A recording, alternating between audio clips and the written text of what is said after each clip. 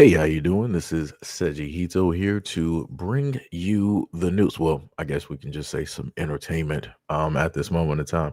So the woman okay, so I got quite a few videos directly up here of the person that you see in front, right? And we're going to go over those videos. I got about one, two, three, four, got about four videos. So, just gotta sit tight, just gotta bear through it just a little bit, right? Because it probably is, quite a bit. Because again, I collect the videos, but I did not go through the full extent because, in a lot of instances, I actually want to experience watching this with you guys as well too. Yo, what is up, Ty? What is up? What is up? What is up? And then last but not least, we got a very great special video for you guys at the end of this woman's videos that we're going to showcase. And it pretty much delves into the same conversation that we had on this channel for the last several months, where it dealt with other people talking about Black Americans. So let's delve into and see what this woman has to say. Was $40, black men still wanted it for free. I worked as a stripper for 4 years, and the very first club that I worked at, it was a part of three separate clubs in different locations. I ended up getting cool with the bouncer at that club because the club was mostly black men. I made them switch me to a club where What's up, black Z at Night? men What's up? didn't frequent. Black men are cheap. They are so fucking cheap. They have such a scarcity mindset when it comes to money, which is why they stay poor, which is why they stay broke. Black men are the only group of men that, in my experience of stripping, I've had where even if you were to give them a bargain, they would still question as to why they are not getting it for free. What's up, And Enigma and they are the Patrice? most violent demographic. They hands down are the most violent demographic. So the reason why I'm showcasing this, because I saw Enigma. He said, "Who cares what a SW worker has to say?" The reason why I'm, at least for me, that I'm showcasing is because you have people like this that have platforms, and normally when they have platforms, this lady here, she has about what 92K followers, right? Which is a lot, right? She pretty much almost has, you can almost sort of kind of round it up to like 100K just about, and she has about 3.6 million likes. So that means that a lot of people, especially women, have watched her content, have subscribed to her content, and also agree with a lot of the things that she is stating about men, or especially Black men, as the video that you see directly in front of you. And the reason, again, that I'm showcasing this is because there is a harmful and a negative narrative, especially when it deals with Black men, that you have women out here wanting to automatically push. They want to portray. These are stereotypes that have been spun around since the inception of the United States, and now in 2025, you see this woman who obviously is a worker, and she wants to specifically explain how she sees, deems, views Black men, right? So she went over, hey, Black men are basically broke. They're cheap. They don't want to spend money. Black men are dangerous. Black men are violent. Black men are rude. They don't want to pay attention. Again, she's generalizing, but she's not being very specific in the types of Black men that she's talking about, right? It'd have been different if she said, for the context of the video, that she was like, I'm just talking about specifically Black men that venture into and that deal with SW workers, or that deal with strip clubs. That's cool. So you got that little segment directly out there. Because I myself, as a Black man, I've never been to a strip club ever in my life. Never been to a strip club. So again, I'm looking at what she's saying. I'm like, you sound crazy right now because you don't know a lot of Black men. And it's like the ones that you came into contact with, it was by way of working, right? It wasn't by any other, normal means directly out there, right? But let's continue. They're the most aggressive. They're the most handsy. They don't want to listen and follow rules. They have no sense of discipline. Like, Mm. black men are the type of people who, even if they get it for free, it still wouldn't be enough for them. They would want the woman to pay them money to be able to sleep with them. Like, I've literally seen this shit before. That's how cheap and entitled they fucking are. Coochie's always been $40. There are plenty of women who are out here, no problem giving it up for $40 and even less than that because it's not good enough for them. Their worth comes from seeing how much a woman is willing to shortchange herself for their benefit. That is the whole basis of a black man's existence when it comes to interacting with other women. How much are you willing to shortchange yourself to make me feel special? What? How do we what?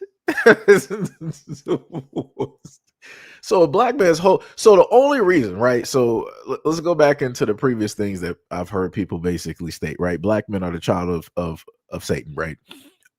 So our whole existence, we're not meant for anything else. Our whole existence is to basically undercut, undervalue, to disrespect um women directly out here, right? She wanted to be very specific when she's talking about this topic. She want to say, black men, but then she wants to generalize when she wants to talk about women I'm like, that's a little bit crazy. I'm like, why don't you just be very much specific? Because you're a black woman talking about black men. Why don't you just say this is how you feel that black men specifically deal with black women? Again, that would be a drastic, huge generalization directly out here. And I'm like, never am I. I'm just trying to figure out, as old as I am at this current moment in time, I'm trying to figure out at what moment in time did I look at black women and I was like, you know what? Let me figure out a way that I can really devalue them. Let me figure out a way that I can like just undercut them. Let me figure out the way that I can just get the, whatever I need from them on the low, for the lowest price. Like what are we talking about here? What specific? How did we get here? How did we get here? It's like I'm just highly confused. I'm very much confused, and this is why I said in a variety of videos that you have a lot of folks out here that don't need to be on the internet. And again, she's amassed a great following of women and many others directly out there that follow and hang directly on every single word. And I'm pretty sure they look at everything that she says as the truth. Better yet, after we get done with this video, I will prove my point on how many women view everything that she's saying about black men here as the truth, as we will scroll through the comment section, right? So let's continue. And they're happy because in their brain, the government is shortchanging women. The government is forcing women to shortchange themselves. Ha ha, you can't get government assistance and you can't get government aid. And so therefore, you've been forced to shortchange yourself and accept the little morsels that I have to give you that I really don't even want to give you. And so guess what? I'm going to make you work for these morsels. Because that's also the part that black men will never want to tell you. They would want you, even if they want to pay you money, they want you to do the fucking most for the least amount of money. They are the cheapest demographic out there. They feel as though they should be entitled to everything for fucking free. Wow. I mean, this is literally the demographic of men who want to be absolved of having to financially support their children. And yet they're getting mad over the fact that they're excited over the fact that women are going to be leaving or losing government assistance. But you were literally asking the government to absolve you of having to fucking pay anything to take care of your own child. Okay. So let me just touch on the thing dealing with child support real quick. And again, my apologies for those out there who have heard me, basically state what I'm going to state. Number one, I've covered okay. So let me just put it like this, right? You have a small segment of men that don't want to be responsible. Right. This is a fact. We're not running away from that fact. We know that it is a fact. You got a small segment of men out there that don't want to take care of their responsibility. And now beyond that small little minority directly out there, you have the other black men out there that are both in and around their kids' lives more than any other group of men directly out here. And that was stated by the CDC. So it's crazy to me to hear this woman that more than likely doesn't even have a dog in this fight to bring up child support, to bring up men who are not taking care of their kids. The other aspect that I want to bring up talking about this subject is something that I personally went through, where it is that I had a woman during the time decide that she wanted to try to pin a child on me that was not mine. Ended up taking a DNA test, and oops, found out, guess what? It was not mine. Wasn't mine at all. So, which means that I would have been on the hook for, hundreds of thousands of dollars. And potentially, if I couldn't pay that, I would be in jail because I am in back child support. I am in the rears. Proof of which, I have videos that I've covered before where black men were literally put, or at least one, I'll put one black man that was in Michigan, because of all of the laws and everything going on. He was placed or had the potentiality of basically being or going back to prison. I'm sorry, prison or jail, due to the fact of being quote unquote in the rears. But the woman who stated that he is the father came back and basically said that, yo, he's not the father. It's like, this is not the guy and all this stuff. The courts are like, well, we don't care. We say that this is the man. This is the original information that we had. It doesn't matter what you, as the mother of the child, says who is the father and who's not. All that stands is what it is that we feel. So this black man is going to continue to be in arrears, and if he cannot make a payment, if he cannot get the proper lawyers to defend him in this court, we're going to throw him directly in jail, and we're going to get that money out of him one way or another. So again, all I'm saying is that you have men out here that feel a certain type of way about child support because child support has been used incorrectly, or at least wrongly, or in the wrong way, at least, right, by way of the court system and some of the women that are directly out here. Because again, there are stories out here right now where you have black men that love their kids. They spend time with their kids. But because that man does not want to spend time or be with that woman anymore, and he's moved on, he might be married, he might be engaged, he might be in a fantastic relationship or whatnot, or whatever. But the main thing is he wants to co-parent. He still wants to be in his child's life because he loves his children. That woman will be like, nah, because you don't want to be with me, you're not seeing these kids no more. So I'm going to up the child support, and I'm going to go back to court, in the form of harassment. I'm going to further try to take whatever it is that I can get directly out of this situation to make your life miserable because you no longer want to be with me and you chose this other woman. So, like I said before, there's a lot of things directly there that are not specifically getting touched directly on. And I know she's not going to touch on those things because she's not the type to. She's the type to sit up there and simply complain about black men and list everything negative. I promise you, she more than likely could not list anything positive. She couldn't, because she's listing every single stereotype that she can basically list just in this video alone about black men. And that's crazy to me. That's 100% crazy. Again, all you have to do is specifically state that you're dealing with the guys who are at your work, your place of work, right? You are a stripper. So you're dealing with those types of black men, right? You're dealing with those types, and it's quite a few different types directly in there. Just like when you go into bars, you got different types of men that are directly there. Every single place that you go around this world, you're going to have different types of men. And in certain areas, in certain places, you're going to be dealing with the worst types of men known to man. But she doesn't want to do that. She wants to categorize all black men. She wants to generalize all black men. Crazy work. Diabolical. But let's continue. But yet you don't want women to have benefits that would help them take care of their own children through having SNAP to feed their children. And in most cases, the child that you share with the woman. When I was a stripper and I would see a black man come into the club, most of the time I would be disgusted. Most of the time I would be disgusted, and a lot of the time I would avoid talking to them. There definitely were some black men who were super cool. There were some that didn't have a problem spending any money, but if I had a pool of black men and then a pool of other races of men and I needed to go to where the money was at, I'm not really going to go and spend much time interacting with black men. They're fucking cheap. They don't have anything to give or to offer. Jesus Christ. Everything in her conversation is just money centered. This is why I simply state that, at certain points in times when I look at content from people, I can simply say that they are for other communities. I can clear cut say that with no qualms, with no type of problem directly at all. She said it herself. She was like, yo, the moment in time that I sit up there and see black men come directly into my section or into my place of business, I sit up there and have a face. I have this type of sitting or resting face. Right. I don't want to deal with them. I'm not trying to converse with them. I'm not trying to talk with them. I'm not even trying to go over where those black men are. I specifically told the club that I was working at that I need you to transfer me where there are no black men. Why am I surprised? I'm listening to the voice. I can't sit up there and say that I'm shocked. I can't say that I'm very much surprised by her wanting to be transferred to a whole different area of which, there are no black men.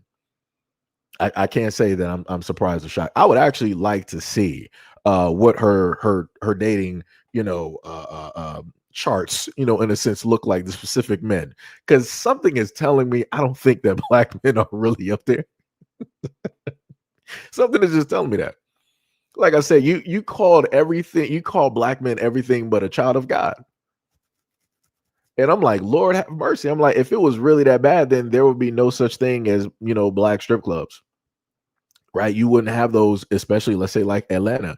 Black women would be somewhere, I guess in Dubai, doing all of that work and whatnot. They would be everywhere else around the world, but in any type of black area. You will see more black women, going into white areas, Latin areas, all these other areas, Asian areas, deciding to be in these clubs. But oh wait, that's not going to really work out that well. And why is that, Siji? That's because the women of that community is going to have a problem with you coming directly into their territory, trying to get money directly from their men, because they're going to view you as competition, and rightfully so, just like it would be vice versa. Right? So that's not going to fare out too well either. Right? Like I said, I don't know. I don't I don't know, but let's just look at this, right? So these are some of the comments that I was able to capture directly from her page. And in a lot of the instances, well, technically it's not even a lot, 100% of the time. Well, actually, no, because there was one comment at the very, very bottom. So 99.9% of the time, all of the women agreed there. You'll see variety of faces directly up there. Of course, you'll see, quite a few black women directly up there, women of other, nationalities and races, but pretty much all of them are agreeing with this person and what she has to say about black men. And I'm like, wow, that's crazy. I'm like, it's interesting how that works. It's like everybody just combines and forms Voltron to jump on the we hate black men bandwagon. Because, black men are broke. They don't take care of their kids. They run away from every single responsibility. They don't love black women. They don't want to spend money on black women. They don't want to date black women. They don't want to get engaged. They don't want to get married to black women. They don't want to save black women. They don't want to protect black women. They don't want to build for black women. Black men don't even love black women. It's like, Jesus Christ. And I'm like, people don't understand like the game that's really being played at this moment in time, where you have all of these women that look a certain type of way that decide to jump on this bandwagon and start making all of these videos so that they can start cashing in on this money. It's like what somebody had brought up before, where it was a theme to make videos where people were like, hey, I love you, black men, and all that other type of stuff. Before, like initially, and this was a woman that made the video, making a commentary talking about those videos, right? And initially when I saw the videos, I'm like, yo, this is pretty dope, to put something out like this, towards, black men and sending out that message and all the other type of stuff. But then now I sit up there and think about it, I'm like, how often do those videos actually pop up? Because it only seems like, when things are a trend to do things positively, then people will jump on it, but it'll only last for about 5 seconds. But stuff like this, where people can make buku amount of money directly off of talking about black men in every single negative way known to man, they'll stay on that bandwagon. That's not any type of a trend. That's just something that's just going to be standard, something that's going to be there. And you're going to have fields of people directly out there that are going to decide to sit up there and support it and agree directly with this type of content, not trying to get into contact with any black men, not trying to even hear another side, not even trying to listen. It's like, she's a woman, she says it. It has to be 100% true, because why would she lie on black men? What will she gain directly from that? Everything. Like I said, it's social media. And like I said, a woman that looks like her, how many women out here are going to sit up there and automatically be like, yeah, I don't believe her? Nah. She has a look. And because she has a look, people are going to automatically believe her. There's rare instances in life where people are like, yeah, I don't believe, somebody that's attractive. I don't believe them. No. That barely happens. That barely happens. Like, that is some diabolical work. That is 100% diabolical. So like I said, you may have some guys out here, and again, you got some guys out here that are jaded. You got some guys out here that are fractured. You got some guys out here that are hurt and they feel a certain type of way. So the same hurt that was delivered to them, they're like, oh, well, you guys are down right now? Oh, no problem. Let me sit up there and kick you while you're down. Oh, the government is getting rid of this, that, and the third. And yeah, they're going to sit up there and do that the same exact way that women get online and do the exact same thing. Like I said, I feel like at this moment in time, it's an even trade for everybody. Women do it to men, men do it to women, and vice versa, and however else you want to sit up there and slice it. I'm just trying to figure out why she's online complaining about it. And again, it doesn't seem like to me that she doesn't even have a dog directly in this race, especially when it deals with the whole thing of kids, right? It seems like she doesn't have a dog in this race. And this again seems as though that this would be a person that would try to give women relationship advice on men, and she would be the worst person to do it because she's not looking at the greatest group of men when it deals with this. Because every single time that she talks about men, especially in the first video, it was nothing but negative. She was like, oh, there were some, a few cool, and there was some okay, but all the rest of them, I'm like, wow, really? Like, generalization after, I'm like, all right, brother. I'm like, you got it, brother. You 100%, you got it. You got it. But now we're going to go directly to the next video. Tumblr just got exposed, and it falls right in line with the weird black guy archetype that hates black women. Donald Glover, Tyler the Creator, David. These are like the alt black guys, the weird black guy archetype. And essentially, these are the black men that complain about how they don't like black women because they consider themselves to be weird, nerdy, geeky, awkward, and so then they end up having a strong disdain for black women and they seek out other races to date. Okay, behind these black men is always something dangerous, weird, or fucking creepy. Huh? Which is why black women tend to not like these men. I've never seen a situation in which these type of black men don't have some type of nefarious past or are acting in some weird nefarious way. If you aren't caught up to speed, Donald Glover's Tumblr has just been exposed, and essentially he was posing as an Asian woman and fetishizing an Asian girl, which is honestly weird fucking behavior. That's very, very weird fucking behavior. And in my opinion, the black men that do these weird things, they don't like black women because black women clock that shit. Like, we don't hide the fact that that stuff is weird. And we don't hide the fact that these men they make us uncomfortable. It's weird. It has nothing to do with them not being cool, them not being popular, them not being hood. It has nothing to do with that. And it has everything to do with the fact that this archetype of black man, you can tell that something is off about them. You can just tell that something is off about them. Just like with Tyler the Creator. Absolutely hates black women. And then his Twitter history ended up coming up. He's talking about R-wording pregnant women, abusing women. All of his music, a decent amount of his music, it's in his lyrics. And then we have David, who has allegations of unaliving a 14-year-old and having repeated relationships with minors. There's always a weird, creepy energy that these men possess. And I really do think that they get frustrated at black women who clock this and they pick up on their energy because they understand that they have less victims and they have less people that they can do this to. And so what they do is they like to project it onto black women and say that, oh, well, black women are the enemy because they don't like me and I'm awkward and I'm weird and I should be accepted. And it's like, no, you're awkward and you're weird and you're doing creepy ass, nefarious, dangerous ass shit too. I personally have never met a black man that fit that archetype that, afterward, me not finding out that they were into some weird things, or that they were a misogynist. A lot of those men are fucking misogynists, okay?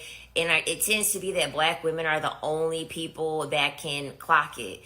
We tend to be the only people that can clock their behavior, and they get mad. They get mad over the fact that they can't manipulate us into that shit being normal. Like, no, that shit is fucking weird. Like, they will have the track history to prove why you felt uncomfortable and why you felt weirded out by them.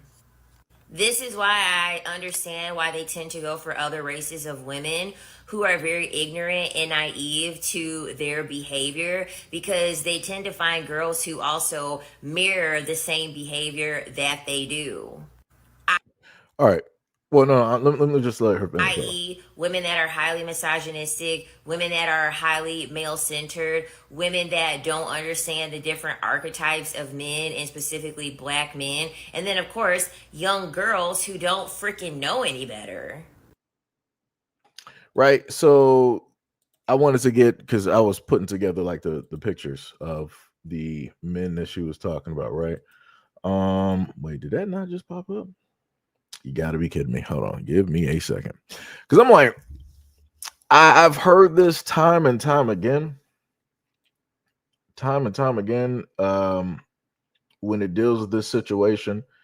And the thing that's always interesting to me whenever this gets talked about, let me see, make sure this is add media to the blank. Okay, that should be good.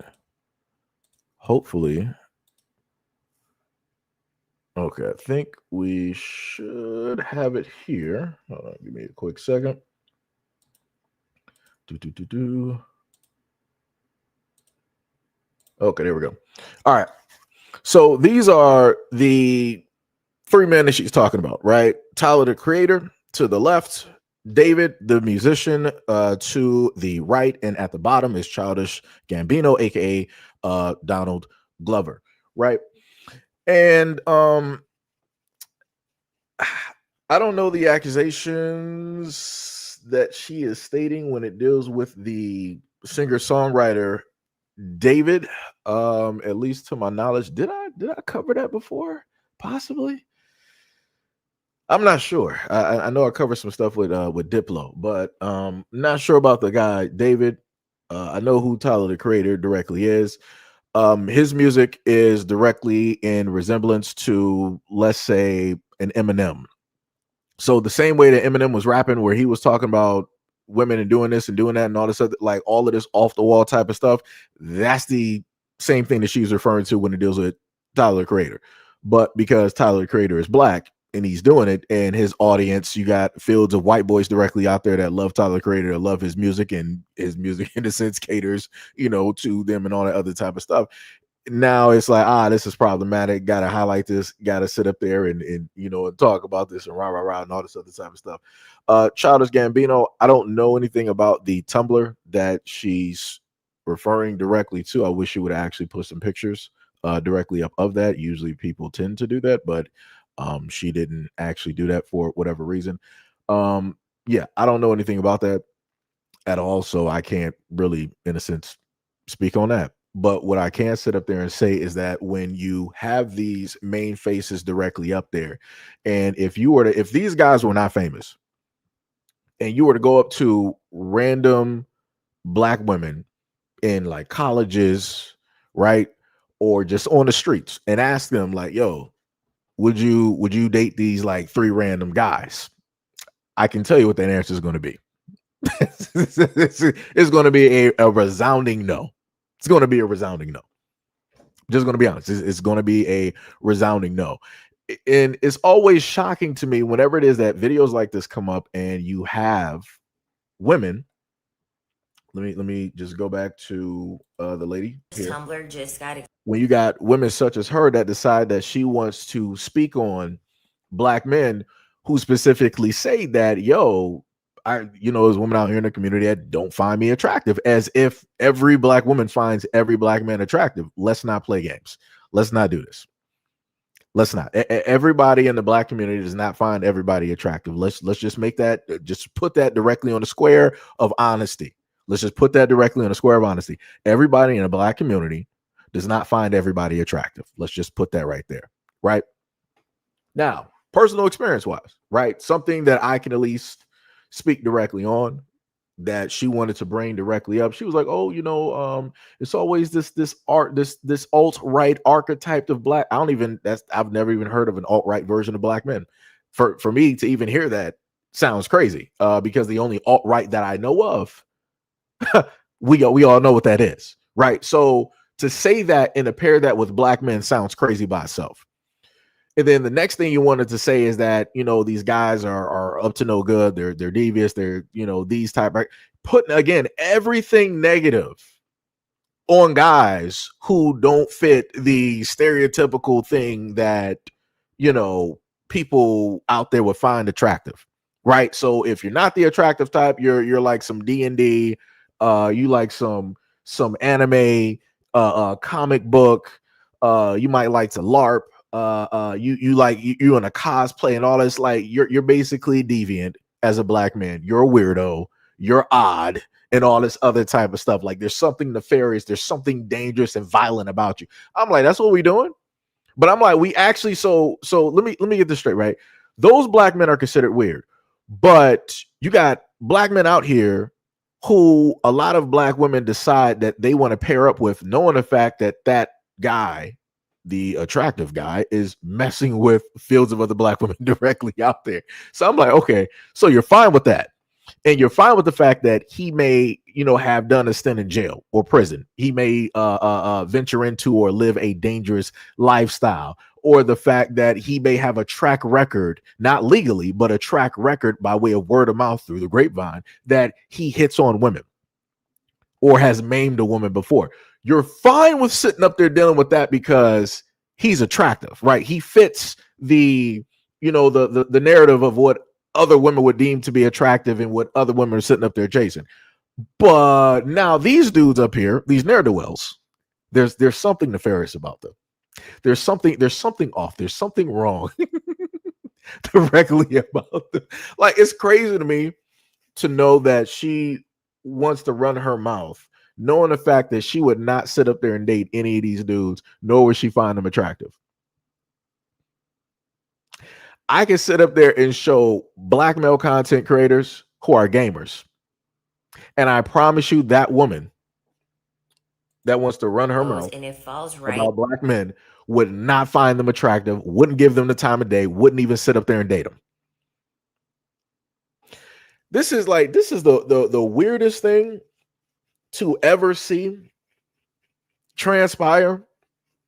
And again, as I stated before, I don't know anything about the extent of, again, the Donald Glover. Don't know anything to the extent of the whole thing dealing with David. And when it dealt with Tyler the Creator, I explained that he basically is doing the same thing that Eminem was doing when it dealt with white women. He's doing the exact same thing. Exact same thing, but whatever. we're gonna overlook all of that. It's like, something black attached to it. Oh no, we really got to sit up there. This is really problematic. This has been sitting up there happening. If you listen to rock and roll, for depending on the groups, you'll hear about stuff like this quite often in the lyrics. But oh no, because it's white men sitting up there. No. It's what no. This Tyler the Creator, this black male here, we gotta highlight this. We gotta make him, suspect number one. We gotta really highlight, all the egregious things that he's sitting up here out here saying. Huh? What? That's crazy to just single out the black guy. Why not just, talk about the totality of music? from the varying artists, no matter of the shades directly out there. Why not just do that? That's right. That's not going to sell, right? People are going to feed directly into that, right? Nobody wants to hear this black woman try to negatively down talk and talk negatively about white men. Nope, that's not going to sell. That's not going to sit up there and work. Because specifically speaking, if she decided to try that, white women are going to pull up to the scene and protect the men of their community. Just like many other women of other community will pull up to the scene and protect the men of their communities. Some crazy work out here. It's diabolical. That is diabolical. Yo, K5, what is up? What is up? What is up? What is up? What is up, Lone Wolf? What is going on? What is going on? What is going on?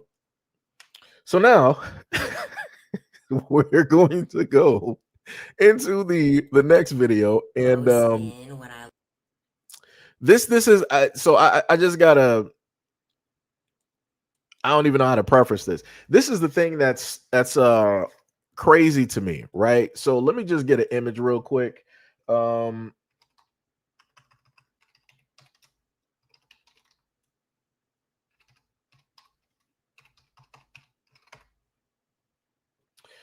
I'm just trying to find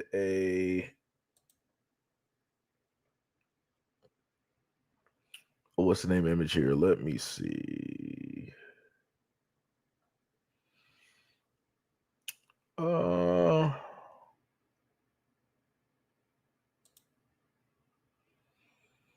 Trying to find.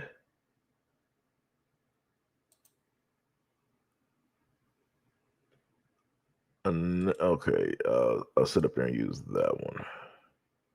Wait, don't want to use that one? I could use that one. Because so what she's trying to levy here is yeah, that was that the lady from before? No. Let me see. Okay, yeah, some of those just look complete. I should have just went on IG and tried to look up something real quick.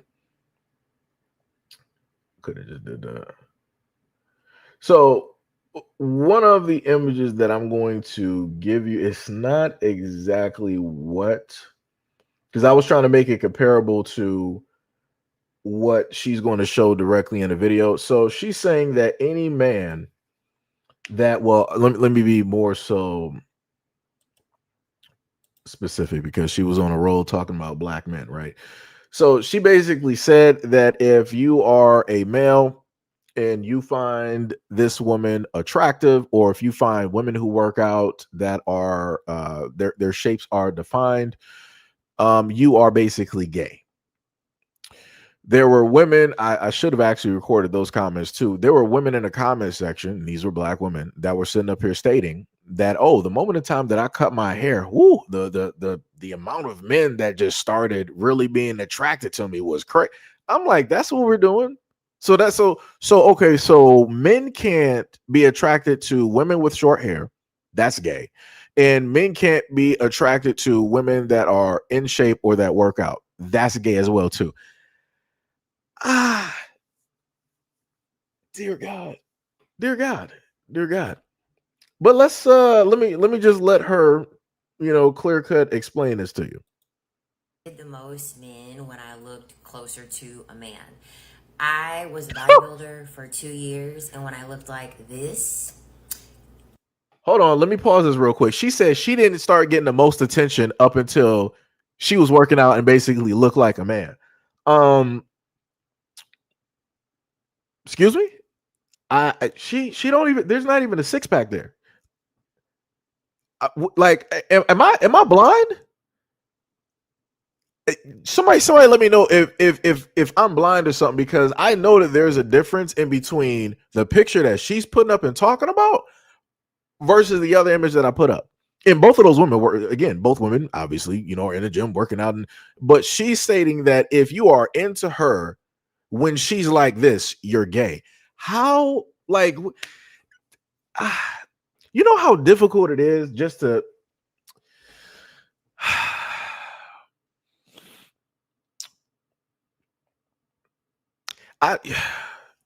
I'm just let me. I'm just gonna let her talk.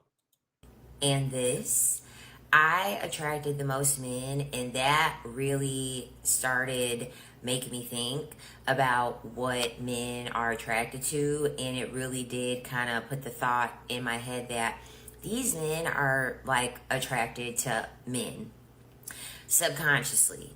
It's deep in their brain that what they're actually attracted to is how a man looks. They just want the internal of a woman. And I kind of feel like it's the same for women on the opposite spectrum, but that's a different video if I ever make it. What?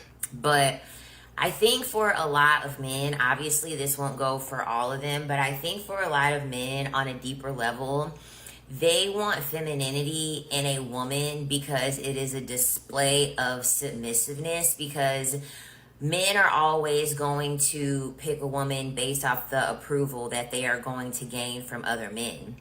And if this is a very submissive man himself and he cares a lot about what other people think about him, a lot of men will try to overcompensate by wanting to be with a woman who is wearing makeup. She's dressed up, very What's up, girly. Shannon? She has like a high level of hyper femininity because no one is then going to question his sexuality. A lot of these men don't want a woman because she's feminine. They want a woman because she knows how to display that she's not a man.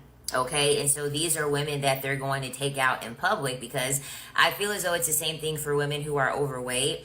There are a lot of men who don't mind dealing with overweight women, but guess what? They're not going to marry them. They're not going to take them out in public. They're What? not going to publicly display these overweight women because they don't conform to what the standard of what. Okay, she's officially the most stupidest dog.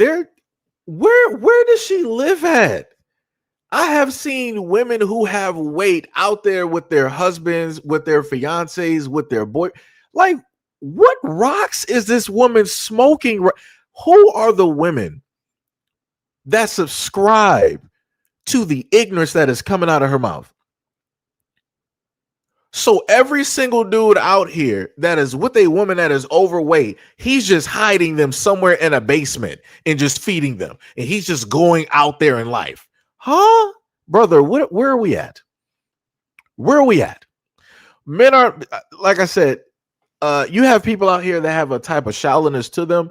But when men say that they love women with weight, they actually mean it. And they will sit up there and showcase that woman 10 toes down. They will be all over that woman. I kid you not. I have seen it time and time again. Men are not ashamed of that. Now, you got some women out here. That's a whole different story. I done seen men out here with a wife that might be about a good 400 to 500 walking around, going to and from, going to concerts, going, taking trips, all this. I done seen that. Now, I can't sit up there and say the exact same when it deals with women. Men are more open to dating women who have weight. Women are not. These are facts.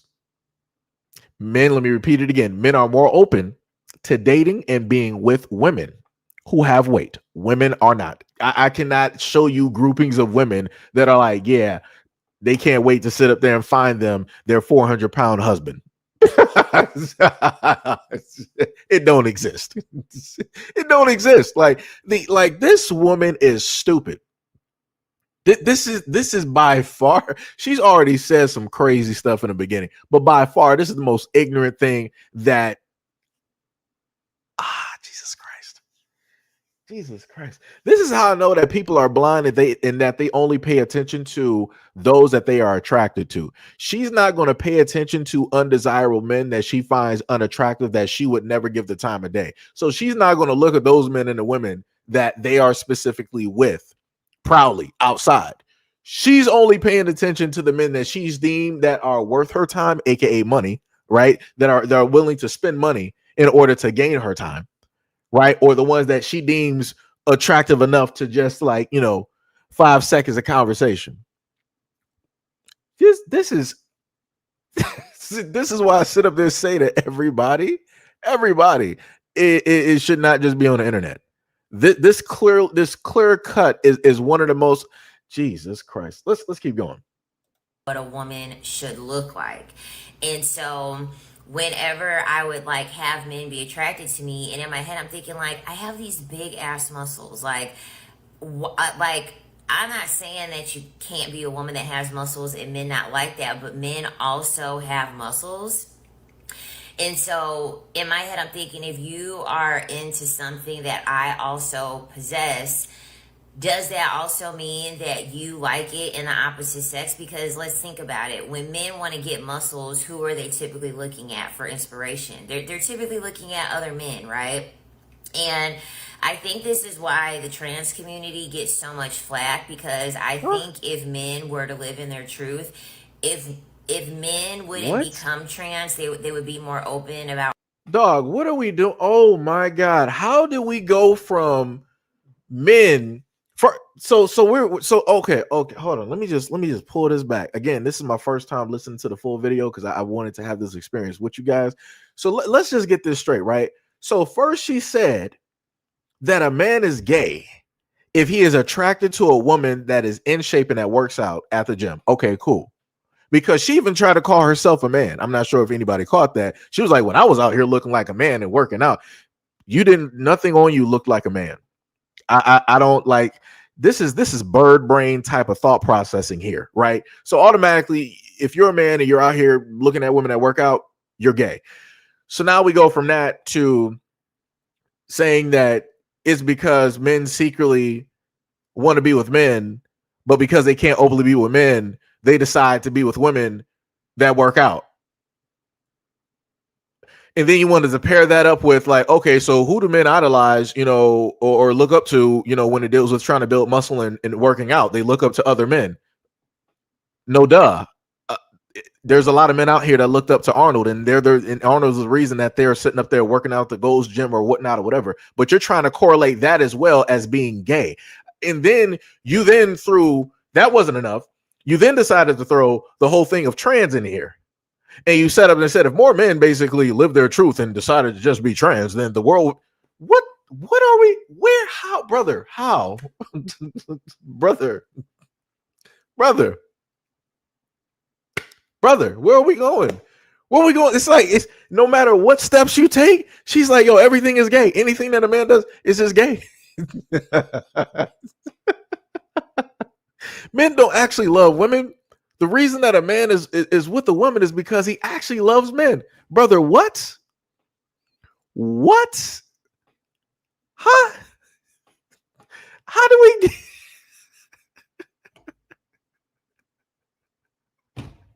Man, yo, how on God's green earth do people allow people like this to really have platforms? I'm just a little bit, I'm bewildered. I'm confused. Like I said, I need to see a lot of the people that's following this woman, because I'm like, dog, y'all on some bird brain type. This is woo, dear God. Let's continue. And we still got a lot more. Jesus Christ, we're only 2 minutes and 48 minutes in. Oh my God, let's keep going. Wanting to deal with trans women, because men want the best of both worlds. Men essentially want someone externally to match them while internally being a woman, because men understand that they cannot gain any benefit from a man. Okay, do men go to other men when they need a place to stay? Do men go to other men when they need money? Do men go to other men when they need somebody to be vulnerable with, when they need emotional support? No, they go to women for that. So if you can display yourself as if you kind of look like a man, and I'm not even gonna lie, bodybuilding kind of had me in like a rugged, disciplinary, authoritative state, which is a lot in closer proximity to the masculine than the feminine. And I feel as though that also turned a lot of men on, because women can be everything and nothing all at once. So of course, me highlighting those attributes didn't really take away from the fact that, like, I know how to have empathy, I know how to be nurturing, I know how to be caring. And me being in that state really did highlight the fact to me that, like, on a deeper level, men really do want to be like men. It's just they like the femininity performance of women, because that is what's acceptable, and they don't want anyone questioning what type of woman that they're with. They don't want anyone saying, is your girlfriend a lesbian, or she has muscles that are bigger than you know what I mean? Because I wouldn't take any of these guys seriously, but also, like, I don't think that these would ever be men that would ever want to take me seriously either. Because Huh? for a lot of men, like, even when I would say, like, hey, I want to go to the gym with you, they wouldn't want to go to the gym with me. They'd be like, no, no, no, I don't want to go to the gym with you. And one of them, I had even asked him, I was like, why don't you want to go to the gym with me? And he's like, because, like, your muscles are bigger than mine. And, like, I don't have as much strength because I had an injury. And, like, I don't really want us to go to the gym with each other. And then, like, people start sizing us up and then, like, comparing us to one another. Okay, I just want people to understand this. I don't care what she's sitting up here stating. Just because a woman has muscles doesn't automatically mean that she is stronger than a man. I'm not sure where people get this directly from. Are there women out there that are strong? Yes, right? But again, just because she works out does not mean that she is going to be able to outdo a man. I trust me, they got a show over there in Korea which put the most fit people together, and it was a versus. It was men versus women. And people were completely just like shocked and started playing victim when the men were sitting up there just like dog walking the women directly over there. And I'm like, nah, this is what people asked for. You thought that because you are a woman and that you are a bodybuilder, that you could just sit up there and try to dog walk this dude and just push him and pull and do whatever it is that you wanted to do. And the dude wasn't even trying. So when the dude put in about a good 15, maybe 25%, he completely overpowered that girl. And then the girls that were looking, it was like, oh no, that's wrong. You shouldn't be doing that. No, no, no, no, no, no. She's a champion. And she stepped into the ring with a champion. This is what happens. So it's like she can miss me with all of that. So what I'm hearing is that she specifically picked guys who were not beneficial for her growth in working out. She specifically picked those guys. She specifically decided to deal with those guys.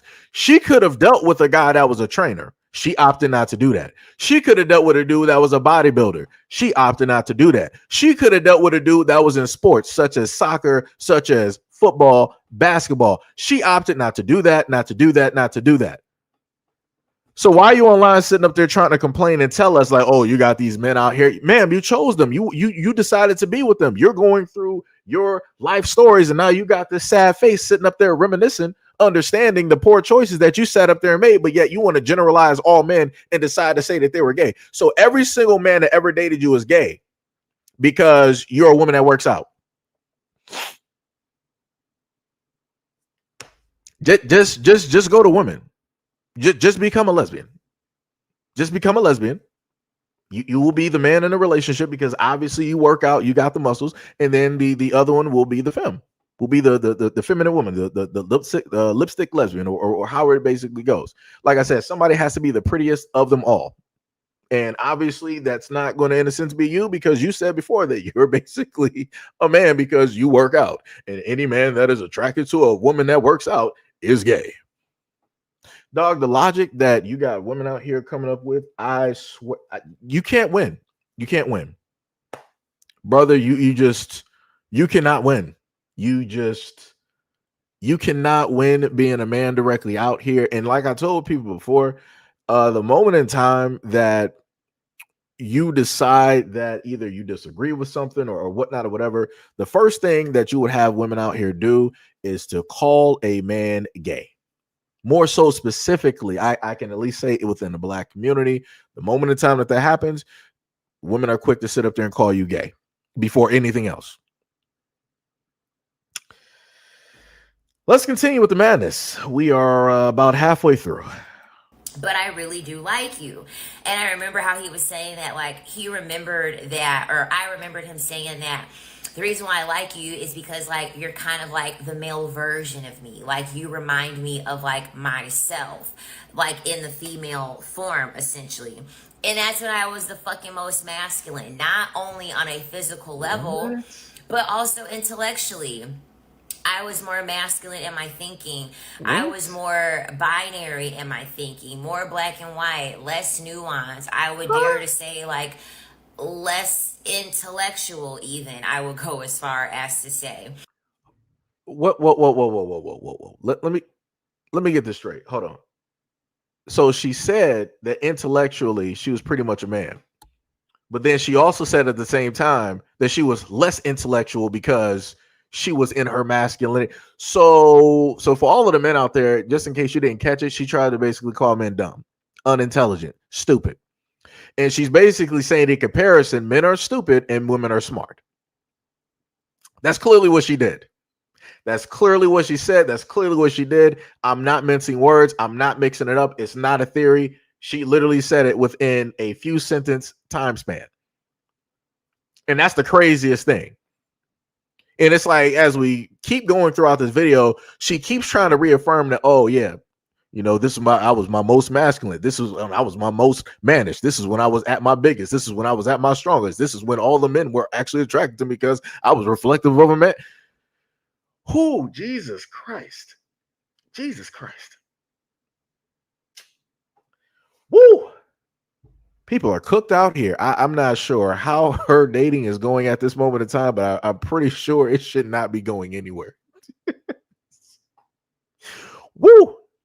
And so I think for a lot of men, they really do want someone that highlights these physical characteristics and mental characteristics of a man, while your internal, where your heart is as a woman, they want to be able to use that and exploit that for their own benefit because they understand that there is no other worldly source that they're going to be able to get that from aside from a woman, because we are the life source. And so this is the reason why a lot of these men will be DL, because physically they are attracted to men.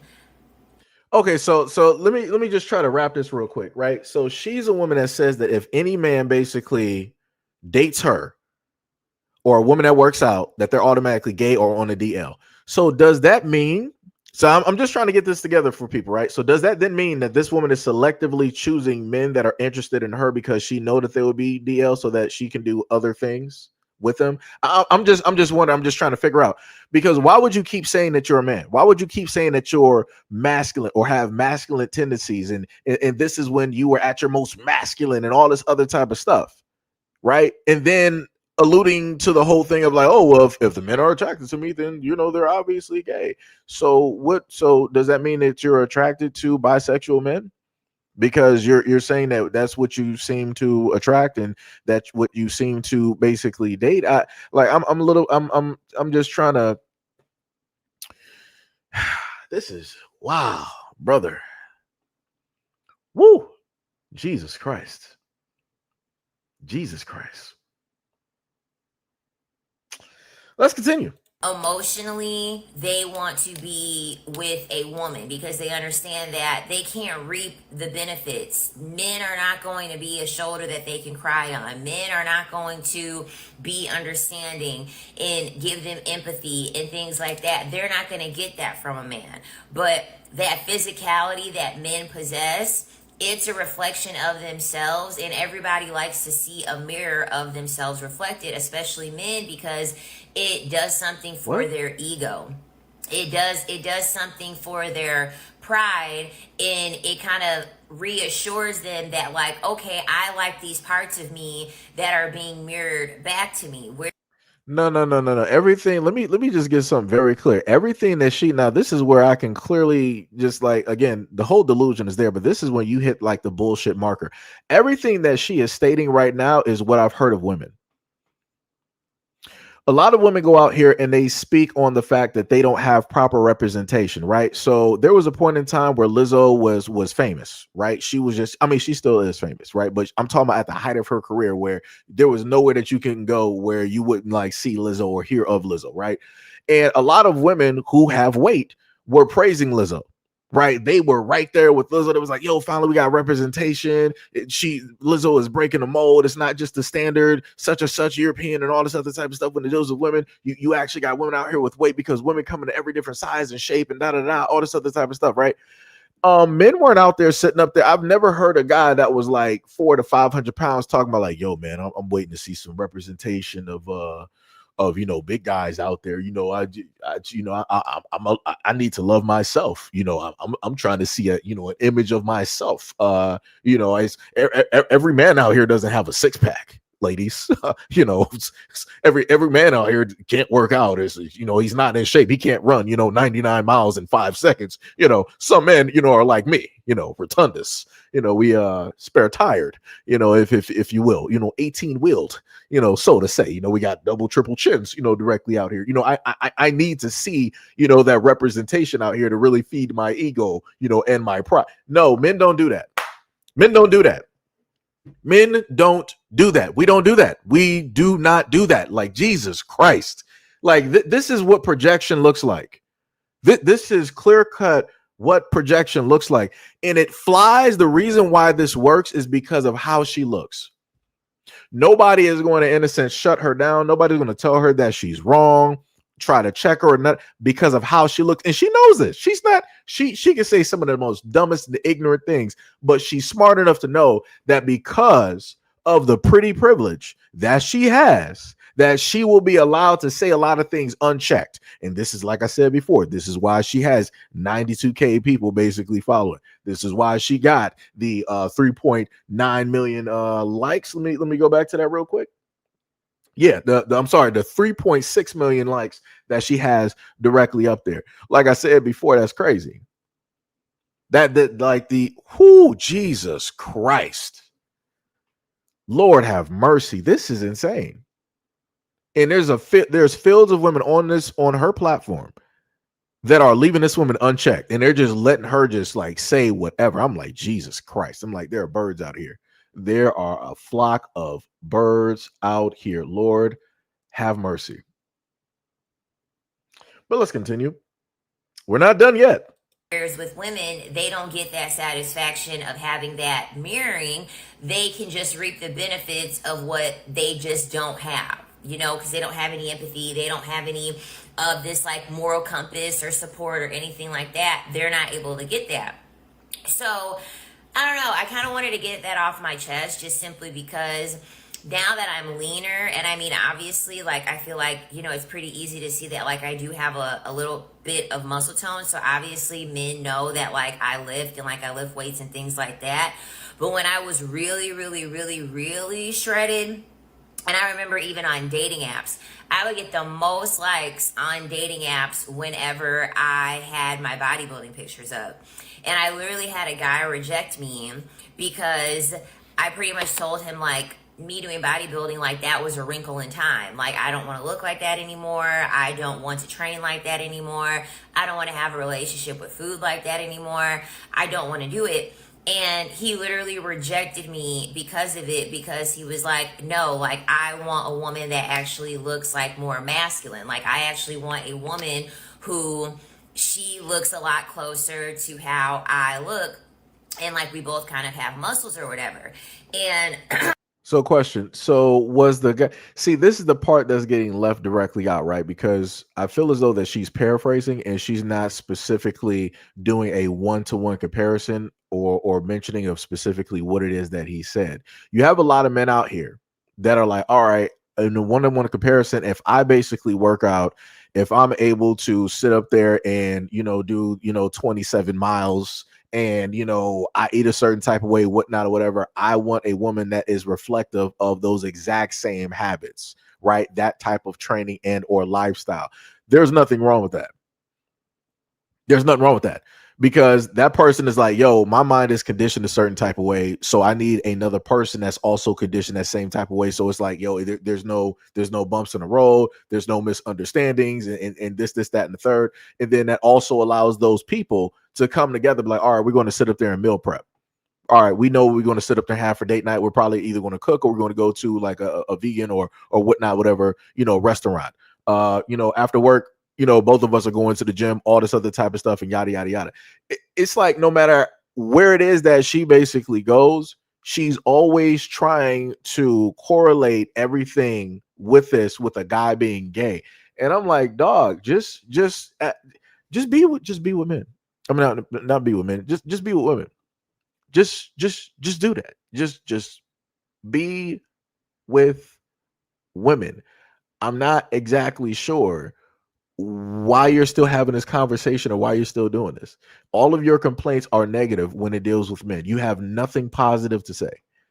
So why not just be with women? You said that men are violent. You said that men. Well, I'm sorry. Let me go back because I want to be very specific. She said that black men are dangerous, violent, ne'er do wells, criminals, supervillains who are up to no good, who are dusty, who are broke, that can't provide, and they have a scarcity type of mindset, right? So now you generalize and now you talk about all men, but you're not going to be very specific because I'm pretty sure on the dating apps that you were talking about, the men that were interested in you that were coming directly at you were white men. I can promise you that. And I know that because the people who create these apps are white as well. And also specifically dealing with the demographics, right, of where a lot of these metropolitan cities directly are. You have a nice sizable amount of white people, more specifically white men. So it's crazy to me that, like I said before earlier, in one instance, she could be very specific when it deals with black men. In another instance, now she wants to generalize, but then still be specific within that generalization and say that, okay, if you're a man and you like a woman that's in shape and that works out, you're obviously gay, you're on the DL, you just really want to be with yourself, you want to be with other men, but you don't want to live your truth. But if you were trans, you would basically rah, rah, rah, and all this other type. Brother. So it would be a problem if men did not view you as attractive because you worked out, because you would say that they were basically they're scared or intimidated. But when you got men that find you attractive, now that too is a problem because they're gay, they're on the DL, they're not living their truth, they're not being honest with the world, they're just masquerading, and I'm just their beard. Brother, what? Where are we at? Yo, where are we at right now? where are we at right now? Wow. That is some diabolical work. Wait, you said wait, let me highlight you real quick. So Sharon, what is up? You said who cares? Talk about something that makes sense. Really, black man? I mean, are you even black? Just let me know, Sharon. Are you even black? I'm just wondering. I'm just inquiring minds, meaning me. I would actually like to know before I make a response. I mean, anybody can hide behind anonymity, so people can lie. I'm not really expecting a lot of people to actually be honest. Yeah, no, not really expecting people to sit up there and be honest. Oh yeah, somebody did spot that. Yeah, she does have a Ganesh tattoo, directly on the side for whatever reason. I'm just trying to figure out where's that Sharon Zad person at who said that I need to talk about something that makes sense. I mean, I guess this must be your first time coming directly to any one of these platforms and listening to the content that I just so happen to do. I talk, like I told people before, I talk about quite a bit of things. It's just like this woman here that I'm highlighting by way of the video.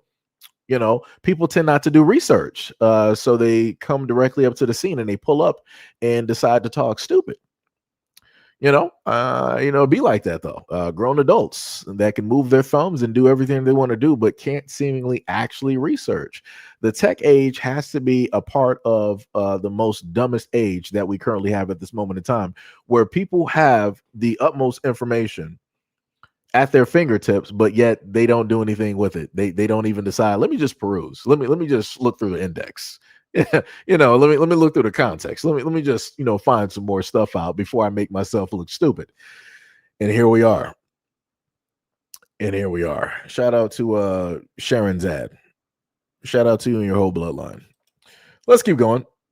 For anybody that has followed me long enough, if you scroll down long enough, you'll know that I literally dismantled this because there's been studies done on men that train regularly at the gym, and how their level of fitness also correlates to their level of actually being attracted to men. It's actually a very, very high correlation between the two, because men want to look a certain way to impress a certain demographic while also somewhat trying to fit in the mold of not looking gay.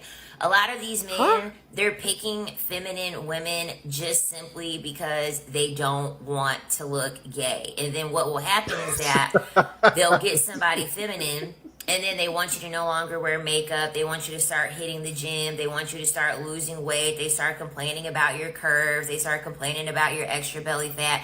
Yeah, because they really want a man. They just don't want the world to know that they want a man. Brother, what?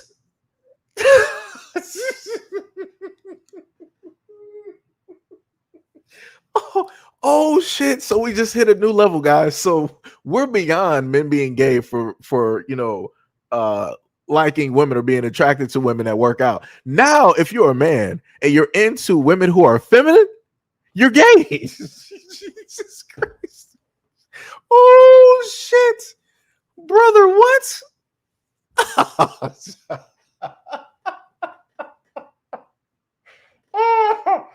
Oh, what? I don't even how I don't even know where to go with this.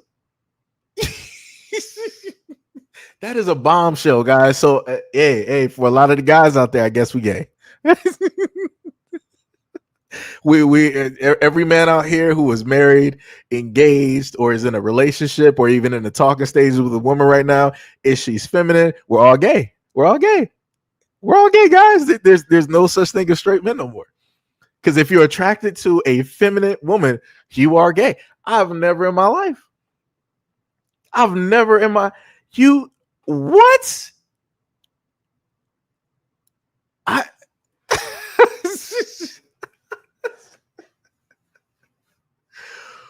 wow. Let me hold on. Let me just pull that back real quick. Let me just make sure. Maybe I was incorrect. Maybe as she's going to say in the next video, misogyny. I'm a misogynist. I've had a lot of women pull up to the scene and call me that. So maybe I don't want it to be my misogyny. Basically, blinding me. So let me just rehear this real quick. Let me just listen. Hold on. Their level of fitness also correlates to their level of actually being attracted to men. It's actually a very, very high correlation between the two, because men want to look a certain way to impress a certain demographic, while also somewhat trying to fit in the mold of not looking gay. A lot of these men, they're picking feminine women just simply because they don't want to look gay. And then what will happen is that they'll get somebody feminine, and then they want you to no longer wear makeup. They want you to start hitting the gym. They want you to start losing weight. They start complaining about your curves. They start complaining about your extra belly fat. Yeah, because they really want a man. They just don't want the world to know that they want a man.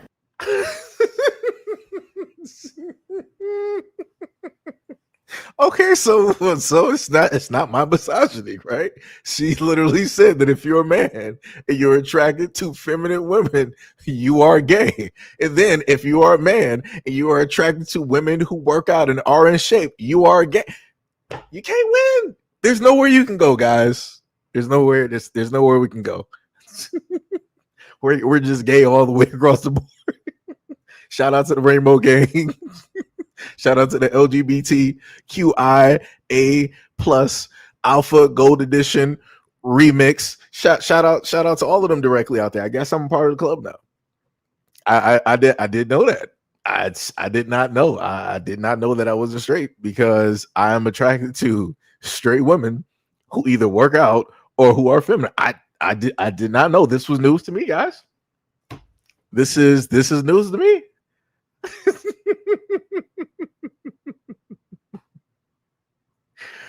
Woo! Oh man. Wow. Jesus. Lord have mercy. Yep. BK Cody said we are all gay according to her logic. Let me just highlight that. That's bars. That is bars. Yep.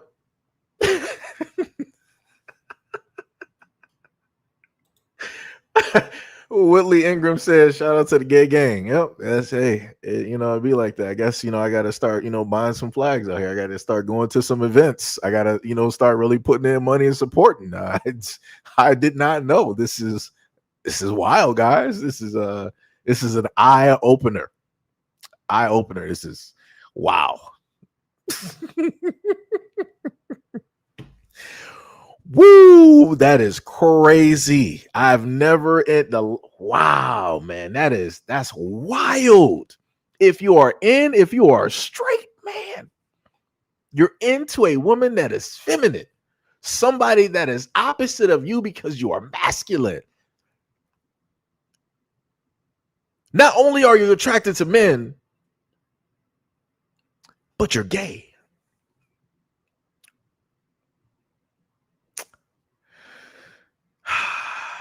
I'm just trying to, there comes a point in time where I've been, a content creator for so long that I normally would have things to say. And I'm sitting here, I'm just trying to ponder, and my mind is just like, it's clear.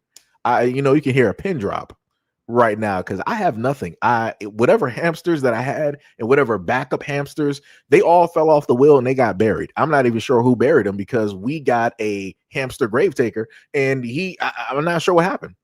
I'm not sure. I think he might be dead too. This is wild.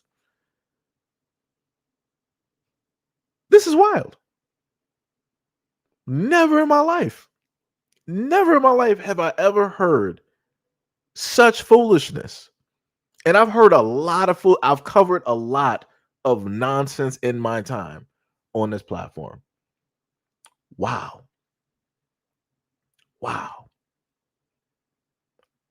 Yeah, like somebody basically said, "What drugs is she on?" I don't know what rock she's smoking. She is smoking the mightiest of the mighty. It might be that Atlas 3. I don't know what it is. She's on something right now. She's on several different moons that are not a part of the solar system. This is wild. Lord have mercy. I pray that this woman never has kids. Please just let her live her life. Let her, just go to and from and date as she basically pleases. Please do not produce no kids because those kids are going to come out screwed up. Because she does not have the logic to be able to teach, raise, or propel forward when it deals with conversations dealing with men and women. Like, this is insane. I ain't never heard nothing like this. Lone Wolf was like, I bet she's in the gym telling guys like, "Oh, you lift? You gay." Yo, that is wild, dog. Oh my goodness. Man, Mr. Stretch said some gay man probably told her this. Probably so. But it is not over yet, guys. Because we got one more video before we get to the good stuff, right? We got one more video. So we gotta kind of bear through this. Full of shit. Men are full of shit. They love to try to create this narrative in which they try to play the victim and say that no one in the world loves them for who they are. There is no such thing as unconditional love that they receive. You don't even love you for who you are. Y'all are always over here manipulating. Y'all are always over here trying to play games. Y'all are always over here trying to create a persona, a pretend character of who you understand a woman will want you to be. Okay, see, this is I gotta interrupt right here because I was going to order my pizza real quick, but I can't because foolishness already stepped up before we were even like a minute directly in. Again, she's coming through with a projection. When she wanted to specifically try to talk on a quote unquote love aspect and what it is that guys do. You got women out here that wear fake hair, fake nails, fake eyelashes, fake hair colors, makeup that a lot of times don't even match the correct skin tone. You got women out here sitting up there wearing lifts directly on their body. You got women doing a variety of things in order to give an image to the world of a type of perfection. And the main thing that I happen to tell a lot of these women directly out here, I'm like, yo, at the end of the day, no matter how it is that you decide to change your body, genetics, you cannot change. Because the moment in time that you have a daughter, she is going to be a reflection of you. And I've seen this before. There were some celebrity women that went through this. and they did all of this stuff dealing with the, fat transplant from here, and everywhere. They, the Coke bottle, the super, large bud, and all this other type of stuff. And then their daughter comes out looking overweight. And now they have to sit up there and explain to their daughter, like, oh, no, you're beautiful, and this, that, and the third. And then the daughter's up there like, no, mommy, I'm not beautiful. You're actually beautiful. I want to look like you. And this is that and the third. Like, look at me. I'm actually ugly. Yeah, that's because you got a lot of women out here that are living a lie. And the only time that they realize that they're living that lie and that they've gone so far with that lie is up until they give birth to a daughter who is the reflection of the original them. You can't run from that. It don't matter what you sit up there and do. You can't sit up there and run from that. You can't lie to that either. And there's a lot of women that try to, because now if you actually sit up there and think about it, when you have those women that did all of that work and they produce a daughter that looks like them originally, now they're trying to talk to their daughter and tell them that they are beautiful, when realistically what's happening is that is a internal conversation that they naturally used to have, but that internal conversation now became a conversation in reality. Right? Where you got the older version of them talking to the younger version of them, because there was this consistent turmoil of acceptance of what perfection is, of what idealized beauty is, or what is the definition of accepted beauty, or what is this quote unquote standard that they need to live up to, and all of these other types of things. Again, we're dealing with the whole thing of her projecting. But let's continue. That way you can get some pussy. That way you can move in. That way you can get resources from a woman. Y'all don't even love yourselves conditionally, because y'all gotta come up with a fake persona to present to a woman. Not to mention the whole unconditional love. Men are 7 times more likely to leave their partner when they are diagnosed with a terminal illness. Unconditional love, my ass. Okay, so I'm not sure what the statistics specifically on that is, but women run the divorces. And I did a stat directly on this. Women that are specifically high school, that have a high school diploma, 70 to 78% of the divorce rate. Then it goes higher when you deal with women that have college educations. It hits the 80 plus percentile. So yeah, unconditional love, you say? Right? Okay. Let's continue. Men are the first ones to unalive their partner and their family when they decide that they want to find somebody else. They don't want to lose half of their money. So they are always willing to literally unalive someone that they chose to marry, and unalive someone that they chose to have children with, and go as far as to unalive those children who are innocent, who didn't have shit to do with the situation. Will annihilate the whole family because you want to get somebody else's punani. Okay, so I've covered stories like this before. I'm not sitting up there stating that I got to take this with a grain of salt, because again, I've done these stories before. Have you had stories directly up here like a Chris Wyatt, that decided to take the life of his family and his kids? Yes, that does exist, and that has happened. There are stories, news reports, and all of those things. Is this something that just happens just like every single day, all the time? No. If a guy wants to leave, he'll just sit up there and leave. Or if he wants both women, then he'll be like, all right, I want both women. Like that's usually how it goes. Because like I said before, I hate the fact that she's trying to portray. And again, if you go by a lot of the videos that she's doing, it's this huge generalization that she wants to do when it specifically deals with men. If it's not them being gay, then it's them being some type of hidden danger to women. And if it's not that, then it's now men are just violent criminals to women that they are specifically with. And this is what they do every single day, all the time. So again, I'm just trying to figure out that why is it that this woman is still trying to seek the attention of men? Why are you even on dating apps? Why are you even entertaining time with men at all? If all you're just with these few videos alone, you're basically saying everything negative about men. Why are you even entertaining and even going out with men? Why are you even on dating apps where there are men? Like, go to some gay dating apps where there are only women. Right, go to Themyscira. Like I'm not sure where she would need to go, but she realistically needs to go there because I'm like, this is crazy. And this is why I said before, when you got women like this that decide to raise daughters, it's like those daughters are going to grow up to hate men at the end of the day. She's not saying anything positive. I don't want to note again. At any point in time, she has not said anything positive or at least been genuine about things that she may have listed that were quote unquote positive. Nothing. But let's continue. You're bored with the first person, and so you want to hop on with the next person. I am never going to fall into this bullshit propaganda of men being victims. Y'all are not victims. The only thing that y'all are victims of is upholding a system that benefits you. Hold on.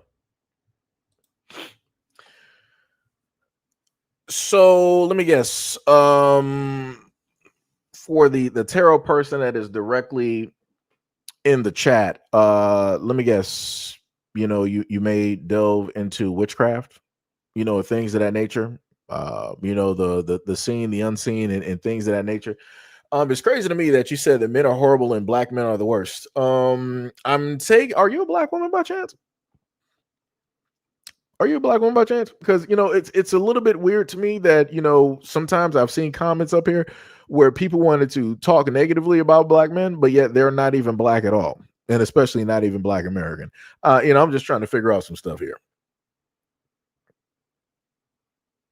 I'm just wondering. Just wondering. Late bloomer, you said you don't have to delve into witchcraft to be a tarot card reader. I didn't say that, but what I'm saying is that the people that have at least come in contact with me that I've looked at least their profiles and other videos that they've done, usually it's things that are, both of those things are somewhere in there, because even the woman that you see directly in front of you, she starts to talk about, some things, delving or wrapped around witchcraft and stuff of that nature, because she was, referring to, men being warlocks and all this other time. So, like I said before, I'm just saying. I'm just saying. Just saying.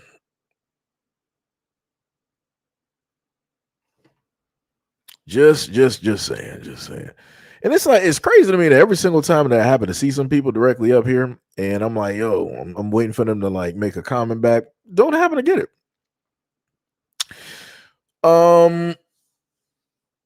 Adiana said, males are very traumatizing. Each relationship, males are cruel, sneaky, and compulsive liars and cheaters. Each and every one. I wanted so bad to believe each one was different and given the opportunity. So would you then say, like, so okay, so for this woman here, right? I'm just going to use you for an example. What part did you play directly in the men that you were with? Right, you came to a decision that, yo, these men are bad. All right, so did you go excommunicado? Did you just go, dark 30? What specifically did you do to get away from that situation?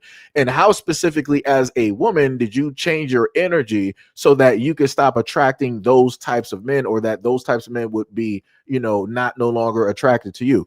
Because like I said before, I'm the type of person that likes accountability.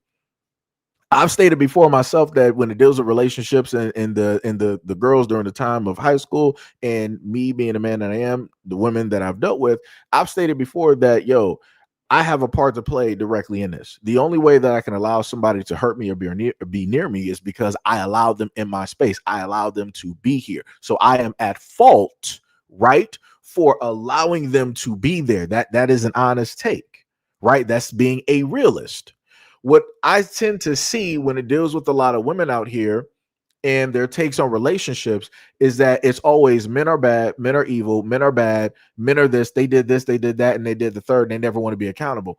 But I have yet to really see women out here, just in general, be accountable for how it is that they selectively choose to be with those guys. I selectively chose to be with those women that may or may not have hurt me directly in the past. That is a fault of my own. I have nobody else to realistically blame but myself? Do they still have a blame to share? Yes, I can't put the full totality directly on them because I am in control of who has connection to me and who does not. The same exact way as I do is the exact same way that women do. But like I said before, when I try to make this as even as possible, as balanced as possible, and I try to say that the same judgments that I give to myself, I put those same judgments on women. You got a lot of women that throw their hands up and be like, "Up, Jesus, take the wheel. This is not me. I am not the one. I don't have anything to do with this." It's just always men. Right? Somebody has to be the good guy. Somebody has to be the bad guy. Somebody has to be close to God. The other one has to be the child of Satan. Like I said, it's crazy. It's diabolical.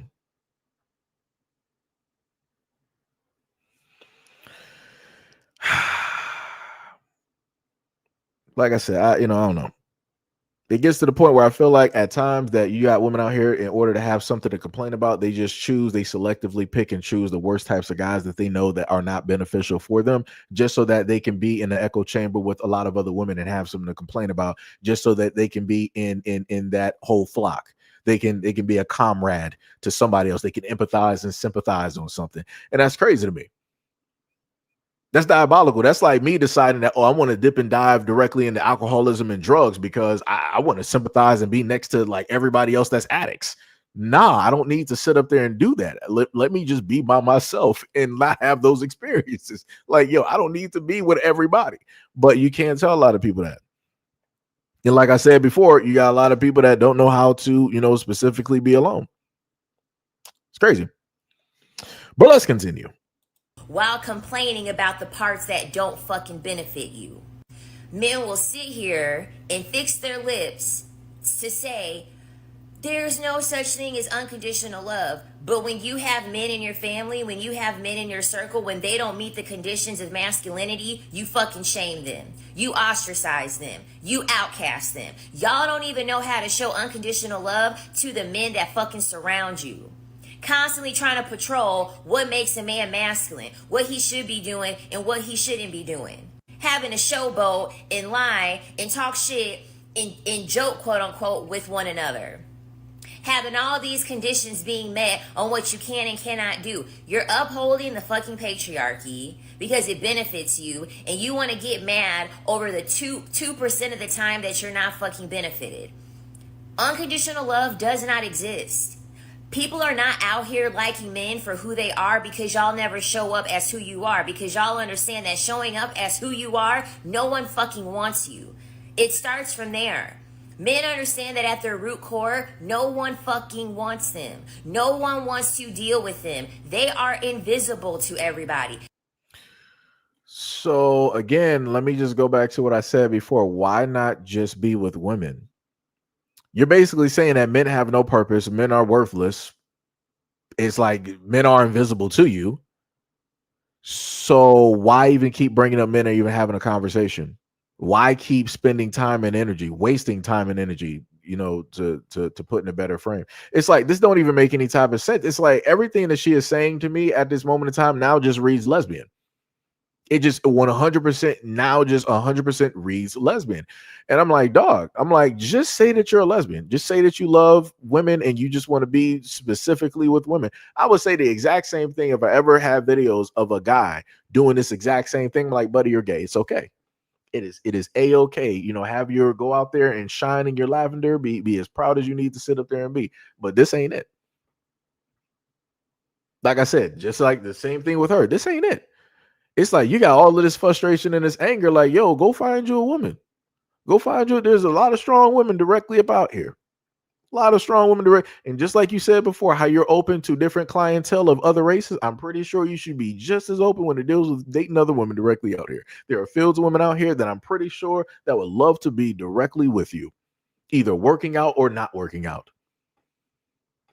But the only thing I'm going to sit up there and say is you better be looking at the same way that you can try to read off some stats here and all this other type of stuff. You better, be, just ensnared in those stats when it deals with DV cases amongst women, lesbians, because I done covered that before. I done covered all of those stats. It didn't matter if it was somebody in the trans community. It doesn't matter if it was just a lesbian relationship. It doesn't matter if it was two men. I covered all of those stats from bisexual, trans, gay, lesbian, whatever. I done covered all of those stats, so she better be aware of those stats, just like I'm aware of those stats. But I promise you, she's not, because again, it doesn't really have anything to do with men. Even though she said men are invisible, she got quite a few videos up there talking about men. That's crazy. Air is invisible. I can't see air. Right? So it's like it's not even really a thought on my mind, right? So I'm not going to have a conversation about it continuously. I'm not going to make 8, 9, 7, 10, 15-minute videos about air. Doesn't make any sense, right? But yet something that is invisible to her, she decides to spend all of this time and energy on. She got all of this animosity towards. She got all of this loathing towards. That's some crazy work. But like I said, it's women that, subscribe and prescribe directly to, this type of content. To be like that, though. Let's continue. That's where this comes from. Y'all want to get mad at the whole world because no one likes you when you're being evil. You're being dangerous. You're being a liar. You're being manipulative. You're being controlling. You're being abusive. Who would want that? Who would want that? Who would line up and ask for those characteristics to be in somebody? And then you're going to sit here and argue about conditions? So you mean to tell me that there shouldn't be conditions on a person that's behaving that way? You mean to tell me that I should just unconditionally love a group of people who don't even like one another? Because men don't like men. Y'all don't like men. Y'all will respect one another because you fucking fear one another. That's why y'all are afraid to go to jail. That's why y'all are afraid to go to prison. That because there's fucking conditions there amongst men. When it comes to dealing with other men, you all understand. You all understand the conditions in place when it comes to dealing with men because y'all know how fucked up y'all are. It's women that are supposed to deal with y'all when y'all are being fucked up and evil and abusive and disgusting. No. It's not women's job to like you when you are not doing anything to be likable and you don't even like yourself. What? That's the reason why men cannot fathom this whole thing of. Let me just put this into a clear-cut perspective. And this is somebody who has both, again, dealing with, going back to high school, right? Being with the girls that I was with at the time, even being back in middle school, and even going to the extent of being the grown man that I am right now, being with women. And the one thing that I've learned is that you have a lot of women that don't really, in a sense, internally love themselves. They may like certain things, but the love is lacking, right? The type of self-love, self-respect, valuing of self, right? Wanting to pedestalize, oneself, and wanting to propel oneself as well too. That is lacking in a lot of women, and I've noticed that throughout my years. Like I said, even back in high school, I always wondered, like, yo, why is it that so many girls, in a sense, hate themselves? Right? They hate the way that they're shaped. They hate the way that they look and all these others. Because, like I said, being a guy, I'm sitting up there looking at them like, yo, you look great. Like it ain't nothing wrong. It's like, but you hear them, they'll be like, no, I'm ugly. It's like, oh no, I don't like my hair is too curly. I don't like, like my skin. It's this, that, and the third. I don't like the way that my clothes sit up there and fit me. It's like, yo, I just sit up there and gain too much weight, and I don't like this. And I'm like, dog. I'm like, brother, what? Like, it's a lot. And again, as I said before, she's projecting. She's highlighting everything that she has viewed in herself, everything that she sees in herself. And because she cannot come to terms with that and be honest with that, she decides, oh, my best bet is to sit up there and project this on men. Nobody's going to be the wiser because I'm a woman and I say so. Nobody's going to check me because I'm a woman and I say so. And that's clear what she's doing. Like, this is crazy. Like, this is diabolical. Like, the projector, the projecting is just this is what it looks like when you have people out here that don't have decent friends, that don't have people that will be honest with them and just put things into perspective and actually check them. This is what it looks like. Because the moment in time that you just feed into like this madness, it's just going to grow into chaos. And then you're not going to be able to tame, that monster at all. It's just going to be all over the place. He's going to be breathing like Godzilla with atomic breath all over the city, all over Little Tokyo. It's over. There's going to be nothing that you can sit up there and do about it. Unconditional love. You know that you're not worth loving. You know the character that you have. You wouldn't even fucking love yourself if you were the last person on earth. What? This is the reason why there's this constant fear mongering of you're gonna die alone. You're gonna die alone with cats. And men are constantly trying to threaten women with the whole bartering thing of take me and I'm not a piece of shit because it's better than being alone. Because y'all don't want to be alone with yourselves. Y'all don't want to sit here and have to think of the fact that y'all done created these broken homes. Y'all done pissed off a ton of women. And when y'all are old, decrepit, dick ain't working, y'all gonna look to your left and look to your right and ain't nobody gonna fucking be around you. You know, it's crazy. So, okay. So we went from the aspect of, again, just men being gay. We went from the aspect of men being just like violent perpetrators and all this other type of stuff. Then we went from the aspect of men, you know, not loving and hating black women. And now we're at this point where she's like, realistically, what it is that men don't want to be alone and they don't know how to be alone. Men do know how to actually be alone. There's a lot of men here that are actually alone and they spend their times a variety of ways. You got some dudes that live off the grid. I can't really give you a lot of women that live off the grid, which means away from the system, which means that they are producing their own electricity. They're hunting their own food. They're going out there and living in the wilderness, and meaning in the wilderness. I can't give you a lot of women that are out there doing that. It's less than 1%. You got other men out here. They're like, yo, I'm good. I'll just sit up there. I got my farm, right? I got my 2 dogs, right? I got my animals, you know, right? But they are alone without any real human connection directly out there. You got other men that live directly in solitude. Like what are we talking about? You got other men, which to another extent, you got guys that just like to go to bars. Like, I'm not trying to see no women out here. I'm not trying to do nothing. I'm just going to work. This is like my one little moment to like relax. Let me just go to the bar and just let me soak. Let me just go through the motions, and then let me sit up there and go home, probably order something, eat something real quick, and go back to sleep and start the whole day all over again. Like it's crazy to me to try to say that men just cannot exist being alone. Men can, and men have. Like that's the most what, brother? And then we go to the classic thing of like, well, when your dick ain't working and you're old and decrepit and don't nobody want. I mean, ma'am, that also goes for women as well too. The same thing. Flowers do wilt, ma'am. Flowers do wilt. It happens. But you're making it seem like, as you get older, that automatically, men are just going to be out there trying to, really knock on your door, really going to be trying to, hunt you down and all this other. Nah, no. It'd be like there's a lot of women out here that are by themselves, that are alone. And you got women out here who are actually honest, and they're like, yo, I actually want a companion. I want somebody to be with. I don't want to sit up there and be by myself alone. I don't want to cook by myself. I don't want to be in this big house by myself.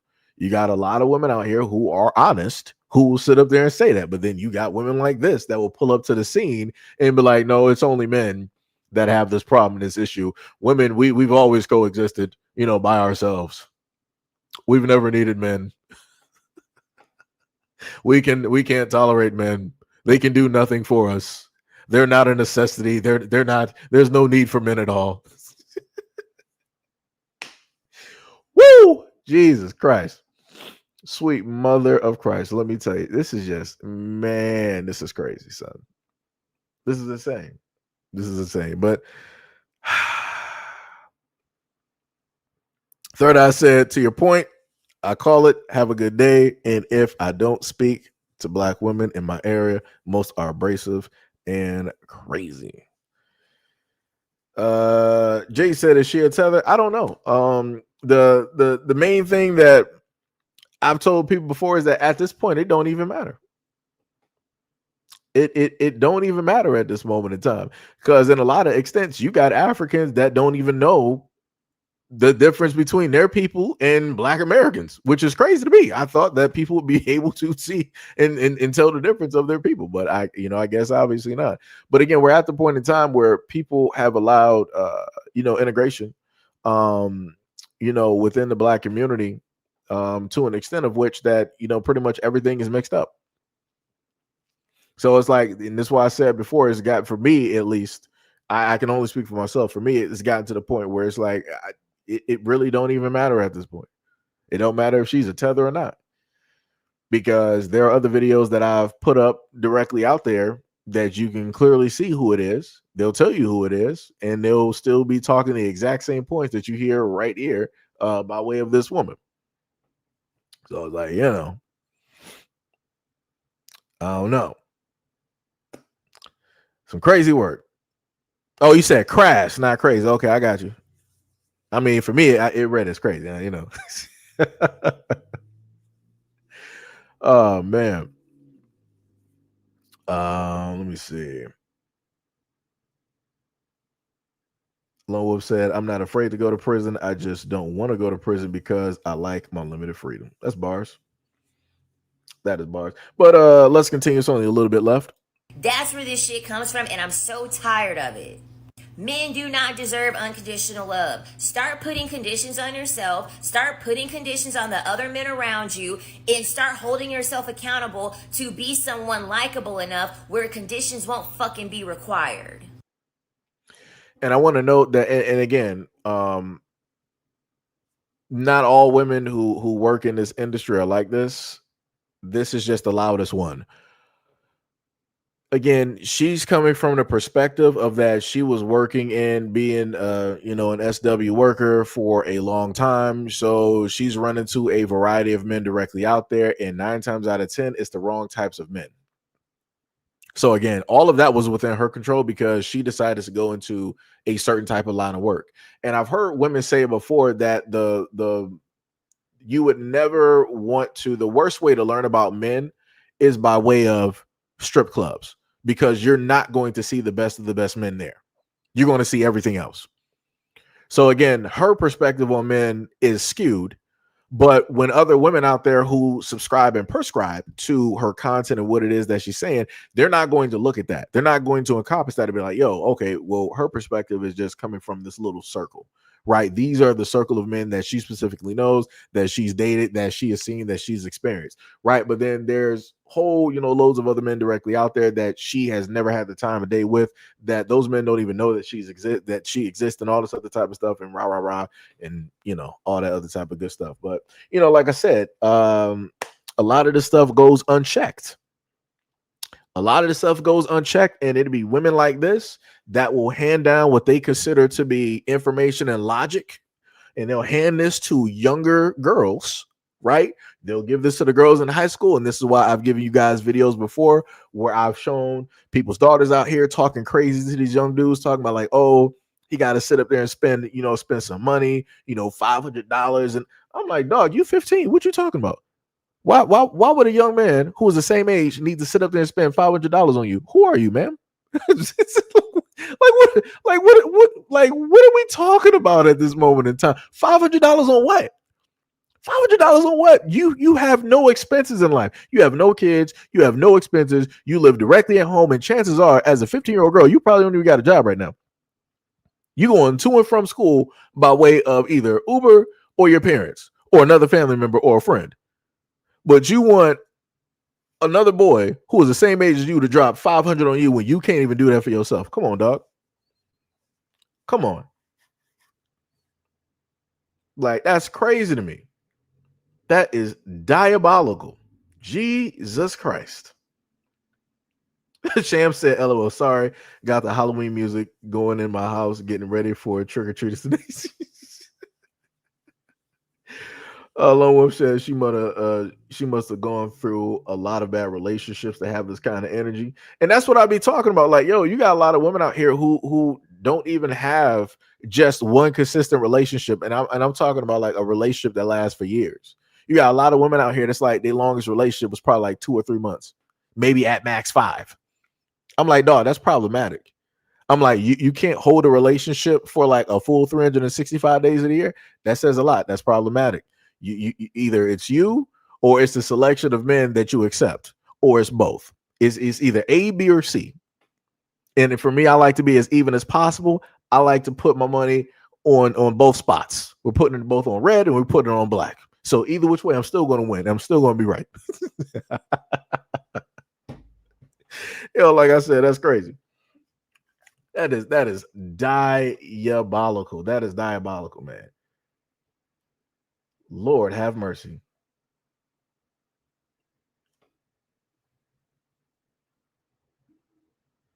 But now we're going to go to, I actually got a different video.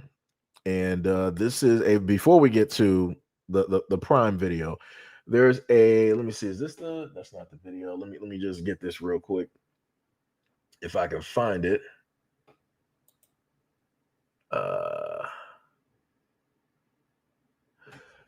Let me see. Did this have music to it? I think it might have had music to it. Okay, so what I'm going to do, I'm going to actually have to edit this real quick. Going to give me a few seconds, well, a little bit more than a few seconds. But I actually got to edit this video real quick just so we won't have any issues with anything music related there. Let me see, get the video there. Right, and now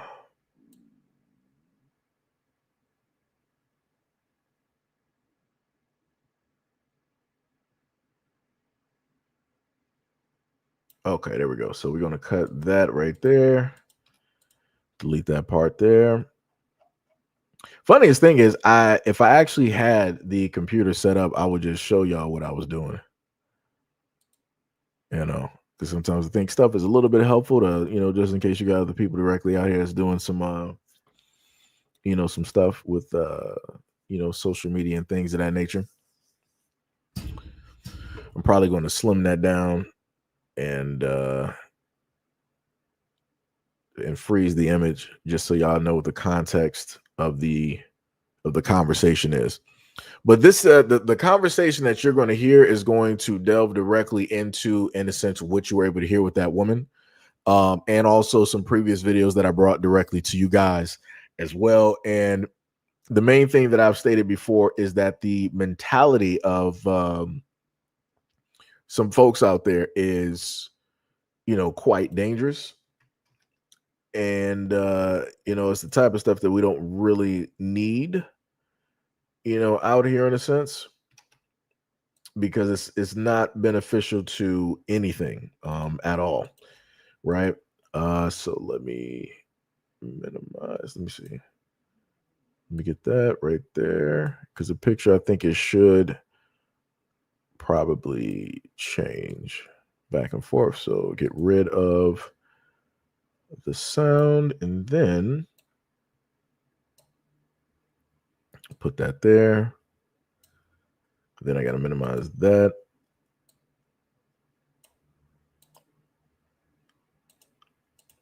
Let me see. I think I might have to make that a little bit smaller for you guys. I don't think the picture really matters, but I just want some up there. Just, some up there. All right, there we go. So now we can export that video. So it's already at 30%. So I have that for you guys in a minute. But yeah, like I said before, I bring a lot of these videos and these topics, directly up here because these need to be highlighted, because you have people out here with very dangerous, types of talking points, or people being disingenuous, about a lot of things. Or you have people that want to, specifically spin certain stereotypes in order to monetize and make money off of certain things, right? All right, so now we're going to, I don't think there's anything crazy in here. Hopefully not. But let me just preface this by saying, before I throw the video up here, that at no point in time do I, SEIJIHITO, agree with any of the statements that are being made at this moment in time, and I am 1000% against any type of violence or any insinuation of violence or harm towards another individual. Right. So again, I had to, put that out there just in case, because I forgot to, really try to go through and just read through the captions. So let's take a listen. Perception, because like the goal of this conversation should be to like progress, right? Do like unless you're ladies that you don't want to fucking deal with men at all, then we should talk Yeah, we about don't that. want to deal But with if black men at all. I okay, love Please all understand well what men then I'm and saying. not black men, just not okay. black men. Well, is there any women here who don't want to deal with men, period, or is it just black men, or is it a mixture? It's just black men, and we actually want non-black men's help in this corrections that you speak of. So what are the corrections that you're looking for specifically? Force, force, because that's the only thing that's gonna work. But I mean, what are you looking for black men to arrive at? A place of understanding of like what do you want to see Well, me We change? believe that personally, there is no hope for them. That we don't believe in changing their minds. We don't. But I'm trying not to say what I really want to say because you're on stage. But if they could not exist, hey, we wouldn't be mad at. I think for me, I think I want the coddling culture to kind of stop. I think they get validated a little bit too much and they're not held accountable as much as white men, Hispanic men, Asian men. Like the legal system works in their benefit a little bit more than they think it does. They're seen as the ultimate, like most oppressed. And I think that that coddling culture needs to stop and they need to be held accountable for their actions. Because we Yeah. live in white male patriarchy, white men set what's socially acceptable. So, with you all setting what's socially acceptable, the degenerate behavior of black male culture needs to be checked, and there needs to be more because we're no longer looking for accountability from them because they've proven that they will not take accountability. We need the men who set the culture to make them take accountability by exacting some sort of consequence for perpetrating behaviors that are not socially acceptable because you all create the socially acceptable behavior. So, I put that video directly up there because it fits directly in with the other content from the other woman where she wanted to negatively speak directly on black men and wanted to say that they were violent and this, that, and the third, and all this other type of stuff. Got all of those talking points, right? And now you got these women here that are amongst a group with white guys specifically stating that black men are basically violent. What can you help us with in order to get this under control, right? And one woman, she wanted to paraphrase it. She was saying it. She said it without saying it, but she said it later. She was like, well, if there could be a point in time that, black men just couldn't exist, I mean, we would be, okay with that. And I'm like, man, oh man. So again, I try as a content creator, I try to bring these things directly up to people to let people know the types of individuals that are directly out here and the types of conversations that are being had. And these are open on the internet, where these women are directly going to these white men and basically begging and pleading with them like, yo, we need y'all to do whatever y'all need to do to get these black men under control. And if you gotta, do whatever you really gotta do, then, so be it. Jesus Christ. Like I say, you can't make this stuff up, man. You cannot you cannot make this stuff up. Like that is crazy. That is diabolical. Mm-mm-mm. But yeah, like I said before, and I promise you that a lot of those women talking, they have young black boys in their family. They got young black men in their family, young men in their family, older black men. They have somewhere in or around their family, there are black men or young black boys. But this is how they're specifically talking online directly to white men. Some crazy work. So now away from that, we're going to go directly to Jamaica. Here comes a new challenger. So we're gonna fly directly over.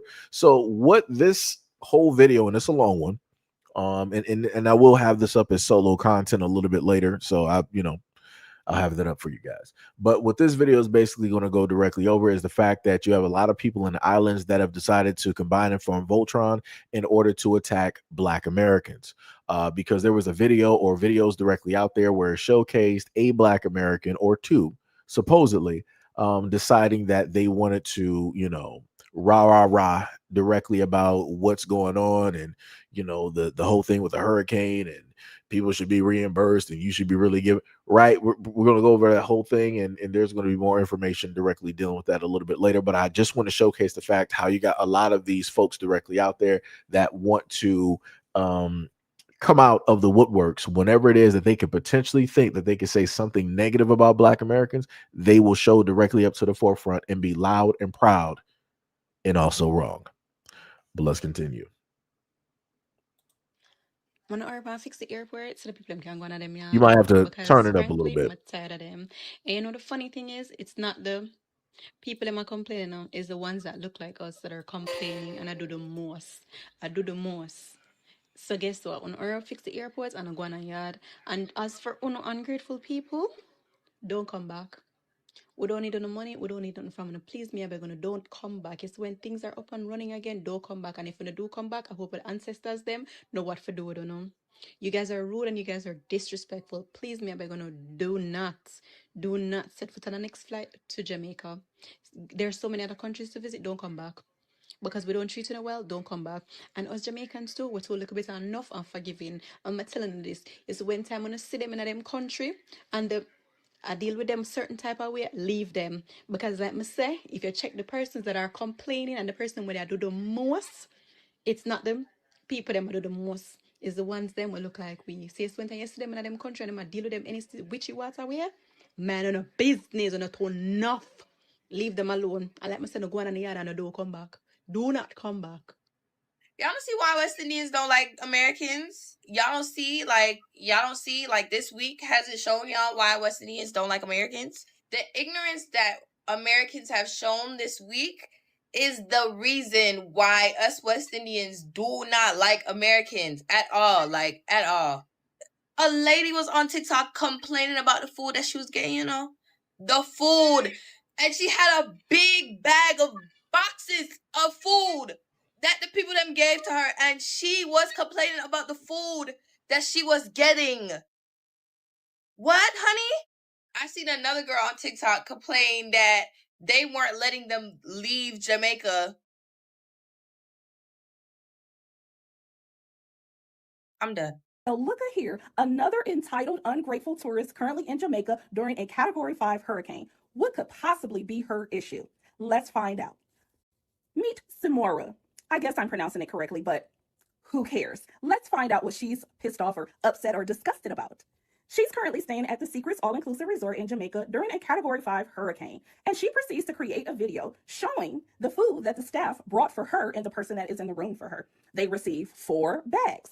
2 of the bags had multiple containers of food. As you can see, this is a container, this is a container, this is another one up at the top. It's another one over here with some fruit cocktails in it, and then you can see there's some containers underneath here. What could possibly be the problem? It looks like she's being fed along with the other guests in the room with her. But what could be the problem? Let's take a look at what's inside these containers. So she proceeds to show us this container. It looks like some potatoes, some carrots, and some cucumbers. I don't see a problem here. It's a Category 5 hurricane. What are you expecting? Caviar, steak, sushi, a crab boil?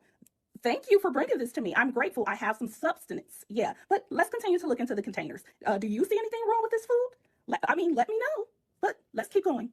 Look at here. We have crackers, cheese, a variety of cheese, 2 bread rolls, some lettuce, and a variety of meats. I don't know about you, but I love me some charcuterie. Definitely can make a sandwich, nibble. Substance. It's a Category 5 hurricane. Thank you. I'm grateful. It's something to have on my stomach to sustain me. But what is the problem? Why is she disgusted? Why is she complaining? Let's keep going. Well, what do we have here? Breakfast. Eggs, bacon, 2 hash browns, and it looks like some either vegetables or salsa over there. pretty good breakfast during a Category 5 hurricane where there's possibly no electricity, no gas, or anything to really prepare a smorgasbord, a variety, a buffet of foods, but it's something to sustain you. So, what is the problem, Samora? To the tourists down in the resorts in Jamaica, why don't Oripan go on a blood clot yard? Every minute, Mr. One, I want to make a video complain. Oh, they don't give us food. They don't ask us if we're okay. You guys knew Melissa was coming. When we couldn't saw blood clot torment, you don't feel like the world revolve around Uno? Because it doesn't work like that. It work as them dug in their resort, them have family, you know. Them want to keep for themselves safe too, you know. Who is Uno? At this time, not blood clot customer right because me don't have a job. Me don't go in my yard. You feel like they have mother and picnic and family and everything where they want to go back down to. Who is Uno? When couldn't even go on home, I don't hear Melissa come. But no, Uno choose to stay. No, no make video complain about this and complain about that. Uno rep and go on a bomber clock yard, man. Go on a yard with the CNN, man. Them and Fox News, man. Them Uno rep and blood clot go on. Because Uno decide say, yeah, we are stay same way. Wanna feel like it work at them not have family and them want to go back down. Some of them not even have house now. You know, so hurricane mash up down a yard. Who the f is Uno? Wanna feel like the world revolve round Uno? Move on a dirty blood clot and hurry up and go home. Hurry up and go on. Uno come go up, man. Uno come blood clot go up. Who is Uno? Like what the f? Listen to me, man. Listen, don't let me come back. Don't let me come back. Understand? Alright, you guys take care now. Bye. Having next big back bumbo while I can talk about, oh, we got granola bars for breakfast. And that you finyam. You look like my blood clot 17-inch TV. Eh? What you want? A steak you want for breakfast, girl? You know, say people them are going if they get something for yam no, I could understand. But we realize yeah, views you want, eh? And so you record that so you get beaten. Move your big back bumbo while and go from yourself. Move, cause you know say stamina come from a blood clot yard. Eh? Your big no sweet pussy hole you. Come and complain about your food. Look what we get for breakfast. What you do you want, girl? What do you want? Category 5 hurricane and lick down a yard. Eh? Remember say we just want to look at that panima pussy. What you do you want? Move your big crave of blood clot and lift up from yourself. Oh, that me I tell you now. No, what you doing you come for you know, girl. Cause we rub you out, you know, any day in the world, we rub you. We not come go home. Eh? What Melissa ain't galang with all you? Eh? Melissa should lift you up and galang with all you know, girl. Hey, girl, know what you do, man. Know what you do. That me I make you know. Big back bumper hole. And what that blood clot 17-inch TV screen? Hey, girl, go in now. That me I make you know. Anyways, me I can go about my business now. Take care. Bye. Let me be real. I'm not gonna act like I understood 99.9% of what it is that the woman said. I just know that she was, in a sense, referring to the woman as quote unquote, you know, supposedly Black American, that was complaining directly at the resort, and she wanted to call her a big back. And I'm a little bit confused because I'm like, ma'am, you know what? I'm not even. I'm. You know, let me just continue. She got it. Hi. This is not to all African Americans, as I have a whole bunch of African American friends who are cultured, who are educated, who are just simply kind, who has empathy. This is not for you. I'm speaking to the ones who are not in fact cultured, the ones that are like kind of new money, right? The ones that don't know how to read the room, y'all. Can y'all stop coming to our country? Just stop. Like, we know, because we've been watching it our whole lives, we know that your own government don't like Black Americans. We know that unless you are very wealthy in that country, that they don't care about you guys. That at best you're living in a very okay situation. If you're middle class, you still got poor cousins and poor aunties and poor uncles, right? So I hate to see when y'all get your little monies, whether you affirmed it, you put on your credit card, or you went into some new money. I hate to see y'all come to what you consider third world countries and try to flex on locals. I hate to see it. What are you guys doing? You know how the saying is all skin folk and kin folk? That's how you guys act. You know, regardless of the propaganda that you may see, the world, the black diaspora, we hate to see how your government treats you. We hate the history of slavery in America. We think it's the absolute worst, right? And we see you guys as kin because we're all an extension of each other. But it's really interesting. This been happening for a minute. When y'all come to places like Jamaica and go to the hotels, you treat the workers like there are some subordinates to you. You actually treat them how white people treat you in America. Yeah, I said it. It's like you can't wait to get back into that role of power. The power struggle is sickening because at best y'all living in a very okay neighborhood.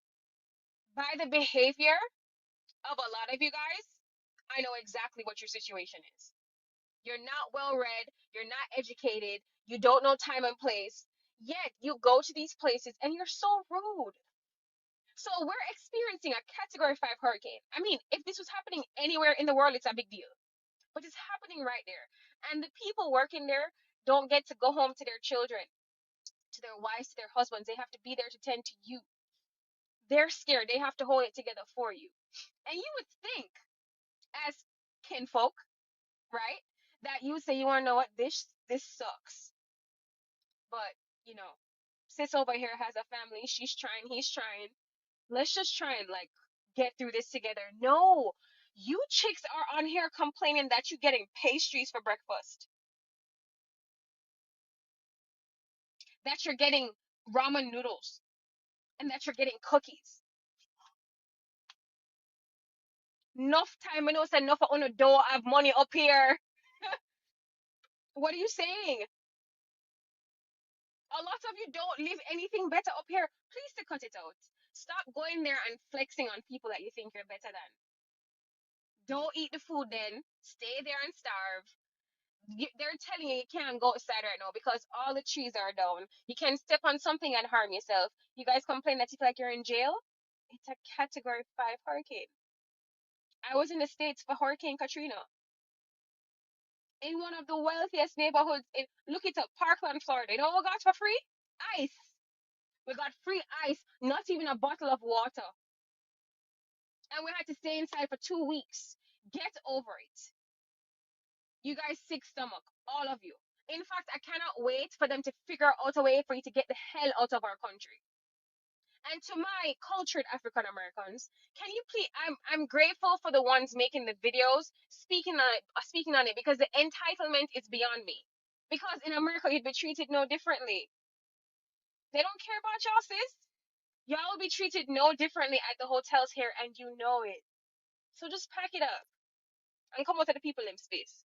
This message is for all the Americans that are in Jamaica right now on vacation, that are making all the whining videos complaining, oh, I missed my flight, this, that, and the third. I saw this one girl saying, oh, there's no panic. I just want to take this moment to apologize to you all. I'm sorry that you guys have never experienced something like this, but Jamaica is facing one of the worst hurricanes in history. And as a Jamaican, seeing you guys on my timeline whining about stupid stuff just irritates me so bad. Because I'm trying to see the locals. I'm trying to see what's going on in the country. And every other video is one of y'all complaining, whining about something. And if you had done your research, you would know that this time of the year in Jamaica, it's hurricane season. And that is why the tickets are so cheap. So please to be a little bit considerate. Because you see, when you leave and come back to your life, people's lives will be in shambles in Jamaica. People will lose their life. People are going to lose everything they own, everything they got. So every time I see y'all whining and complaining, it really irritates me, bro. Because it shows that you guys are being insensitive. Come on, be considerate. Big back some more. So, um, there's a lot of things that I've gone over on this platform dealing with Jamaica. Everything dealing with the beaches and dealing with airports and, different things. And I'm like, for the life of me, why in the blue hell do you know that it's hurricane season and you decide that you want to keep your resorts open, knowing the fact that oftentimes throughout the year, y'all get hit by hurricanes? Why not? And I'm talking about a straight shot. It's not like the hurricane is missing you. You get directly hit, like Florida be getting hit. Why would you have your area is open for vacationers if you know that this is the case. That doesn't seem too wise to me. Now, I do understand that Jamaica makes a lot of its money, so to say, directly off of tourism. So you would need to keep everything, the doors open for tourism so that you can keep everything running because you have a lot of people dependent on that tourism. Everything is pretty much linked to that tourism. Other than that, people don't really have anything coming directly in. So it's like, I get it, but the smartest option would be like, hey, we're just going to take this hit real quick and we're going to open back up when everything is completely fine and dandy. But maybe that's just me though. But let's continue. And this is another person deciding to call people big bags. I do. I'm not even gonna do it. I'm not gonna do it. Noel, don't come back to Jamaica. Jamaica don't want to see you. The first flight I left Jamaica. Hold on, a question real quick. Why is it that it's weird to me because I done seen quite a few women on social media who say that they're Jamaican and they're light as rice. I'm like, how does that work? I'm like, that is a hot climate. That is a very tropical, type of place, which means if it's tropical, it's humid, that means the sun is beaming and all of those things, right? How is it possible that people are really that light? I'm just because I covered a video before earlier, in my earlier years of doing platforms, about skin bleaching in Jamaica and skin bleaching in Africa. I've touched on those topics before, but I'm like, you do realize that you're supposed to have melanin for a reason. You're not supposed to erase that away because you think that being light or anything close to white is, the more beautiful or the best thing to specifically do for you. The universe, the sun is going to tell you a vastly different story. The sun is going to be beating you down. Like you're going to have to walk outside with sleeves on. You're going to have to walk outside anytime that it's sunny with an umbrella because you don't have the necessary melanin because you erased it with cake soap or whatever skin creams that you got. You didn't wash that all away because you wanted to be light. Okay, but you got it though. Let's continue. Make sure you're there, Fanny. You should have ride with that Melissa when Melissa go on. You never want to go on with Melissa. You come over here complain about food. In a crisis like the people might go through flood everywhere in hard winds and people all stop blowing. You come over here complain about food. Lady, don't come back. We don't want you down here. Go on with Melissa. You should have met Melissa left you. Morning. So why couldn't we leave when y'all fucking feeding us pastries for breakfast and we still had to pay full price to stay here? Like, come on. May I ask where you're going now? We going to get something to eat. Everything closed across the street. Everything closed. Gas station, shopping mall, everything closed. So what are y'all doing for gas? You all knew this storm was coming, right? So you gonna give us bag lunches, bag breakfast, some pastries? That's so disrespectful. These black Americans on my feed at the resorts are so annoying. So this is what I'm talking about. Well, firstly, Sham, both of y'all are different. That's away from the whole thing there. That's away from the whole thing there. Like this one right here, you're not going to tell me that this is just naturally reoccurring. You're not like this man looks like he is going through some jaundice, and then it's not even helping that he has a filter on. I'm not even sure what's the use of you being light, and then you're going to put a filter on top of that. It doesn't look right. It doesn't look right. Like this man looks crazy right now. Why would you do this, bro? Why would you do this? Like this, like leave the filters directly for the women. Like that's real. I mean, it was built for, the Asians, like you got the Asian men directly out there and women, and then you got women. This was not for like dudes, like for American guys to really start playing with. And like, no, like, bro, oh my God. Let's keep going.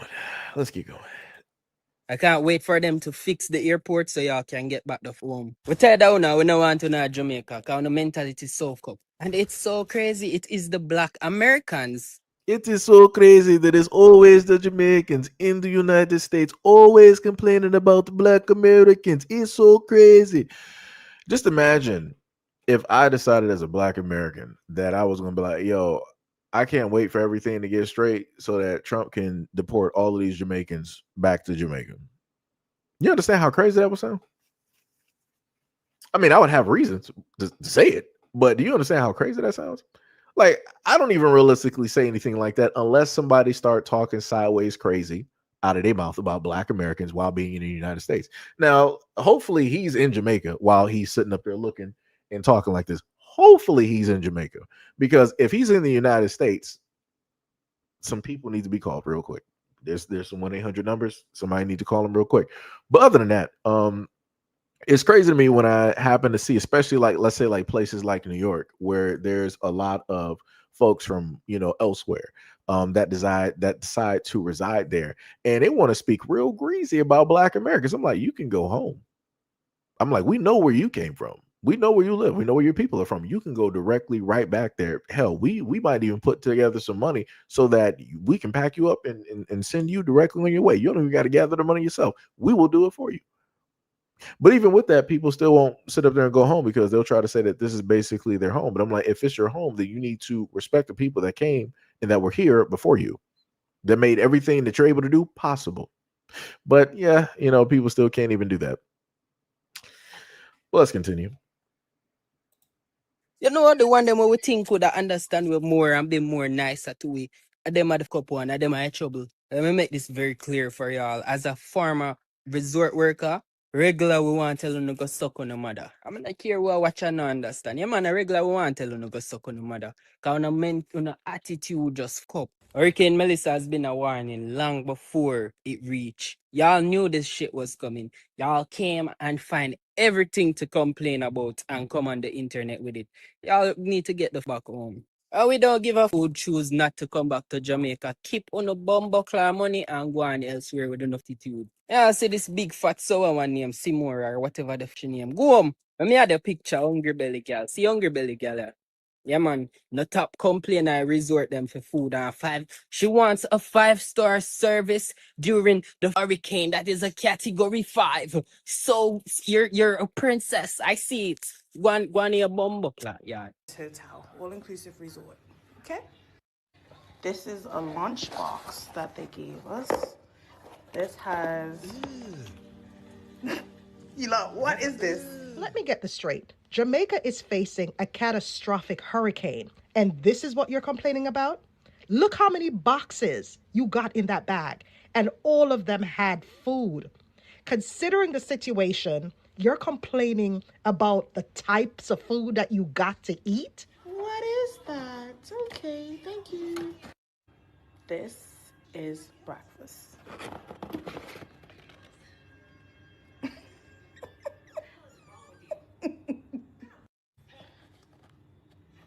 Another breakfast one. I guess one muffin. What were you expecting? Steak, mashed potatoes, while the country awaited a Category 5 storm? Who shared the food? Locals, right? Let me get this straight. The locals who probably have their family at home worried sick about them because they're at work, sharing food for your entitled, ungrateful ass, and you're sitting there laughing? What do you want? A refund? A refund for an act of God? Is that what it is? Well, Secret's all-inclusive hotel planned the hurricane. And because you didn't get the types of food that you wanted, you took to TikTok, recorded the foods that you got, right? And decided to make a stink about it. You're a very ungrateful, selfish wretch. Because when you think about it, the staff, who is a local, could have been home with their family, hunkering down, getting ready for this Category 5 hurricane. But they're at work, helping you, serving you food, so that your fat ass can eat. And this is how you thank them. This is how you thank them? Now, I just want to say that this is about the third or the fourth time that I done seen a woman on here that has weight wanting to.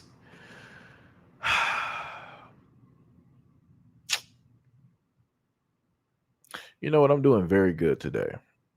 I'm doing very good today. I'm doing very good.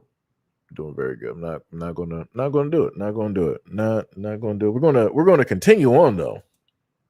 These Black Americans. So what's going to happen now is that beyond the videos that you were able to see where you got, some islanders directly out there wanting to complain about Black Americans, now we're going to start to see something a little bit different because we got some more information that the islanders decided that they either didn't want to put out or didn't care enough about to actually put the truth out there. So we're going to take a look at that real quick. On my feed at the resorts are so annoying. I can't wait. Okay, so she was from the Caribbean. She's from Bermuda. She's not from here. So please take that to Bermuda and not us, please. So let me just freeze it right there. That does not look like a Black American name. I've never seen a Black American woman with a name like that. Let me just make that very clear to everybody here. I have never in my life seen a Black American name like that. And even on her bio, it says Bermuda. But yet, for whatever fucking reason, all of these people, especially the Jamaicans, decided that they all wanted to formulate Voltron with everybody else and start really getting on Black Americans. This is why we don't like you. This is why we don't want you here. I can't wait until the airports to get fixed so you can sit up there and go right back. We don't need you here. Keep your money. Never vacation here. Rah, rah, rah, rah, rah. This is one of your own. That's in the same waters. One of your own that's in the same waters, but for whatever reason, you wanted to say that she is Black Americans because you just loathe, or dare I say, hate Black Americans, and you are just waiting for any type of moment or an inkling of information to come out there that looks like a Black American so that you can say it's a Black American, so that you could just put all the things and say all the things that you just always wanted to sit up there and say, and so that you can also just jump on the bandwagon with everybody else and just hate Black Americans. But people want to sit up there and say that Black Americans are the issue. Okay. But yet she's from Bermuda. I don't even know where Bermuda is. The only thing I know about Bermuda is the Bermuda Triangle. I'm just Bermuda Triangle. That's where my mind is at this moment in time. So I'm like, how is this anything or even close to Black Americans? How? But I bet you, and the crazy part is you had some of these Jamaicans up here talking about that they saw Black Americans even getting on this woman. How are they getting on? Were they even Black American? Are you sure? Because y'all can't even tell your own people apart. I'm a little bit confused. So what, you just thought that because you saw a woman here that had weight and she was complaining about food, that automatically she was Black American? What type of bullshit is this? What type of stereotypes y'all really got going on directly out here like that? That's insane to me. You just looked at the physical of the person and you just automatically assumed that was a Black American woman. That's some crazy work. That is some diabolical work. The woman is from Bermuda. Let's continue. Jesus Christ. One thing's for certain, two things for sure. Black Americans will forever be the main character. Facts. And so many people wake up in the morning just waiting to be a hater to Black Americans, right? So I see the whole video about the lady who's in Jamaica in a category 5, and she's upset with the workers or whatever because the food that they give her in the middle of a fucking hurricane. Like, nobody gives a fuck about that food, lady. They're in the middle of a storm. But this is not what we're here to talk about, right? So now a bunch of Jamaicans is talking about this woman, right? They're going off. They're like, it's Black Americans. It's Black Americans. Take your ass home. Da da da blah blah da da da. So I'm reading the comment section. And within the comments of the videos or whatever, this one thing popped out, right? And it said the lady is from Bermuda, right? So I said, Bermuda? I go on the lady profile, because I haven't been watching her videos. Why I go on the lady profile? She dead ass is complaining in her patois Bermudan accent. How the fuck did that become an African American? How did that become an African American to go to fuck home when this lady is from Bermuda and dead ass talking her accent, her Bermuda accent? She might be Bermudan American, however, she's not totally Black American, and y'all dead ass making videos talking about some Black people, American Blacks, y'all da da da da, go home and how the whites is helping y'all, and y'all doing all that shit, and that lady is not even fucking Black American all the way. She's fucking Caribbean just like y'all. Yo, y'all be frying me. That's why y'all gonna do deep dives. Like, y'all can't just always look at a video. You have to peel back the layers like a fucking onion. And that shit is killing me. Like, all these videos about a Black American and take your ass home, only for it to be a woman from her origin. It's fucking from Bermuda. And she's talking in her fucking patois Bermudian accent. Yo, y'all is hilarious out here. So there we go. With just a little bit of effort that all of those Jamaicans and some of the other islanders, could have just done, all of this could have been stopped before it was started. And they would have known and found out that they got mad at the wrong group of people. They were actually supposed to be mad at one of their own. But like I said, it's money out there to hate on Black Americans. It's money out there, right? Anything that you can theorize or think of or write a thesis about, Black Americans, you can easily sit up there and just make money directly off of it. And people will just come flooding directly in, agreeing directly with you, siding directly with you, because seemingly, oddly enough, I guess everybody hates Black Americans. But people say that Black Americans are not the main character, are not the center stage. But yet here we are. And again, with the proof of at least that 18-minute video, it showcased the variety of people wanting to always have something negative and just couldn't wait to say something negative about Black Americans without them doing just a little bit of research before they decided to open up their stupid mouths. Very interesting. It's crazy how that works. It's diabolical. Diabolical in nature. I kid you not. Mm, mm, mm. And like I said, I've never been to Jamaica. And at one moment in time, I was like, you know what, I may want to sit up there and, and go there and this, that, and the third. I'm like, you know what? Let me listen to these Jamaicans. Let me listen to the people of the land. They say that my money is no good there. They say that they don't want me there. They said it's a no, thank you. No problem. You got it. I will listen to the captain directly on that. This is one Black America you don't have to worry about ever having to come there, because I'm listening directly to the people. And if the people are saying it, then the people mean it, right? Those are the leaders directly out there. The loudest few represent the many, right? Or at least that's what they like to say and do when it deals with Black Americans, right? Like I said, I'm an equal opportunist, so the same exact things that Black Americans have to suffer and go directly through, I would like to share, all of that with the others, right? It'd be like that. It's crazy work out here. Diabolical. Mm, mm, mm. Diabolical. Hackman, I know the video that you're talking about. I actually, if I remember correctly, that video, I want to say I covered that last year sometime, I want to say. And somehow, some way, that woman that you're referring to wanted to say that Black Americans are a problem and all of these other types of things. But I'm like, man, what are you talking about? Black Americans don't have nothing to do with your people on a whole nother continent. We don't have no type of movement over there, like nothing. We don't have no effect on your people. But like I said, somehow, some way, you got people out here that want to make, in order to make a point, in order to substantiate a point, or or whatnot, or whatever. It's like, oh, let me just throw Black Americans up there, and then everybody will believe me. Like I said, it don't matter where people live, as long as they sit up and say that Black Americans are a problem, and they sit up there and point to something, and they can try to correlate it. Bam, everybody's gonna love it. They're gonna believe it. They're gonna back it up. They're gonna support it. It's the craziest thing. It is the craziest thing. Diabolical in nature. Mm, mm, mm.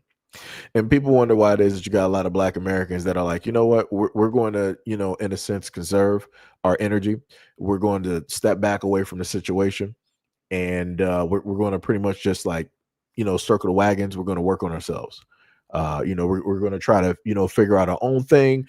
and we're going to just push our energy inward instead of outward, like we've always been doing, supporting other people, marching for other people, standing up for other people, trying to represent, other people that may not have the proper, representation and, and things of that nature. We're just going to step back from that and allow everybody else to deal with everybody else. And then with the moment in time that we do that, you got these people just like the Jamaicans and many others that want to say that, oh, well, Black Americans, you guys are xenophobic, you guys are racist, and you guys are the same as the white folks directly out here in a system that has been oppressing you. Now you're the oppressors. No, you're not going to try to get Black Americans to feel any type of sorriness for the decision of stepping back and stepping away from a lot of these situations due to the fact of the varieties of disrespect that we have been getting over these many months and years. You can all the way miss me with that BS. It's not working here. Like I said, I didn't have people call me everything, and it ain't going to sit up there and change nothing because I could care less. I'm like, I've heard worse. I'm like, to me, you're just like being nice to me. You're singing to me. Oh, you said I'm xenophobic? Oh, that sounds like, Beethoven's like, third symphony or whatnot. Like, it sounds great to me. It's music to my ears. Hey, I've heard worse. But it'd be like that. It'd be like that. Yo, Miss Yvette, what is up? What is up? What is up? Much love, respect, and appreciation. What is going on? So now, past all of the nonsense that you guys have been able to hear, we had another video because I was contemplating if I was going to do this one as a single formed, video or not. And I'm like, you know what? Since I got it, I might as well just sit up there and post it. So that's what I'm going to do. I'm just trying to. Okay, we already covered that. What was that? That was about the food stamps. That was Asmongold right there. And then you got this woman here. Let me see. Did this have... My mother is a weird, disgusting bunny mom who had this weird relationship. Okay, so now we're going to go. Now this video is in a whole different avenue that we're going to be going directly into. There's a weird, disgusting boy mom. And she's going to be talking about the fact of how her mom pretty much acts, quite questionable. And the things that she tends to, say and do and things of that nature. Now, I want to basically say before we get started, some of the things that she is going to state, I have seen women do and heard women do, where they would refer to their sons as daddy and stuff of that nature and all that other type of stuff. So just want to say that she's not lying when she's, talking about, the stuff that she's going to sit up there and mention, because I've, at least witnessed, some things. So let's get into it. My mother is a weird, disgusting boy mom who have this weird relationship with her 9-year-old son. She calls him daddy, of course.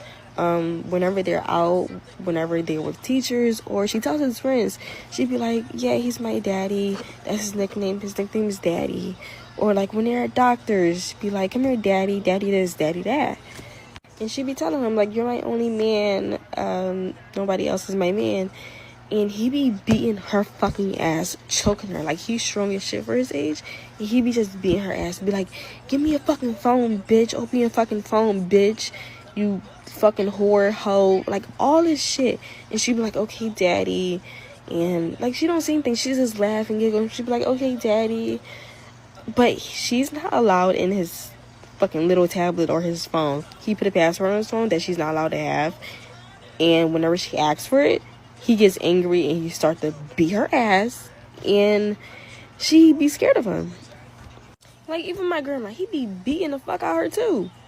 But my mom don't say anything. Like, if she yells at him and he start beating her ass, she be like, well, you shouldn't have said that. You shouldn't have yelled at him. But he don't have to play that shit with me. Like, I will fuck that little boy up. I am not my mother. I will actually go to fucking jail for child abuse, because I don't play that shit. You crazy? And she be saying little weird things like, come on, we're gonna go under the covers, we're gonna have some privacy. Then like when she give him like kisses, she start moaning and shit. Like, she does so much little weird perverted stuff. And she was the same way when I was little too. But it seems like a little worse. But the thing is, people are like, okay, tell the cops, report her. But I don't have evidence. He thinks this shit is okay. The last time I called the cops about another situation, he went off and he was like, she's fucking lying. Like, he was saying this to the cops. He was like, she's lying. My mom was like, she's lying. So they're both going against me, and the cops are looking at me like I was wrong. And then if that happens with this situation, they're gonna look at me like I'm wrong. And if that happens with me, they're gonna look at me badly because now everybody's ganging up on me. And I have no evidence because this shit happens so fast. Like these little weird things. And every time I see her like saying weird things, I get physically sick to my fucking stomach. Like I gotta leave the fucking room. Because what makes you think you can call a child daddy or sexy or like say little weird perverted things? And she's the weirdest mother ever. Like she be saying little, like she be making up shit about me, telling her son, be like, yeah, she be sucking, she be doing this and doing that, like just making up shit. It's the weirdest thing fucking ever. And the last, Yeah.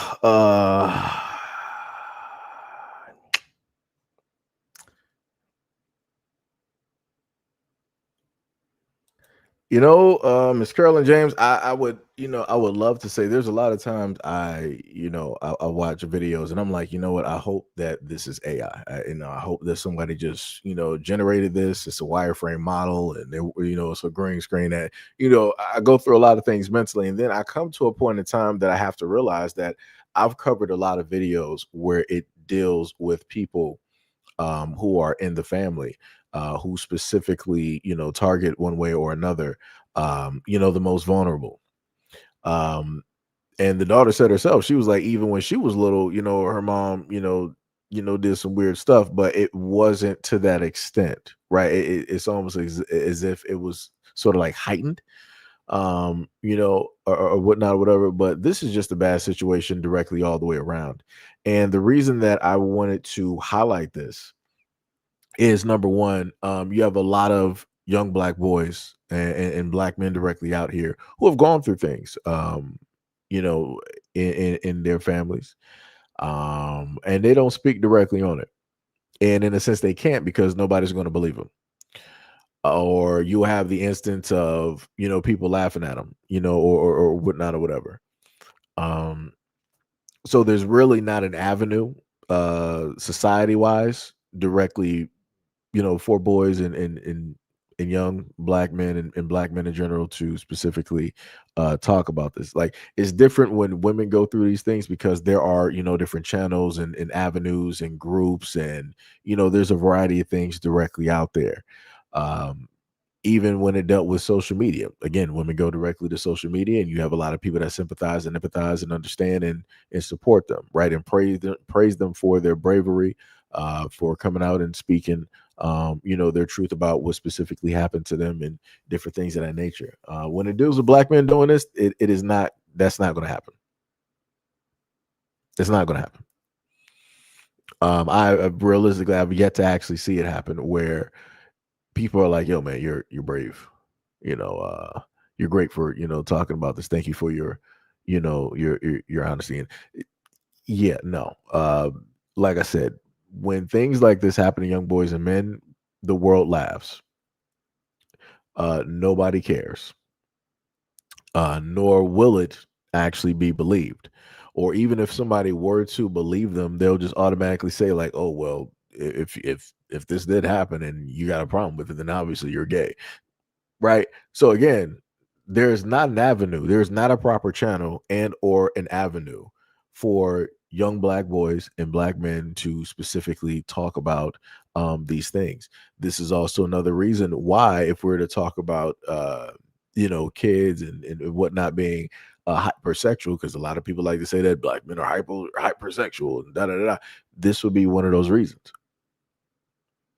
This would be one of those reasons. Like I said, I did a video where it dealt with D-Ray, and he was talking about how, his mom's friends, when I think it was like 12, 13, or 14, his mom's friends, two of them who were, I think, 30 or whatnot during the time, they both went after him.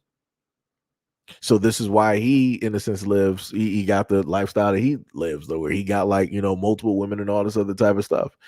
You had Adrian Broner, who was on Fresh and Fit, and he was sitting up there talking about like, yo, how some stuff happened to him by way of a female in his family, and the girls there all laughed at him.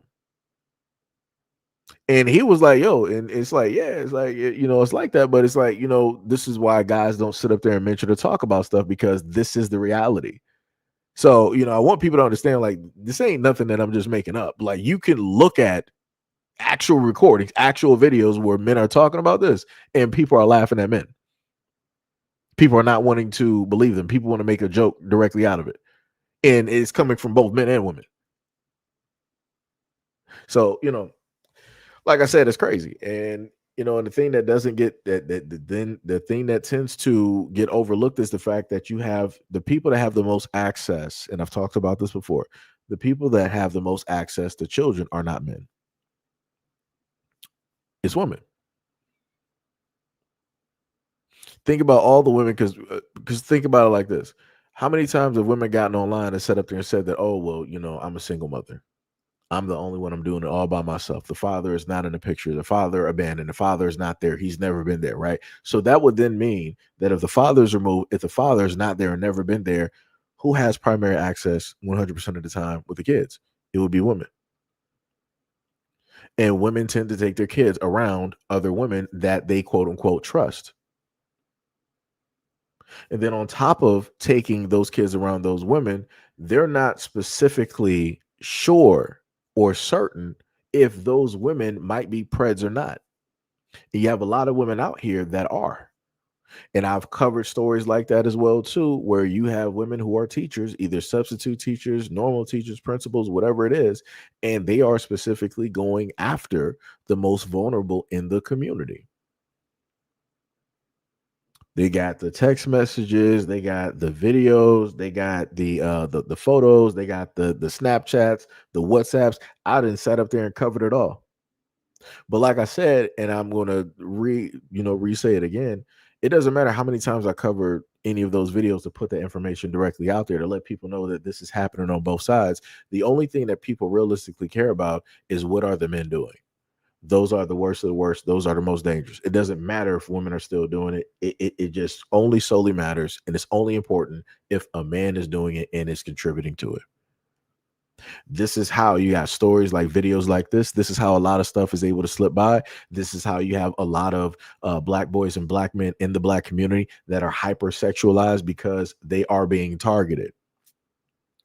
And they can be targeted because they know that there is no proper channels and or avenue for them to go and speak out against this, and to potentially even go turn these people in. If it's the reverse and it deals with young black girls and women in the black community, guess what? There are black men there that be like, oh, who did what? No problem. Say less. You didn't mention us. You didn't even say it to us. We're about to go handle this real quick. And chances are very great that that person is going to get beat up to a pulp, and then the police are going to be called so that they can be thrown directly in jail, or that person is no longer going to be in existence at this moment in time. I've covered videos where people have done street justice to men like that in the community. But when it deals with the reverse, out of all of the videos that I've been able to do when it deals with this topic of young black boys, I only have one video of a group of black women or young black women who decided that they wanted to do some street justice to one of their friends who was a part of their group that they trusted. And because what ended up happening, I think the girl's brother was, I think, 14 or 16. And the friend, the female friend that was in a group, I think she was like 22, 20, somewhere in between like 22 to 24. And she decided that she wanted to do some things with one of the girl's brothers. And once word got out, the group of them got together and they started dog walking that girl directly out there in the street. And rightfully so. But like I said, that's the only time that I can sit up there and give you where it is that women are like, okay, we're about to handle this. That's the only time that I can give you. Any other time that women are found to be doing, any of these horrendous, type of things or whatnot or whatever, women ain't talking about no street justice. They ain't talking about trying to see somebody, or or doing taking the same actions that men sit up there and take, potentially getting now, because they decided to, in a sense, do something so that that child can feel like they've been, avenged or gotten some type of justice. Now they got to give over their freedom. They got to serve some jail or prison time. Like I said, I can't really give you stories like that because that's not something that really happens like that. It more so happens with men, taking those actions versus women taking those actions, even when they do know of these things taking place and happening. So, like I said, I try to do my best and make this content as even as possible to let people know that, stuff is happening, all over the place, and to, just be on the lookout and not just think it's just like a one-sided thing. But even again, as being a content creator and me trying to put that stuff out there, people decide that they don't want to listen, right? Because the only side that matters is that the side that they're on. Anything else is whatever, you know. So yeah, guys, that's pretty much it. I ain't trying to, keep y'all any longer. What time? It's about like, oh, it's only 1 p.m. When did I start this live stream? I forgot. I started the live stream early. I'm used to, starting this late, and it's pretty much nighttime. So yeah, I'm pretty much happy it's not nighttime. So that gives y'all, you guys a lot of time to, go do some stuff that y'all want to do. Go get some food, order some food. I just ordered my food. I'm, waiting for it to to make it here. I'm looking at the map at the moment in time. So yeah, go play some games, catch up on some movies, some episodes, um, things of that nature. Wait, I don't think they're here yet, right?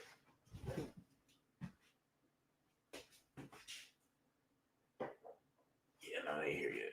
So yeah, just go out there and do what you do. Do what you do. Yo, what is up, Tippy? What is going on? Tippy said I just got here. Ah, yeah, you missed a lot. you want you're gonna really have to hit that replay button, Tippy. You're gonna have to hit that replay button. Shout out to Gail. I think Gail said she was doing laundry, so she was pretty much in and out. I got you. Third Eye said, like said, you better not be no Jamaican food. No. I got Domino's. I'm a pizza man. Pizza man. We in the streets. We about that pizza life. So yeah, I'm just waiting for that to get here so I can, just eat something. Tippy said, well, I'm Cali time. Yeah, so it's like I thought about that. What was it? Sham said I might get Little Caesars. I miss Little Caesars. I really do. What was it? I think Tippy, so you're Cali time, right? So 1, 12, 11. So basically it's 10:03 your time. I'm sorry. Wait. Am I thinking about that right? Yeah, it's 10:03 your time. Yeah. So which means that I started even earlier, in a sense for you. Hack said, what kind of pizza? Nah, just the normal. What was it? Pepperoni cheese? Yeah, what was it? Extra sauce, pepperoni, and then beef. And then on the other one, I got the pepperoni with the Italian, and then with green peppers. Extra sauce as well too. Gotta have the extra sauce on there so the pizza won't be dry. That is the key to success. Those are the keys right there. D Money said Tippy showed up on CP time. Hack said base. That's bars. That is bars. Like I said, I hate dry pizza. That is annoying. Like you can't do nothing with that. Even when you want to reheat it, it's like cardboard. It's like, yeah, we can't be doing this. Can't be doing this. That's why I like more so of like the home style brick oven pizzas, because it has like that grease directly in there. So it's like even if you recook it, it'll be crisp on the crust, but then it'll still retain a lot of the flavor and everything like that, and whatnot. It's crazy work.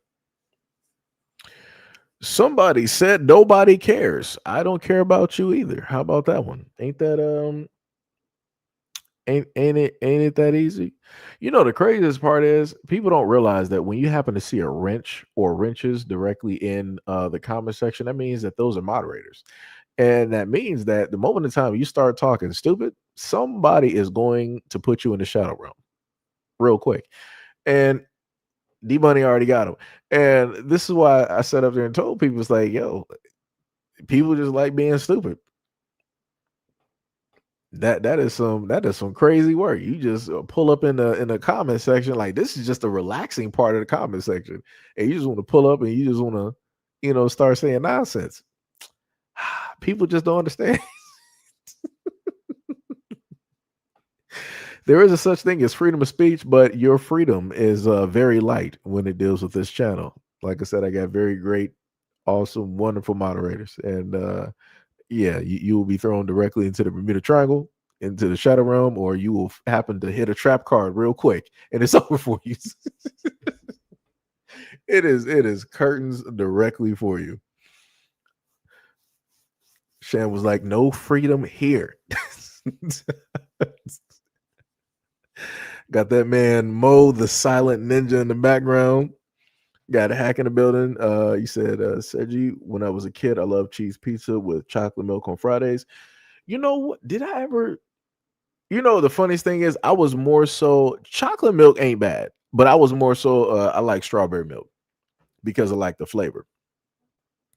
Like I said, a lot of the newer generation don't know nothing about Nestle Quick. Nestle Quick, that was the key right there. If at any moment in time we had like a gallon of milk in the house and I had some Nestle, ooh, it's over.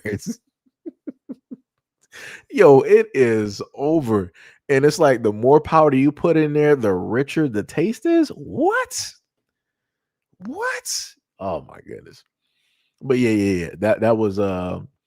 That was the thing for me. I think maybe once when I was very, very young, I might have had the chocolate quick. But then as the years went by, they came out with different flavors. They had the what was it, banana, and then they had the vanilla, and they might have had like another type as well too. I'm like, man, they really expanded out here. But for me, strawberry will always be classic. That'll always be classic. Sham was like, I am the trap card. Oh shit. Sham was hilarious. Sham was like, "Hello, it's funny how we are so much alike." That's because everybody here is gamer. Sham. That's every gamer is pretty much they got a reference point either in anime or comic books, both, or a lot of other things directly out there. So it's like, yeah, like I said, this is why I love being a gamer. Like I said, you can, even during like events, you can still find some type of humor and make a joke out of something. I love it. Like I said, I wouldn't change it for the world. Like my metabolism, I would not give it up for the world. Let me tell you. Timmy said, yuck, strawberry milk. It's okay, but chocolate is better. Man, y'all some haters out here. Keeping said, yes, in the metal can. Oh, yeah. Metal can, yeah. Yeah. That's classic. Yes, indeed. And then the crazy part is, as soon as I read the part metal can, I don't know what it was about that, but it put me right back there and being able to just hear the sound, because somebody can correct me if I'm wrong, but I could have sworn for the Nestle Quick for that time period, you had to peel the lid, right? There was a top directly to the Nestle Quick, and then you had to peel the lid, and of course, you got the plastic cap directly for it, but you had to, do that because that was for like the freshness, to keep the freshness in or whatnot, whatever. Sham said, I like the strawberry Nestle milk. You know what? I've never had the strawberry. Third Eye said chocolate milk. Yuck. That's cold blooded. Axe said old school Nestle Quick. That was the metal top, and you needed a spoon opening. Yeah. Okay. Yeah. Okay. Sham said, what tip you after school? I'll make that strawberry milk, pour it into some cereal. You know what? That's a nice combination. That is a nice combination there. Tippy said chocolate milkshakes. Now, okay, now I'm with you on that, Tippy. Now I do, for me, I love chocolate milkshakes. Especially let's say like for me, I love Oreo ice cream. So Oreo, Oreo milkshake, beautiful Oreo milkshake with chocolate syrup directly on there, chocolate sprinkles, whipped cream. I'm sold. That's all I need. And that's what I used to get back in high school. Like when they had like a milkshake spot that opened up in Oak Park during the time. A little bit of ways from Oak Park High. It was right across the street from Happy's Pizza.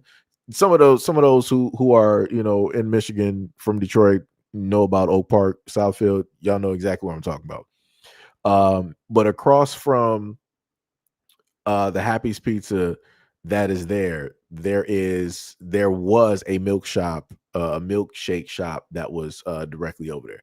Man, the milkshakes they made over there were beautiful. They tasted great. All I needed was a hamburger and fries. I'm good. That's all I need. But I think Quinn's they were closed during that time, so it was over on that one. It was a done deal. Ash said, I remember this Jamaican lady hating on me for being African. The irony is that she looked like an 1800s racist drawing of an African with a stronger face, probably why her husband had a wondering eye. That's crazy. That is crazy. Deshauna said, yes, the honey Nestle Quick. You know what? I don't think I ever had that. They got a honey version? Alex said, I also enjoy gaming, born in the 1990s and been playing since NES. Bars. Straight bars. Beverly said, does she have a Caucasian mother? I am not sure. I didn't dive too deep. I just saw the video online and there were no links to her social media, so I am not sure. Hack said, with a spoon, and I am that old. Sham said, yep. The Nestle Quick, you had to peel the lid first and then take the cap off. Right. Tippy said, I used to put marshmallows in my cereal and ice cream. LOL. What cereal were you eating? You had ice cream and marshmallow. That's a new one, Tippy. I'm not hating that. I'm just trying to, because I can see combinations. I would just have to figure out that combination. You would have to eat the ice cream fast though. The marshmallows, though, I can kind of, depending on the cereal, I can see the marshmallows because again, I love Lucky Charms, so I get the marshmallows. I had the Fruit Loops with marshmallows, the Lucky Charms and marshmallows, and I think there was one other cereal that had marshmallows as well too. All of them tasted great, so I do understand. Yeah, what's going on with the estimated delivery, dog? What's happening? Like sometimes I be trying to figure out like what is really going on out here in these streets. All right, let me keep scrolling through. Oh man, D Money took it back. This man said Ovaltine. Oh boy. Ooh. Hack said the Oreo McFlurry. Yeah, yo, Hack, let me tell you something. There was a point in time where I want to say it should have been in the 2000s, back when Burger King they came out. I think it was like it was an Oreo parfait or something like that. But the way that they did it was they put it in a cup, they mixed it all up on top of the Oreo and everything being mixed within, almost like Dairy Queen. You also had the Oreo and stuff on top. Then you had the chocolate syrup. Then you had like the whipped cream directly on there, and I think maybe chocolate sprinkles. The moment in time that Burger King came out with that, I was walking there whenever I had the money to buy that. I didn't care about nothing else, and I'm a Whopper fan, right? I ain't care about nothing else on that menu. Give me that Oreo parfait Sunday, whatever you want to call it, and I'm good. The moment in time that they fell off was when they basically switched it. I haven't had a McFlurry in a minute because McDonald's technically fell off with that. So I pretty much just order from Dairy Queen and I just get, an Oreo Blizzard and call it a day. Sometimes you might catch me with an M&M Blizzard, which ain't too bad either. Just saying, just saying. Sham said when I was little, I like Burger King strawberry milkshakes. I don't like them though today. I don't like chunks of fruit in my drink. Yeah, that's crazy. I don't know why it would be chunks of fruit in there. That's just messing that up.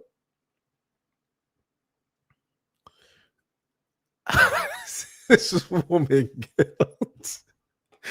Oh my goodness. Timmy said it sounds like flavored medicine. That's crazy. Hater, straight hater. Hack said, "Have you had a calzone?" Oh yeah. Back at like going back to Oak Park High School, I used to get calzones. Like the moment of time that I found out about calzones, that was what I was ordering. I was getting those every single time. I'm like, I love this. I'm like, I can just basically eat a pizza and not get my hands like greasy or messy. I'm like, dog, whoever made this needs the Nobel Peace Prize. That's the way I felt back then. I'm like, yo, anything that was just like ingenious back then, I'm like, yo, give this man the Nobel Peace Prize for this invention. I'm like, yo, this needs to be everywhere. And then after, I think I remember that on having that at Happy's Pizza. I think a little bit later. I'm trying to figure out. I think during that time before that, I think they had that at Pizza Hut, but I can't remember properly. Oh, whoop, give me a second. Gotta get pizza.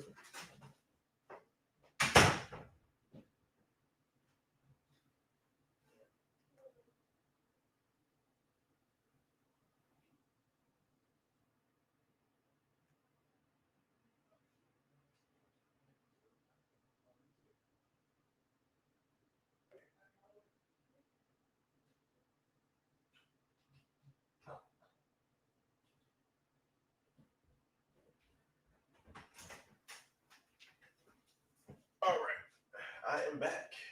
And I gotta wash my hands real quick.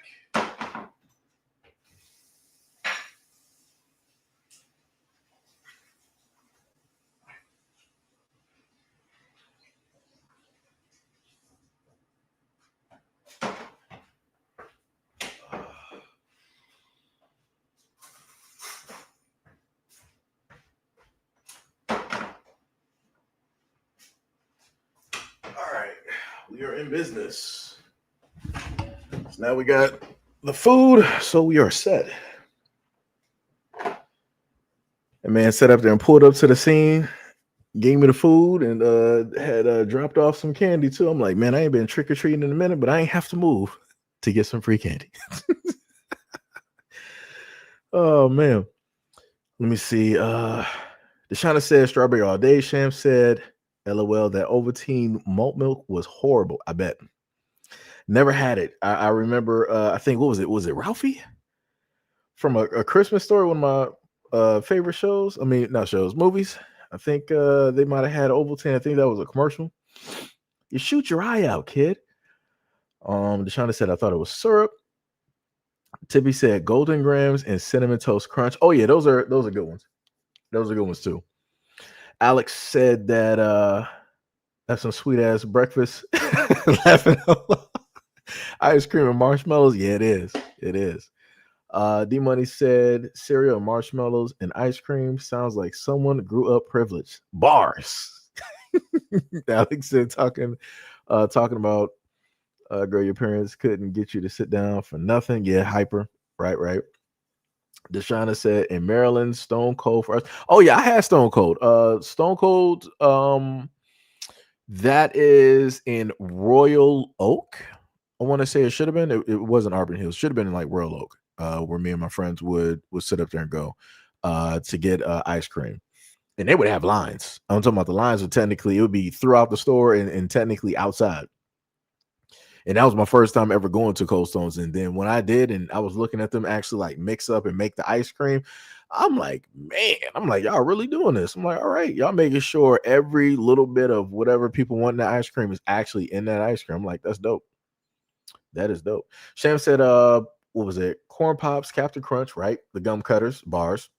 Cinnamon Toast Crunch was cereals my mom bought, and sometimes Lucky Charms. Yeah, all of those are good cereals. Now, I will say this: a lot of those cereals were great, especially back during the time frame, let's say like the 90s and the 2000s, because the sugar was there. There was no cutbacks. There wasn't them trying to throw, oh, we're going to put fiber, we're going to put iron, we're going to do this. No, no, no, no.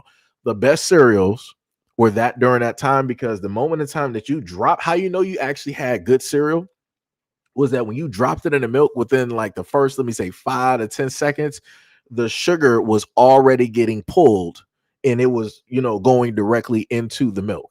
And the milk ended up technically being the best part. Now for me, depending on the cereal, the best part of the cereal is the bottom of the box where all of the dust it basically settles. So Lucky Charms, they got, it's pretty good. Fruit Loops when it's fresh.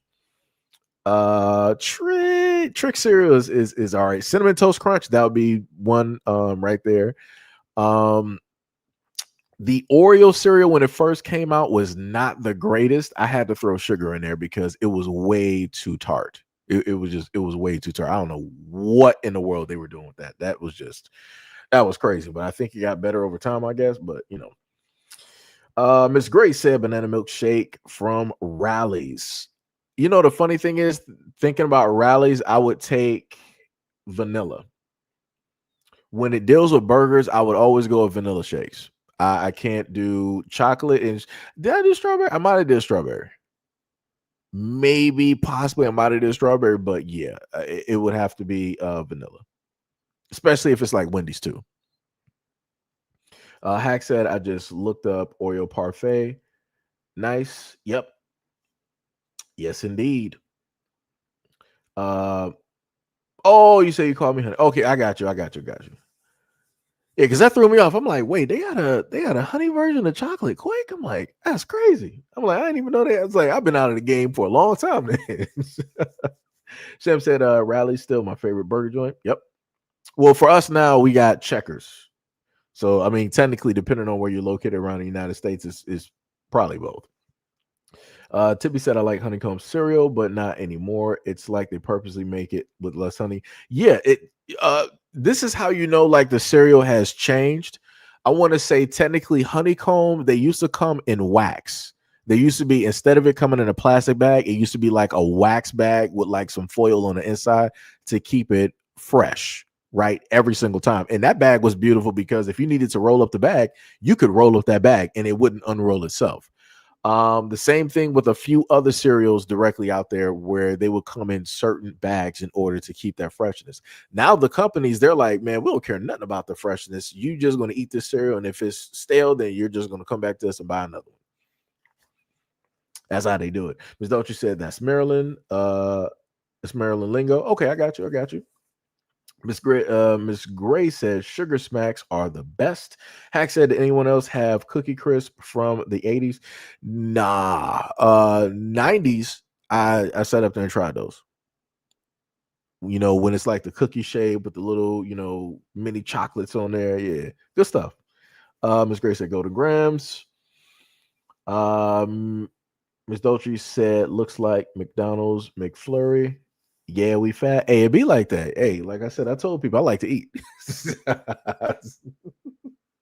Like I said, if you could see, like me right now, I got like 2 pizzas,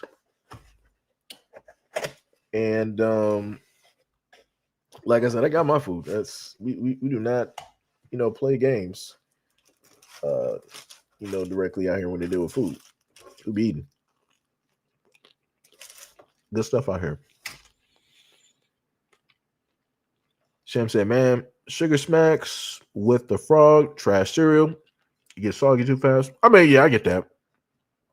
Soggy cereals are not the best. That's facts. Like, I love Fruity Pebbles, but I hate that you have to eat it so quick. Like, you can't just like technically just like let it set for, like, if it was, let's say, Captain Crunch, you can let it sit for a minute. And you don't really have to, worry about it getting like ultra soggy, right? But Fruity Pebbles and Rice Krispie Treats, oh yeah, it's over. You let it sit in there for like 5 seconds, it's already mush. And it's like, I don't really want to eat it like that. So let me just pour some more cereal on top of that to basically mix it up so it's all fine. I used to go through boxes.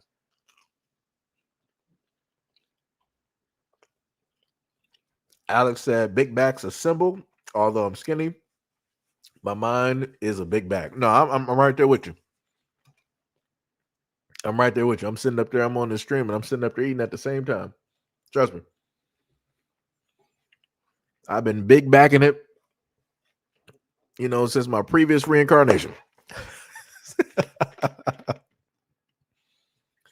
That is what we do directly out here. Like I said, for a lot of people that's been here, they didn't see me sit up there and eat directly on stream. It don't matter if it was like for breakfast, lunch, or dinner, or both, or all three. It'd be like that.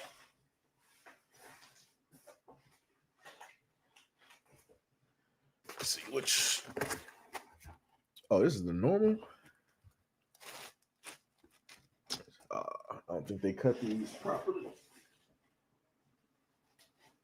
Sitting up there struggling. There we go. But yeah, I'm right there with you. I got you. As I eat on my slice of pizza. Jim's like, y'all remember the Ghostbusters cereal? I'm not talking about the Count Chocolate or Frankenberry Ghostbusters. Yeah, a lot of people had cereals back then. A lot of people had like some one-off cereals and whatnot. Rabbit says, do you like Pepto-Bismol? At what point in time, Pepto-Bismol actually had a taste to it, and now it's just like, it just tastes like chalk. So because I'm not a chalk person, that would be a no. Tippy said, I love cookie dough with cereal, mixed it with ice cream. I think I know what you're talking about with the cookie dough with cereal. I think you mean the cookie dough mixed in with different cereals, I guess.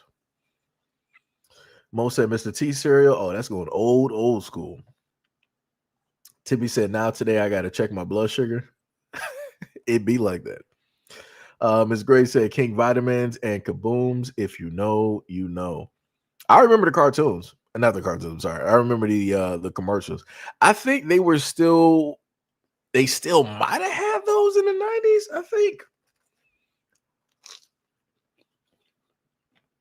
Maybe early 90s. Possibly.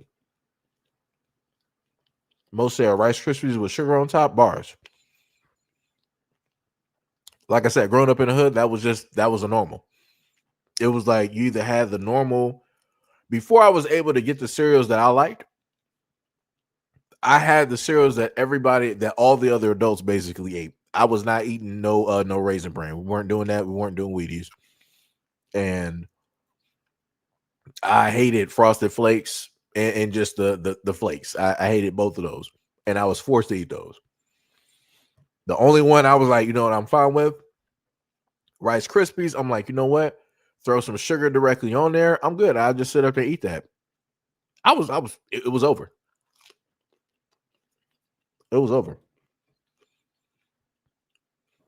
What was it? Sham said, I remember they used to make a chocolate cereal that looked like a zero, but I can't remember who made it. But it used to make good chocolate milk. I believe it. Sham said, yeah, from Michigan and Wisconsin is Checkers. Yep. Ms. Dolce said, okay, so yeah, I got, I can remember some stuff. I can remember some stuff. Most said nobody said Frosted Flakes. I'm mentioning from my childhood. I'm mentioning what I had to suffer through. My aunt, I never forget the day my aunt was. I wanted to go outside.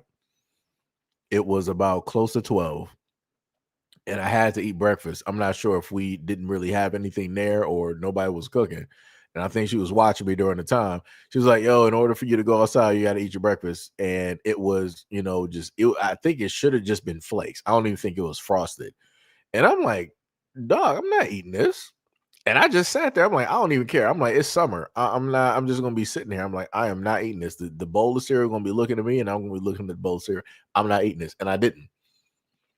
I was not. I'm like, you are not forcing me to sit up there and eat that trash. We are not doing that. No.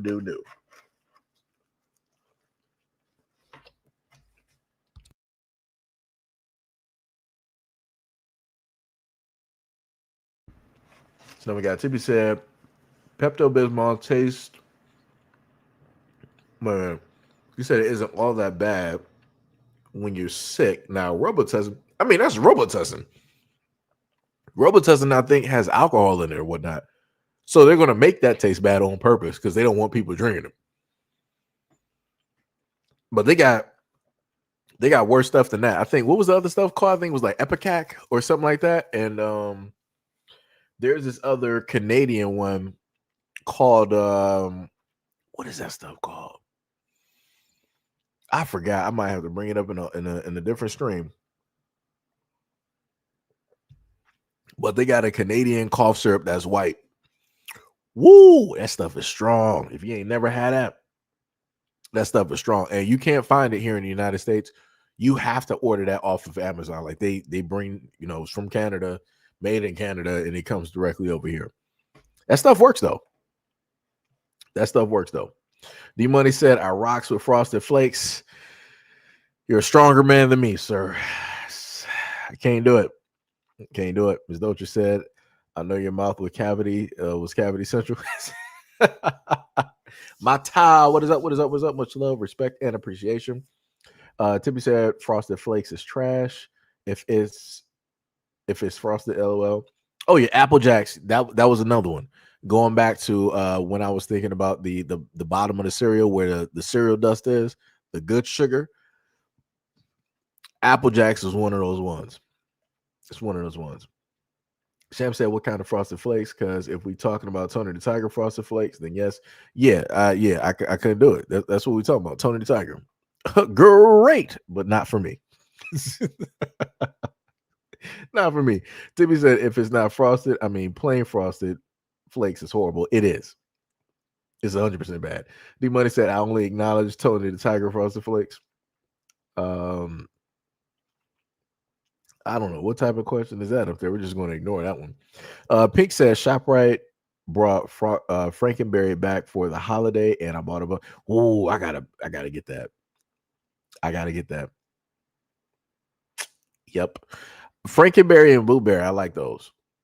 The Choco, the cow chocolate. But the Franken and the Blueberry. Yeah. I gotta get those.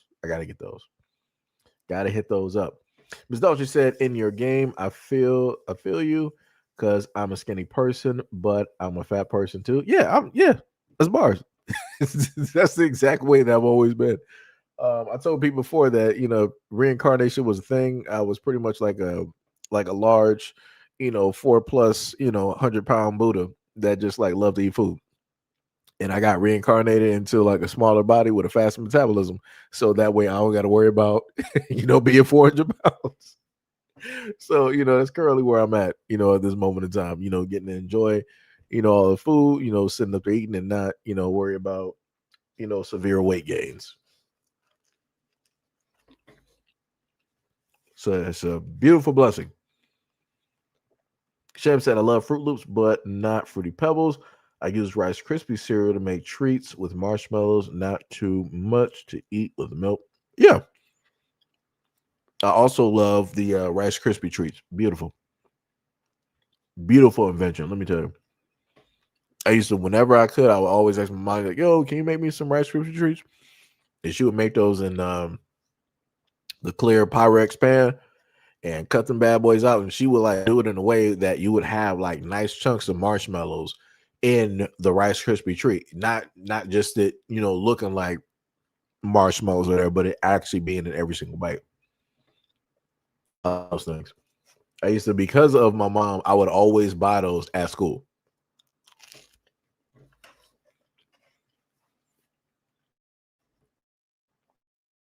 You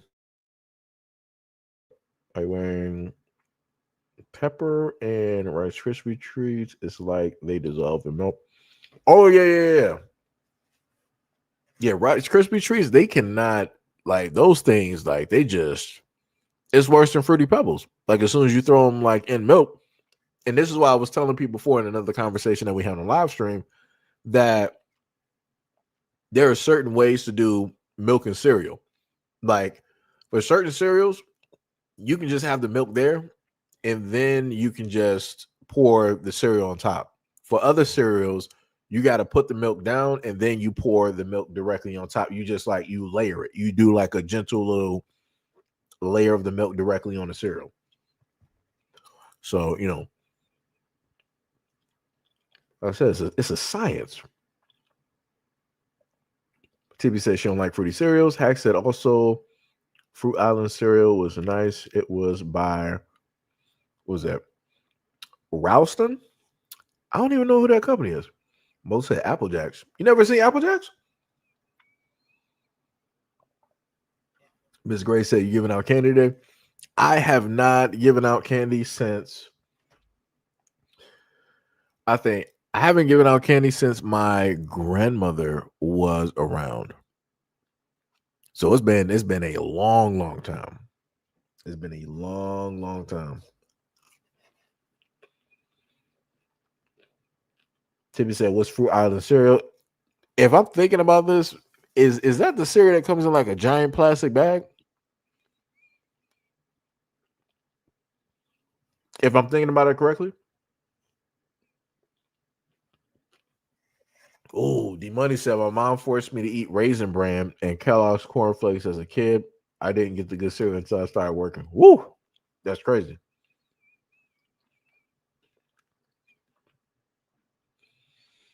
Tippy said, "Upper Cat, what's that?"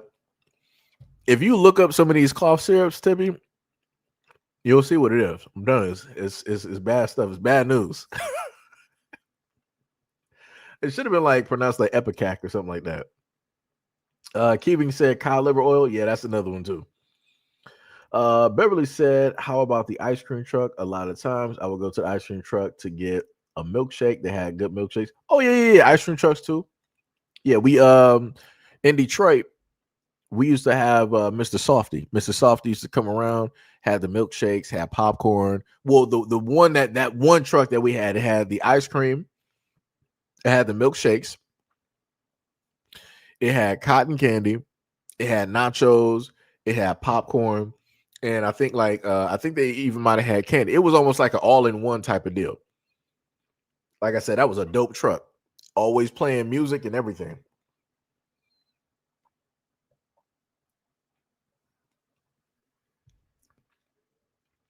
Let me see. Judah said, "Yep." As Dolce said, "I believe it's called Cookie Crisp." Cookie Crisp. Rabbit said, "You got to add some coffee milk. It's very sweet to your cereal. It'll blow your mind and your taste buds." I'll sit up there. I'll check that out. I will check that out. Mo said, "Honey O's." I think I remember those. Sam said, "Yeah, I like them." Now Count Chocolate makes good chocolate Rice Krispie treats. Okay. Throw in some mini marshmallows and chocolate chips and a nice treat bar. Okay, I got you. Timmy said, "Yeah, whatever, Sechi." Ectomorph.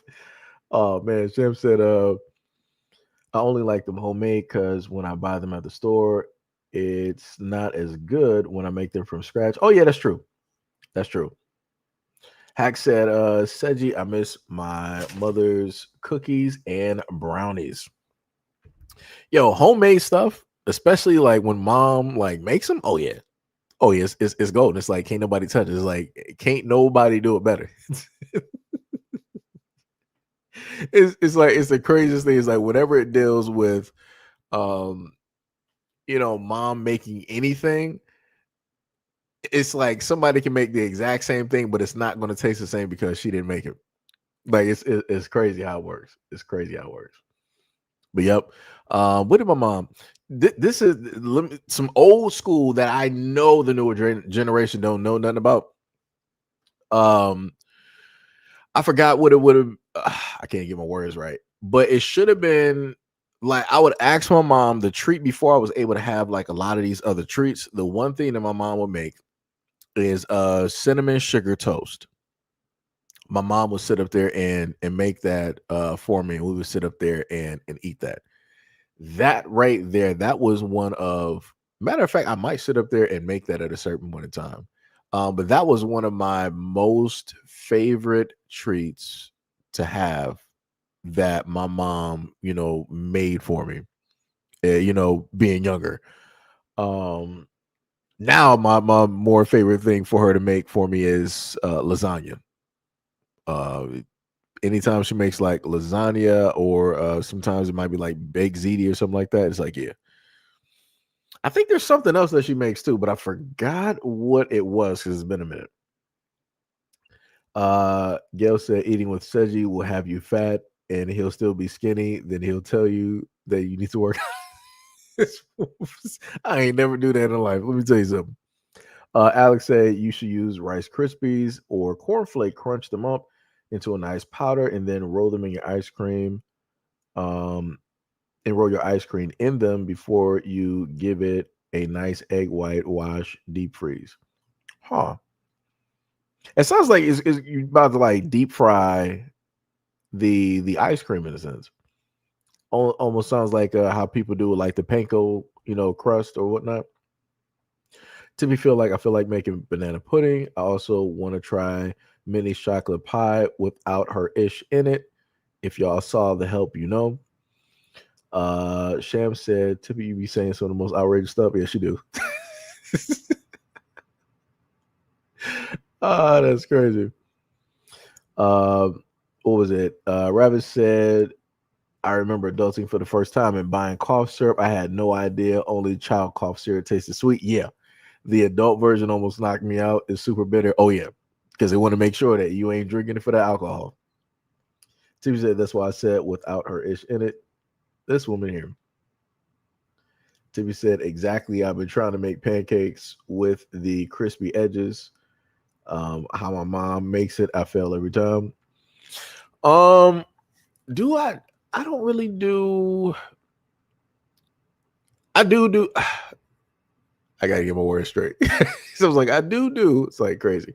Um, when I make pancakes, I normally go for the light or the golden brown type of appearance. Like I do not play around. Like color for me, I can already hear somebody trying to say like, "Yo, Seji, you a food colorist?"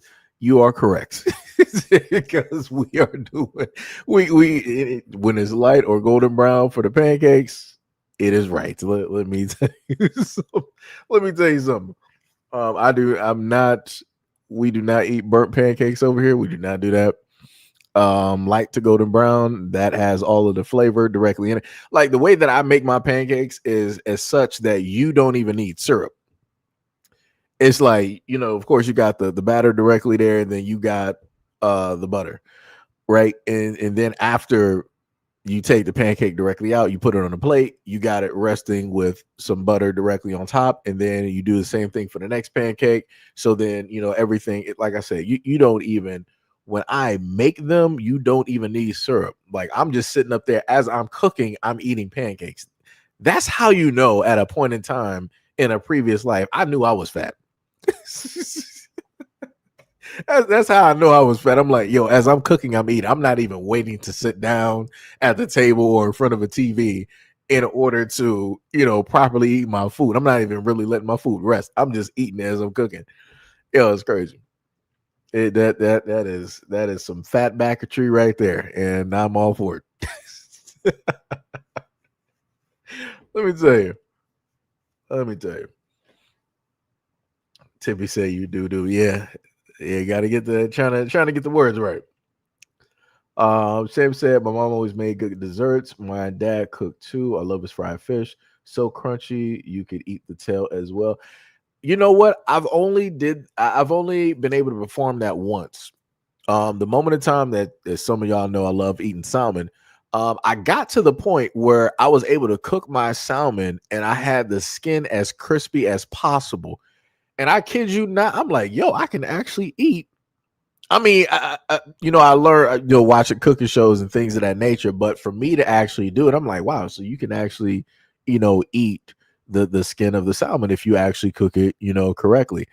And then the moment of times that I wanted to, try to have that happen again, it just didn't work out. It'd be like that though. It'd be like that. Shem said, "LOL." Well, dark pancakes are usually burnt. That is true.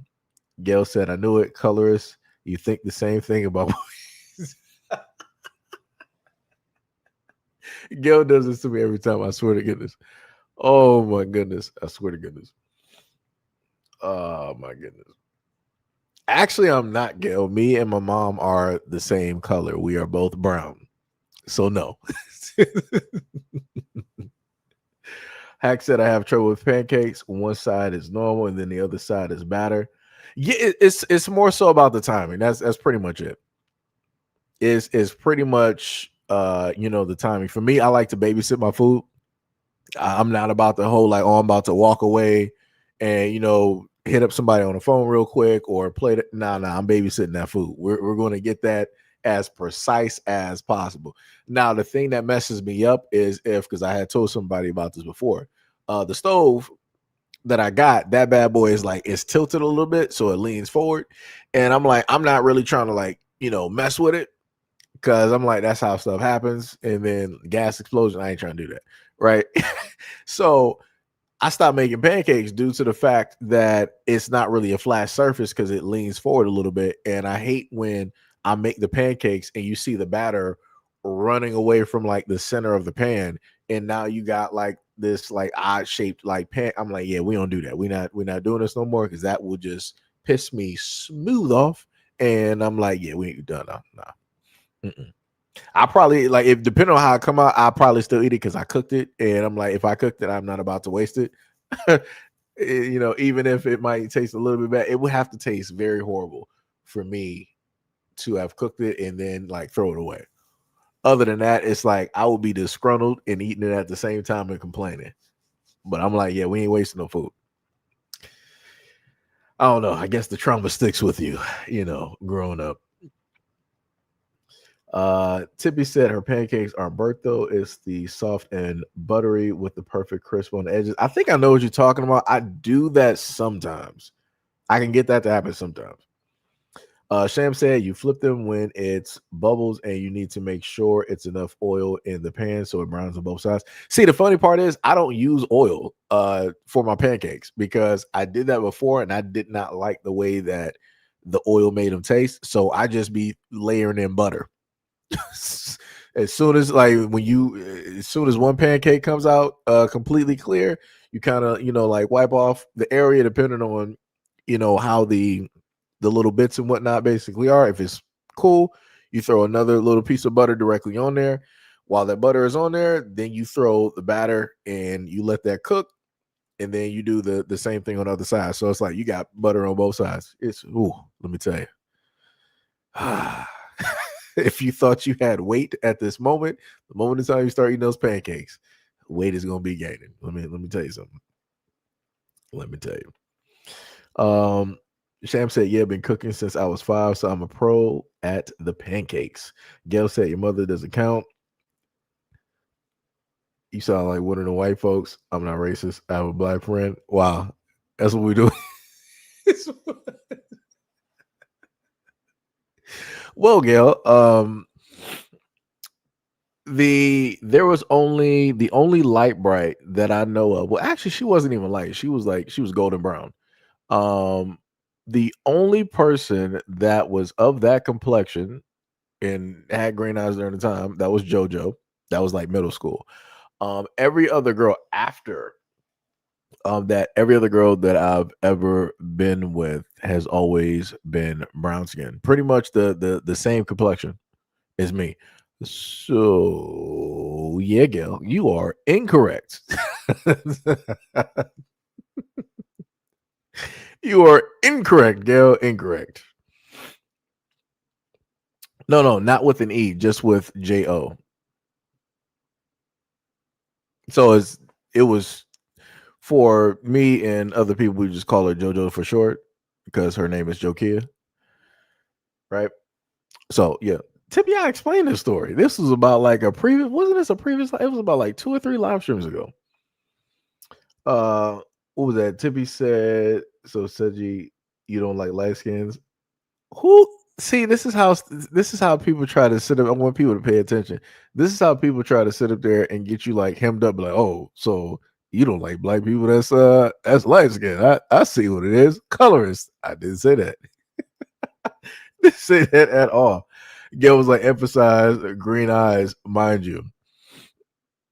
Yeah, because during the time of being in middle school, I wasn't really fixated on anything else.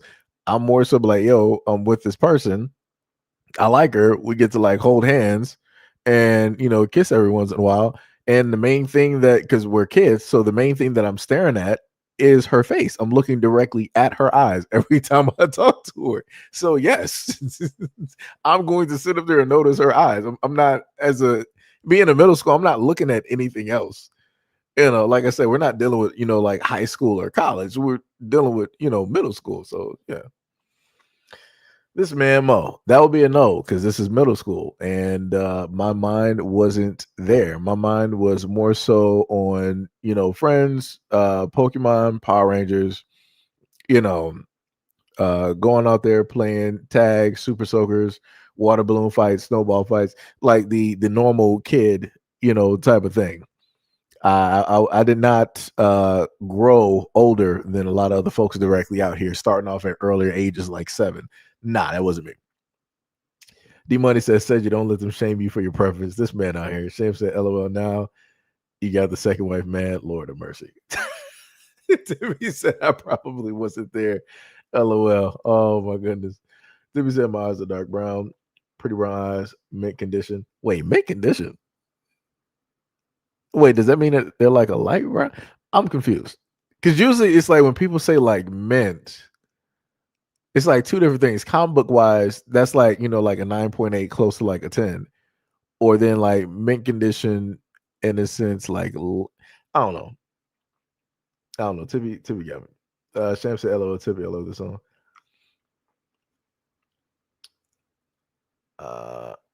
Okay. Talking about a group. Okay, I got you. Tippy said wow. I didn't say anything wrong. I didn't even say anything wrong, Tippy. Talking about some wow. I'm talking about like because when people say like mint condition, I'm thinking like people are talking about like a rating system where it's like the higher the mint condition, if something is like very rare or very very new, it's like a 9.8 to like a 10, right? That's the highest that you can pretty much go on like that rating scale. He said wow, and D Money thinks I'm white. That's crazy. That's crazy. This man said D Money, yeah, that's the question. That's wild work. Wait, what it Timmy said you get on camera, are you please? That's crazy. Gail says you ain't black. He doesn't know mint condition. You know what? I would just like to sit up there and say that when it deals with a lot of things in music, some things I was not clearly paying attention to because you're talking about during the era of Power Rangers, Teenage Mutant Ninja Turtles, VR Troopers, Big Bad Beetleborgs, and a variety of other things. Like I'm focused on other stuff, like classic artists and stuff like that. I know them. Other people that wasn't technically really around for that long, yeah, nah, yeah. I'm just saying. Just saying. It'd be like that though. Tippy said, yeah, take his card away. Now people saying I'm not black. I mean, it'd be like that though.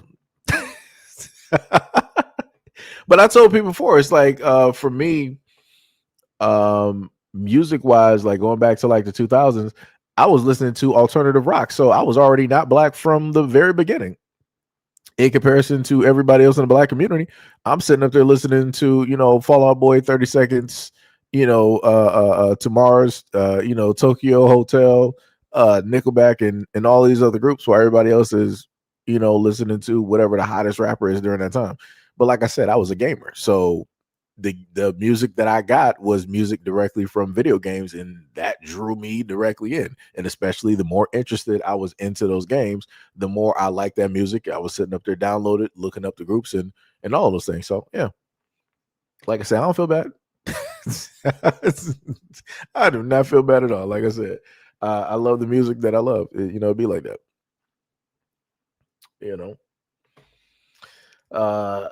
What was it? Mo said, nah, you on probation. Sham said, now you got me saying, my. Mo said, you're on a sentence of 3 months probation. I mean, it'd be like that. It'd be like that. All because of music choices. wild how quickly your people turn on you.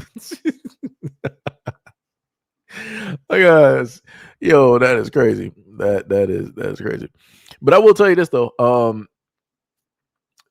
I can safely say that because I noticed the difference though. And on a serious note, this is something that I can at least say that when looking at the music that I actually listen to, and then looking at the music that other guys during that time listened to, I can tell that there was like a difference in how we looked at certain things.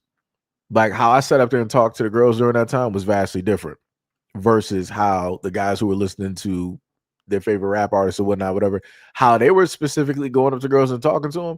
I'm like, dog, I'm like, you think like that's actually cool to sit up there and do? I'm like, dog, just because you heard like a grown man on like a record or something sitting up there, calling a random female like out of her name, like that's not what you do. Like that don't make no type of sense.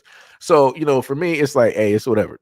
I'm happy that I ended up being drawn directly into alternative, and then later on getting into a lot of rap and different stuff of that nature, because uh I view it differently, versus other people. Like I don't know, like I said, I can see where certain things are able to transpire because of the music and stuff that people listen to.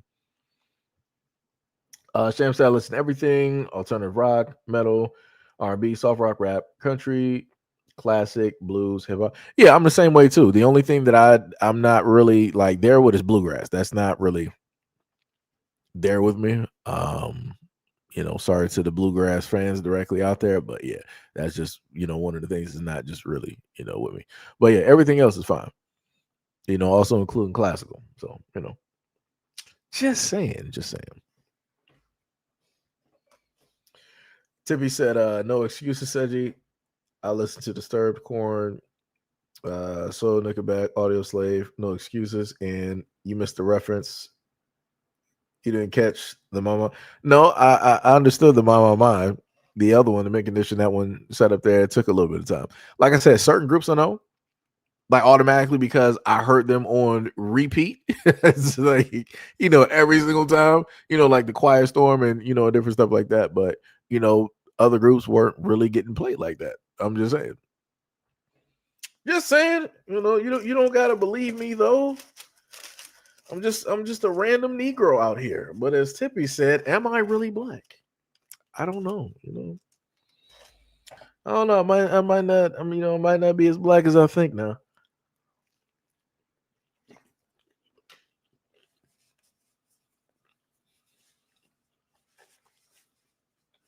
Mm-mm-mm-mm.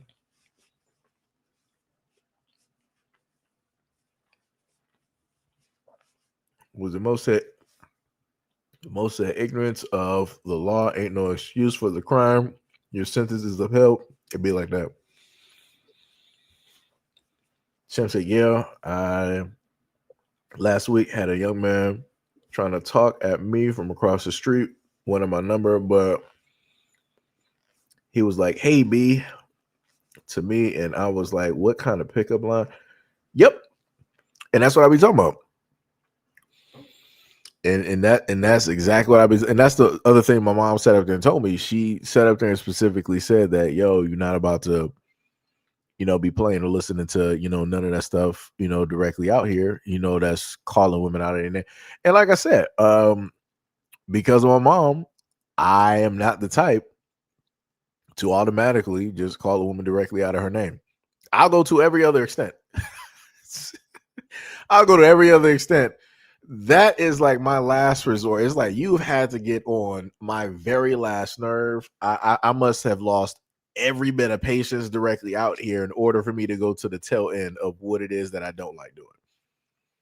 And that's what I even explained, to y'all on a lot of these live streams. It's rare few instances you'll sit up there and like see me referring to a woman like outside of whatever name that is specifically there, because I really do my best not to, because I'm like I don't really need to go that far unless like it's just like some stupid egregious like something that is just so abhorrent that I don't know. I don't know. But yeah, sorry that happened to you, Sham. I'm just very happy that. Shout out to the Power Rangers. Sorry that happened to you. But I'm just happy that everything went fine. It wasn't like some other, type of stuff where the dude was trying to talk to you and then he decided that, he wanted to try to like step that up to another level or some stuff like that. Because like I said, you got too many of these young dudes that want to do that because they don't know how to take an L. So, just be very, very careful. Tippy said, WTF, some dudes are filthy headed. Wow. Yeah. Yeah, they are. Sham said, I listened to Stain, Godsmack, Metallica, 3 Days of Grace. Yeah, 3 Days of Grace. Yep. Black Sabbath, Nirvana. Yep. White Zombie, and etc. Um, this woman, Gil. This woman, Gil. Let me tell you something.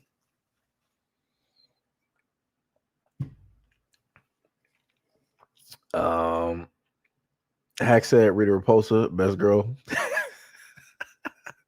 I'm actually shocked that the mic picked it up because usually, depending on the loudness of it, it doesn't properly pick it up. And I'm using a whole different mic at this moment. Sham said, LOL, Gail, these young guys, rough. I don't want to be talked to like that. Yeah, like I said, young dudes be talking crazy. And again, that has to do with a lot of music and the stuff directly in the media because there's not like a good type of like indicator or a ruler out there to basically say like, all right, this is what is acceptable and this is what is not acceptable. This is why I also showcase videos to y'all before where you had women online sitting up here talking about like they don't want no guy coming up talking to them like all nice and all this other like, oh my god, like you got who is it, like the Sexy Reds and the Suki Hanas and stuff like that you got, some of the women out here who follow them. They sit up there and basically in a sense put the gold standard out there of how it is, or they dictate how it is that what is acceptable for a man to say and do. And a lot of them be saying like some crazy stuff and I'm like, you cannot be serious. I'm like, then you know what, it is what it is. Whatever they find acceptable, I'm like, I'm not fighting against that. I'm not even gonna fight to change that. I'm like, y'all got that. I'm like, whoever got that, y'all got that. I'm like, yo, that like your stuff that people be saying out here is wild. Wild. Tippy said, I listen to Ink Spots and I don't want to set the world on fire. I'm really an old soul.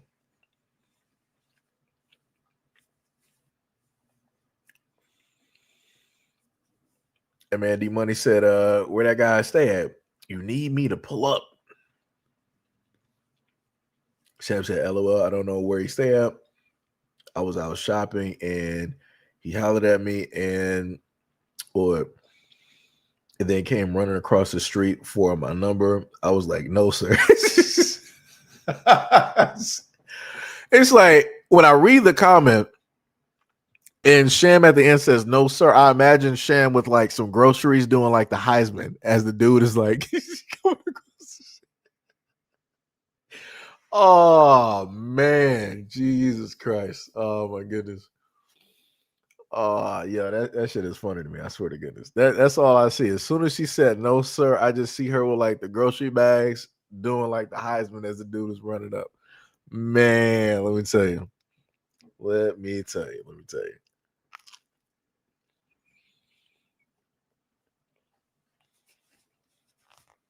Tippy said Mafia 2 put me on the 1940s best hits list. Matter of fact, Tippy, if you want to listen to some old music, download Fallout 76. Download Fallout 76 and play that. If you want to talk about like old music, like I like, old music as well, like dealing with like some 30s, 40s, type of deal, 20s, 30s, and 40s. Because it's like the tone and everything like that. But the crazy thing is, if you break down some of those songs back then, those songs were kind of dark. Some of them like talking about like nuclear bombs and all this other type of like some crazy stuff.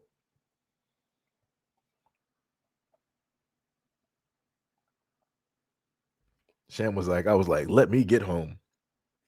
That's wild. Mm-mm-mm.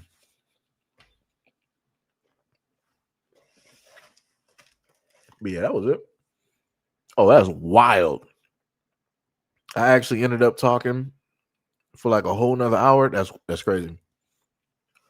Stream was supposed to be ended over 50 something minutes ago. And I'm still here. That's wild. Sham said, home is my sanctuary. I like being at home. Bars. Tippy said, I am sorry at Sham. But yeah. But like I said, yeah, Sham, we're gonna have to get you like like some Batman tasers, or something like that.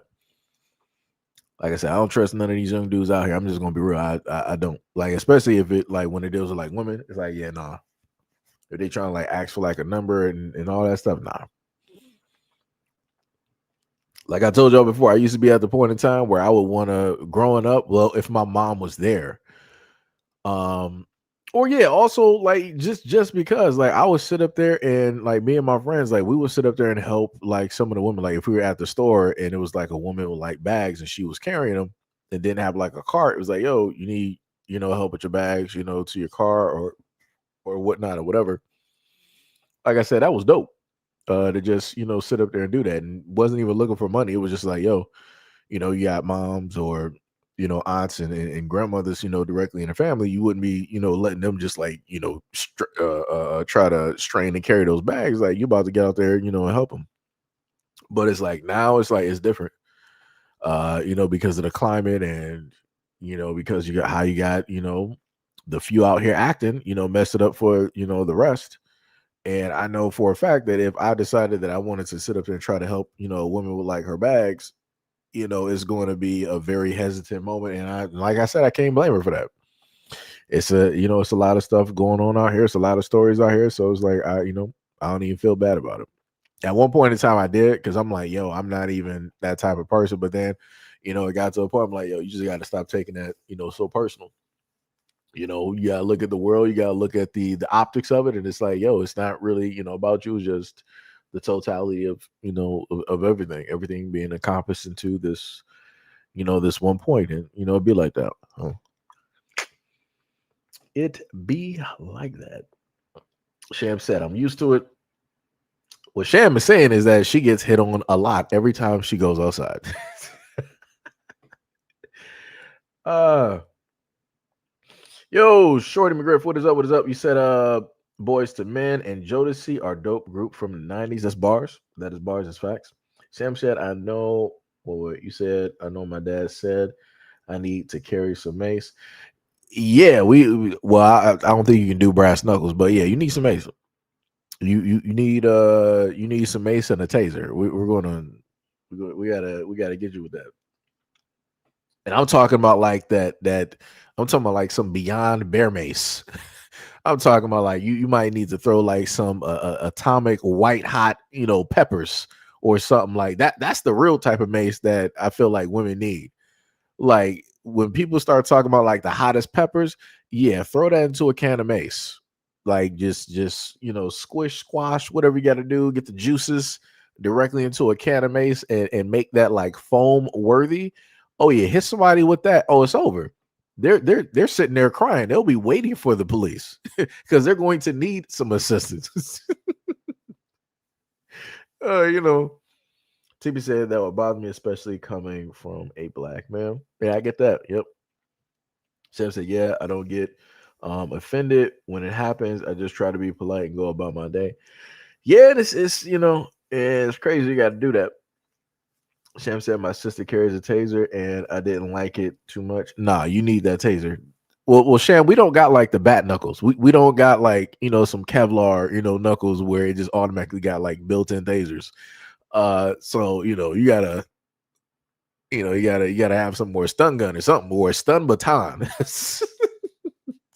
Rolling out here like a Mortal Kombat character. We gotta, start nunchucking people with them stun batons or something. Like, we gotta get something for you. Tibby said, I don't get caught cat called maybe because I look angry all the time. This woman, D Money said, Tippy, you should try cat calling men. I swear, like Tippy would be like saying some crazy stuff though. That's Tippy would just be saying some crazy stuff if she were to do it. Gail said your sister is smart. Shorty said the young guy tried to bully the sister for her number. That's terrible. Yeah. Yeah, it is. Third Eye said I actually own a pair of bat knuckles. LOL. I mean, I know they got them, but you know, certain things are illegal in certain states. Like, you know, everybody can't have like, you know, brass knuckles, you know, stuff like that. So you gotta, you know, figure out alternative ways to be able to do stuff. Right. So this is why you got some women, they wear, you know, spiked rings. So you might not be able to have brass knuckles, but if you got those spiked rings, you know, it'd be like that. You know, other types of, you know, like spiked jewelry, you know, things of that nature. Um, what was the third? I said a bladed edge bat knuckle too. Oh, that's dope. That is actually pretty dope. Actually pretty dope. Yeah, I wasn't trying to keep y'all here for like 4 hours. That was pretty much the duration of you know what it is that I had to cover because we already, you know, already got my food basically here. I've been slowly sitting up there like munching on that as I've been talking to y'all. What did Tippy say? Tippy said, "Nope, I'm not wired to approach men. I'm trying to be feminine." Oh my goodness! I swear, Tippy is hilarious. Tippy is hilarious. Swear to goodness. So let me see what we got so far. We actually live stream did pretty well. Did pretty well. We had a nice amount of people actually pull up to the scene. What's the average duration? All right, yeah, average duration is about what I expect. About what I expect. It's not bad. Technically, was it a lot on the other side? Let me see some. I don't think it would be. If I check it real quick, let me see.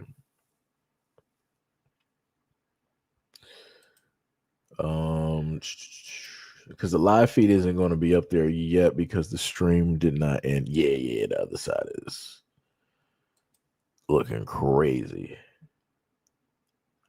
Funny enough, it seems like on the other channel, like, why did it have like that small little curve right there? It was like it hit that 0, then it went to 4, and then it started peaking up. All right, but yeah, it wasn't bad. It wasn't bad looking at it from both channels. Not bad at all. So yeah, much love, respect, and appreciation to any and all of the folks here. I will say for anybody that is on the original channel, which is the just the SEIJIHITO channel, make sure you just so happen to subscribe to SEIJIHITO the Second Coming so that you can be updated on any videos because I will have videos posted. Primarily at this time, the first channel that you're on, which is the original channel, SEIJIHITO channel, I've been primarily just doing live streams. So that's pretty much all you're going to see of recent videos. I think the last video that I've done was somewhere almost close to a year ago. Because I think it was like December of last year sometime. So yeah, we're almost encroaching on like a year since I've actually posted just a single video directly up there. Everything else other than videos has been live streams. Maybe even like one short that I might have thrown directly up there. But yeah, a lot of the videos that we had directly up here, I will have those in a shorter form content, so you don't have to try to scroll through and go through 4 hours of just me talking, in order to look at those videos and things of that nature. Sham said, "LOL, Tippy, don't lie, you be cat calling Ronan." Oh, you talking about you talking about wrestling? D Money said, "Cat calling man doesn't take away from your femininity." Gail said, "Tippy don't look so angry." Yeah, she don't. Third Eye said, "If a woman approaches me, I'm going to assume she has rabies." LOL, this man. Tippy said, "What should I say? Hi, you work out? Can I feel your arms?"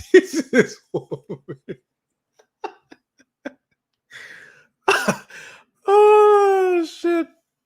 Oh my goodness. Tippy said my smirks look like a psychopath. The money said men are easy to approach. Even if they say no, they'll show you grace. Sham said, LOL, I wonder how it would be if women say damn shorty to a man. Um it would throw a lot of guys off. It would throw a lot of dudes off because they're not used to it. Now, I will sit up and tell you, you got a lot of dudes out here that'll be like, "Oh, you talking to me?" It's like, "Word, what's happening?" You will have dudes directly out there that are like, "Hey, you find something about me attractive? Hey, let's go on a date." Like I said, time is hard out here. Times is pretty tough out here. And the one thing that a lot of men do have an understanding of is taking L's. Because our whole lives we've been consistently going out there and asking, girls and women, hey, you interested? You got a boyfriend, you want to go on a date, da da da, can I get your number? And getting shot down, shot down, shot down, shot down. That tends to happen. But with that you learn and you get better and you start to grow that hardened shell where it's like, yo, getting shot down ain't even so bad. It's like, it could be worse. You just look on the brighter side of things because 99 times you'll get shot down, you just that one time, that's all that matters. All that matters is that one time. What is it? Sham said, no, I read that one. Tippy said it's Roman, LOL. Of course, Tippy is going to put the proper writing directly out there. Of course you will, Tippy. We know. Tippy said I should awkwardly wave at him. This woman, dear Lord, every time Tippy explains this stuff, I'm thinking like some 1940s and 50s, era type of thing. I'm like, Lord have mercy, Tippy. We're in modern age now. It's well, I don't know. You know what? The funniest thing is, I feel as though that it would be a little bit simpler to do that online. In a sense, this is why you got the whole thing deal with like game systems and whatnot because you got a variety of people directly out there. Nobody's really focused on how a person like looks or whatnot or whatever. Is focused on the person. It's focused on just getting to know that person, listening to the voice, and and stuff like that. So, yeah, because back in my days, when we used to have these phone chat lines, I used to really get some numbers back then. I was hot stuff, as they would say. The young kids. I had some moxie, some real gumption. Oh my goodness. Let me tell you. Third, I said I had a Mark Henry Big Bad called me shorty. I acted like I was Stevie Wonder.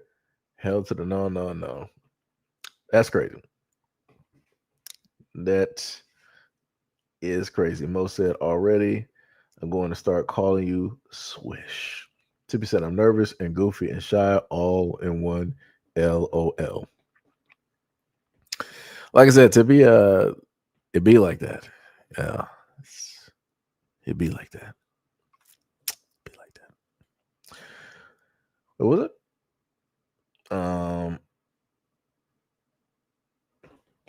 Yeah, that's facts. Looking at what Gail said, she said it's some that will appreciate that, and the ones that do are the ones for you. That is bars, 100% bars, straight bars, 100%. Gail does not miss, except for when Gail likes to say that I have a white wife. That's the moment in time that Gail be missing out here. I'm like, I don't know where that I don't know where that came from. I'm like, that is not the case. It's never been a case at all. Never been a case. Gail be Gail be really going after me on these streams. Let me tell you something. It's diabolical out here. Diabolical. Gail thought I forgot. Petridge Farm remembers. Yo, this man D Money was like, Seji, there's nothing wrong with having a white wife. For me, there is. I'm sorry. Like I said, I don't know what else to sit up and tell the people. That is just not my cup of tea. That's I'm sorry. I can't do that. Mm-mm. Not no. I done seen a variety of videos directly out here where people talking about how they just shower and bathe. Oh no. I'm not about to be raising nobody. Oh no. We're not about to be dancing with wolves out here. We're not doing that. Nope. Mm-mm. I'm so sorry. So sorry. Can't do it. Can't do it. It is nope. It's not in the cards for me. I'm sorry. Not in the cards. What did Gail say? Gail said, you know, I got to give you that work. Yeah, of course, Gail. Every single live stream, Gail be trying to just cut into me real quick. I'm like, wow, where did all this come from, Gail? Like, what did I do? D Money said, I bet she doesn't give you attitude. That's crazy work. That's crazy. You know what? Knowing my luck, I would end up around the same ones that I normally do stories on. No, thank you. I'm sorry. You know what? I value my life. I value my freedom. I am not about to end up on a postcard or in some swamp in New Orleans, or even in Florida. We ain't doing that. Mm-mm. No. We ain't doing that.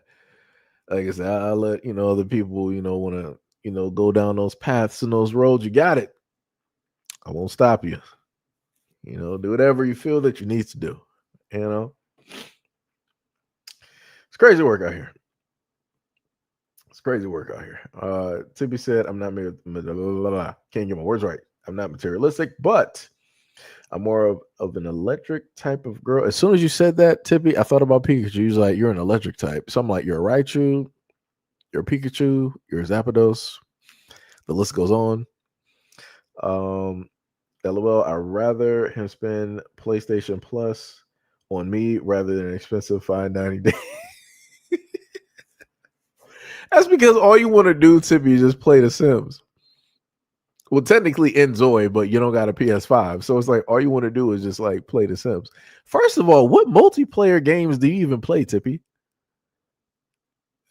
Like I know Sham, she plays online. And if Gail was even back into, consoles, I can potentially even see Gail online and she would just be like running her mouth, talking a whole bunch of mess directly out there. I can see that. I know we got Pink out there, more so with like the stories and stuff like that. We got Miss Anderson. She plays multiplayer. I want to say she is a PlayStation girl too. She has a PS5 and PC. She got PC, Mac, and PS5. Or I think not the Series X. I forgot which one though, but yeah. It's like I don't even wait. What did Timmy say? He said, take me to Mel's Diner or Nations. Huh? Crazy work. Gail up here laughing. This is diabolical. Let me tell you, be your own people. Be your own people out here. But yep, because I think because right now I think for PlayStation, I haven't had PS Plus in a while. It's probably been like a year plus. Because I think PS Plus per year is like $129. Woo! I mean, technically that's not that bad because dealing with Ultimate, I think I forgot what was I think Ultimate is like 300 or something. So it's like, yeah, it's right up there. It's right up there. It'd be like that though. Tippy Gail said my PlayStation is used for rewatching the original Color Purple. Dear God, that's the out of every movie, Gail. That's the only film that's what we doing. Jesus Christ, Gail. Oh my God, sweet mother in Christ, dear Lord. Timmy said Red Dead Redemption. I just downloaded that last night. I have Uncharted, but I will not buy PS Plus. I've been doing a solo boycott. Good lord. Timmy said it's not working. Timmy said all of y'all should follow me, but y'all gave in. D Money said, "Why the color purple?" Says you. Rabbit said, "You seen that picture of Erica Kirk and JD Vance? She looks like she's ready." Wait, I did see something on X real quick.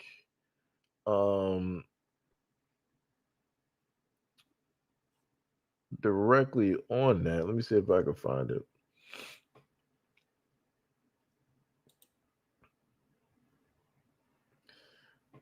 What's the let me see. Erica Kirk.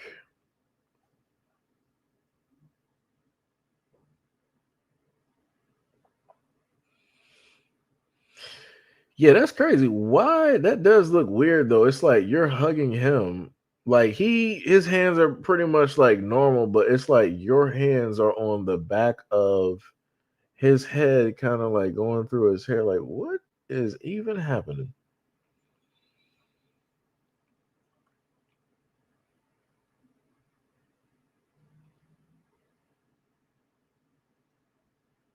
Yeah, that's wild.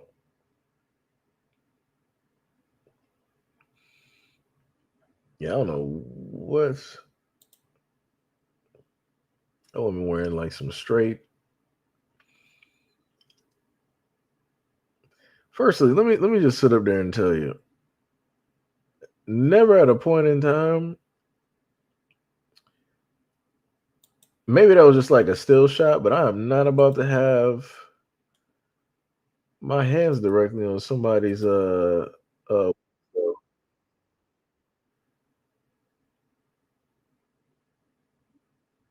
and especially like being married, like that's looking that shot looks wild.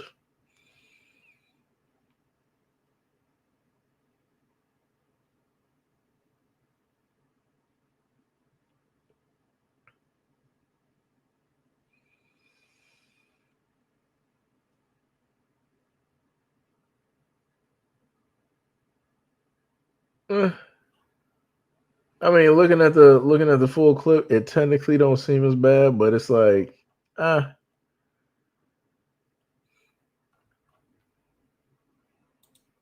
I don't know. For me, I'm just looking at it because I'm like, at the end of the day, somebody can just read something directly into this because you are married, so it's not going to look good directly on you at all. It's not gonna fare too well.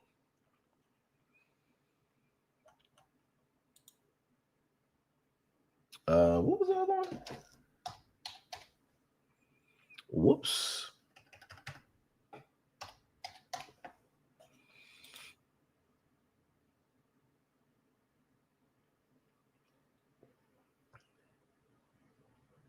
Is it what is it?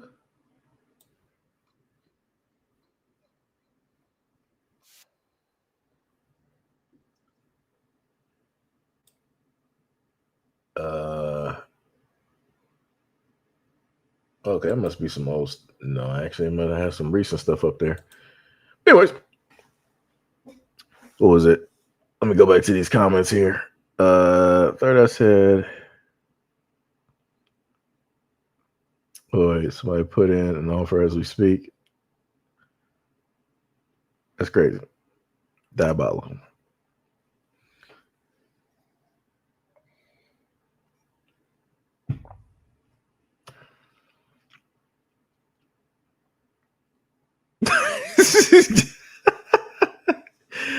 Gil was like, I told my daughter I watch it. She said, "Mama, why?"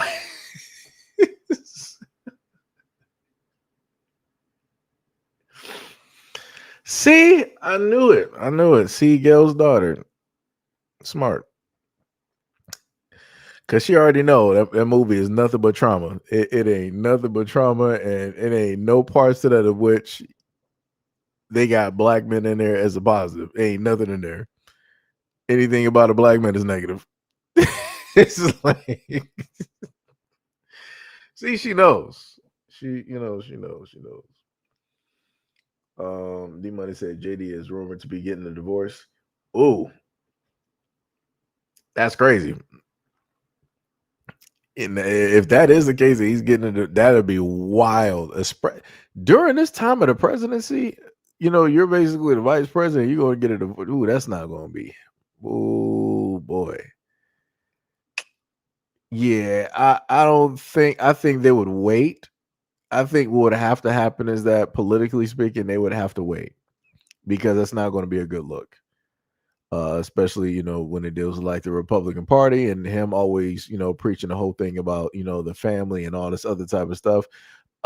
They would more than likely have to live separately or something like that. But then when it deals with the public eye, they're going to be directly out there like nothing ever happened, like nothing's wrong, like everything is okay, basically putting together a great lie. That's what they're going to have to do. There would be no way in the world at this moment in time that they will be able to go for a divorce right now. That would be highlighted all over. That wouldn't be a good look. That'd be all bad for them. D Money says, every woman that I know watches that regularly. Man, talking about some Seji room. It's crazy work. Hack put up a link. JD Vance divorce rumors surface after big marriage admission. What's true and what is not? Huh. Oh boy. Where there is smoke, there may be an inferno. That's diabolical. You said JD Vance divorce rumors surface as big marriage admission. What's true and what's not? D Money said, I think they're trying to set up JD/Kirk and Kamala Newsom for 2028. Lord have mercy. I mean, I can see that basically working because it would, you got a lot of people that be like, "Oh my God, Kirk's wife is, going to be the vice president. She's the best woman for the."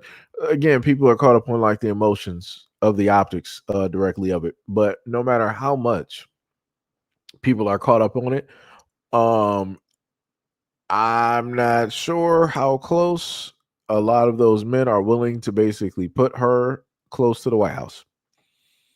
I'm not too sure directly of that because one of their main concerns would be the fact that if she were even potentially able to get that close and even have a shot, let's say like JD Vance does, win 2028, and then for whatever reason he got to step down, that would put Erica Kirk directly up there, and that is a single white woman up there that would be the face of the United States. That is not, like I said, they can feel whatever they want to sit up there and feel, have sympathy and empathy, but they are not about to allow that to happen. They are not going to allow technically that image to be at the forefront or what they think or what they're going to allow to think people are going to see America as. They're not going to do that. I can tell you that one. Third Eye said PS5 2028. Hack said the White House saw her as too ethnic.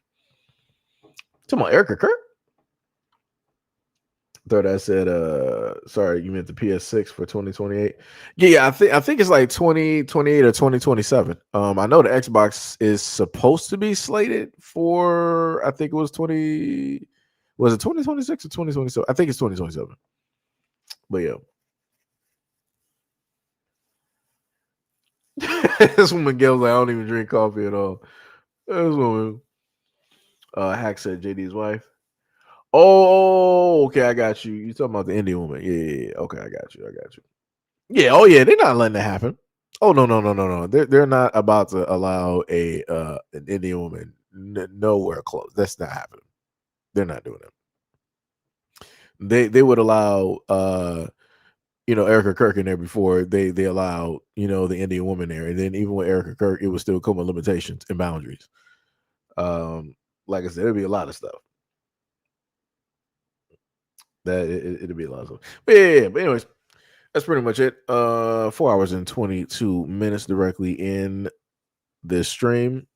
Much love, respect, and appreciation. Shout out to all of the folks that came directly by. Much respect, love, and appreciation to all of my moderators directly in the chat that are here every single day. Technically, I extended this live stream just a little bit longer because Tippy said she missed out, and she came in here late, so technically you were still part of the live stream, along with I think a few other people that came in late. So, it's all good.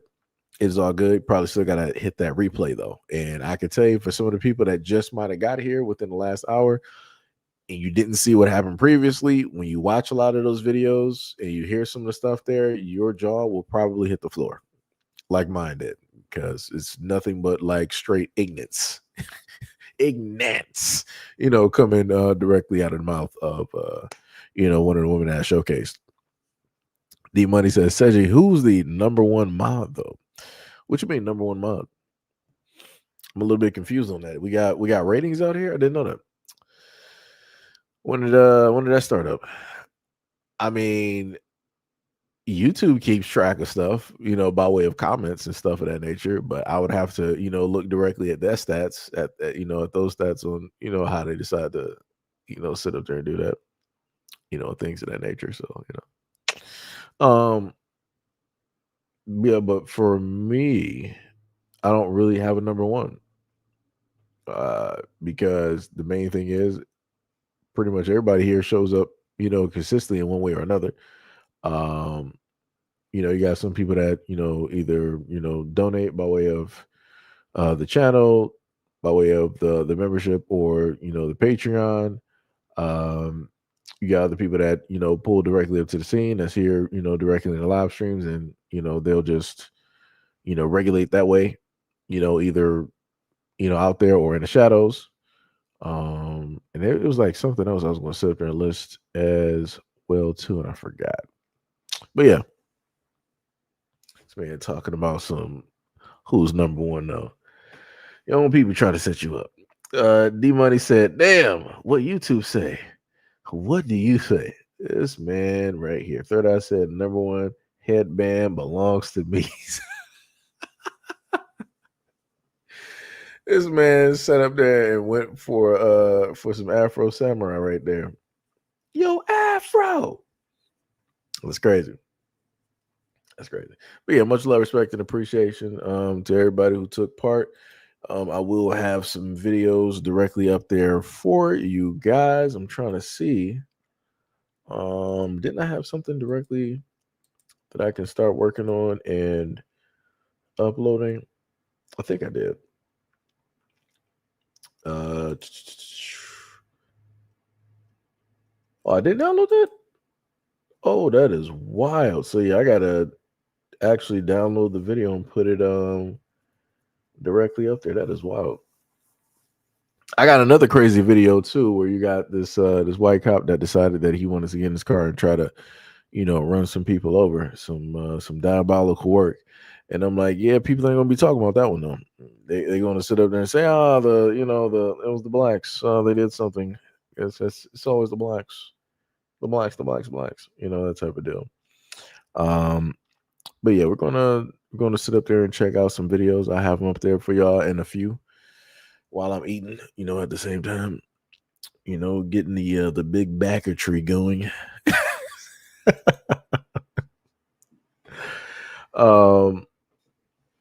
Wait, so brother, what?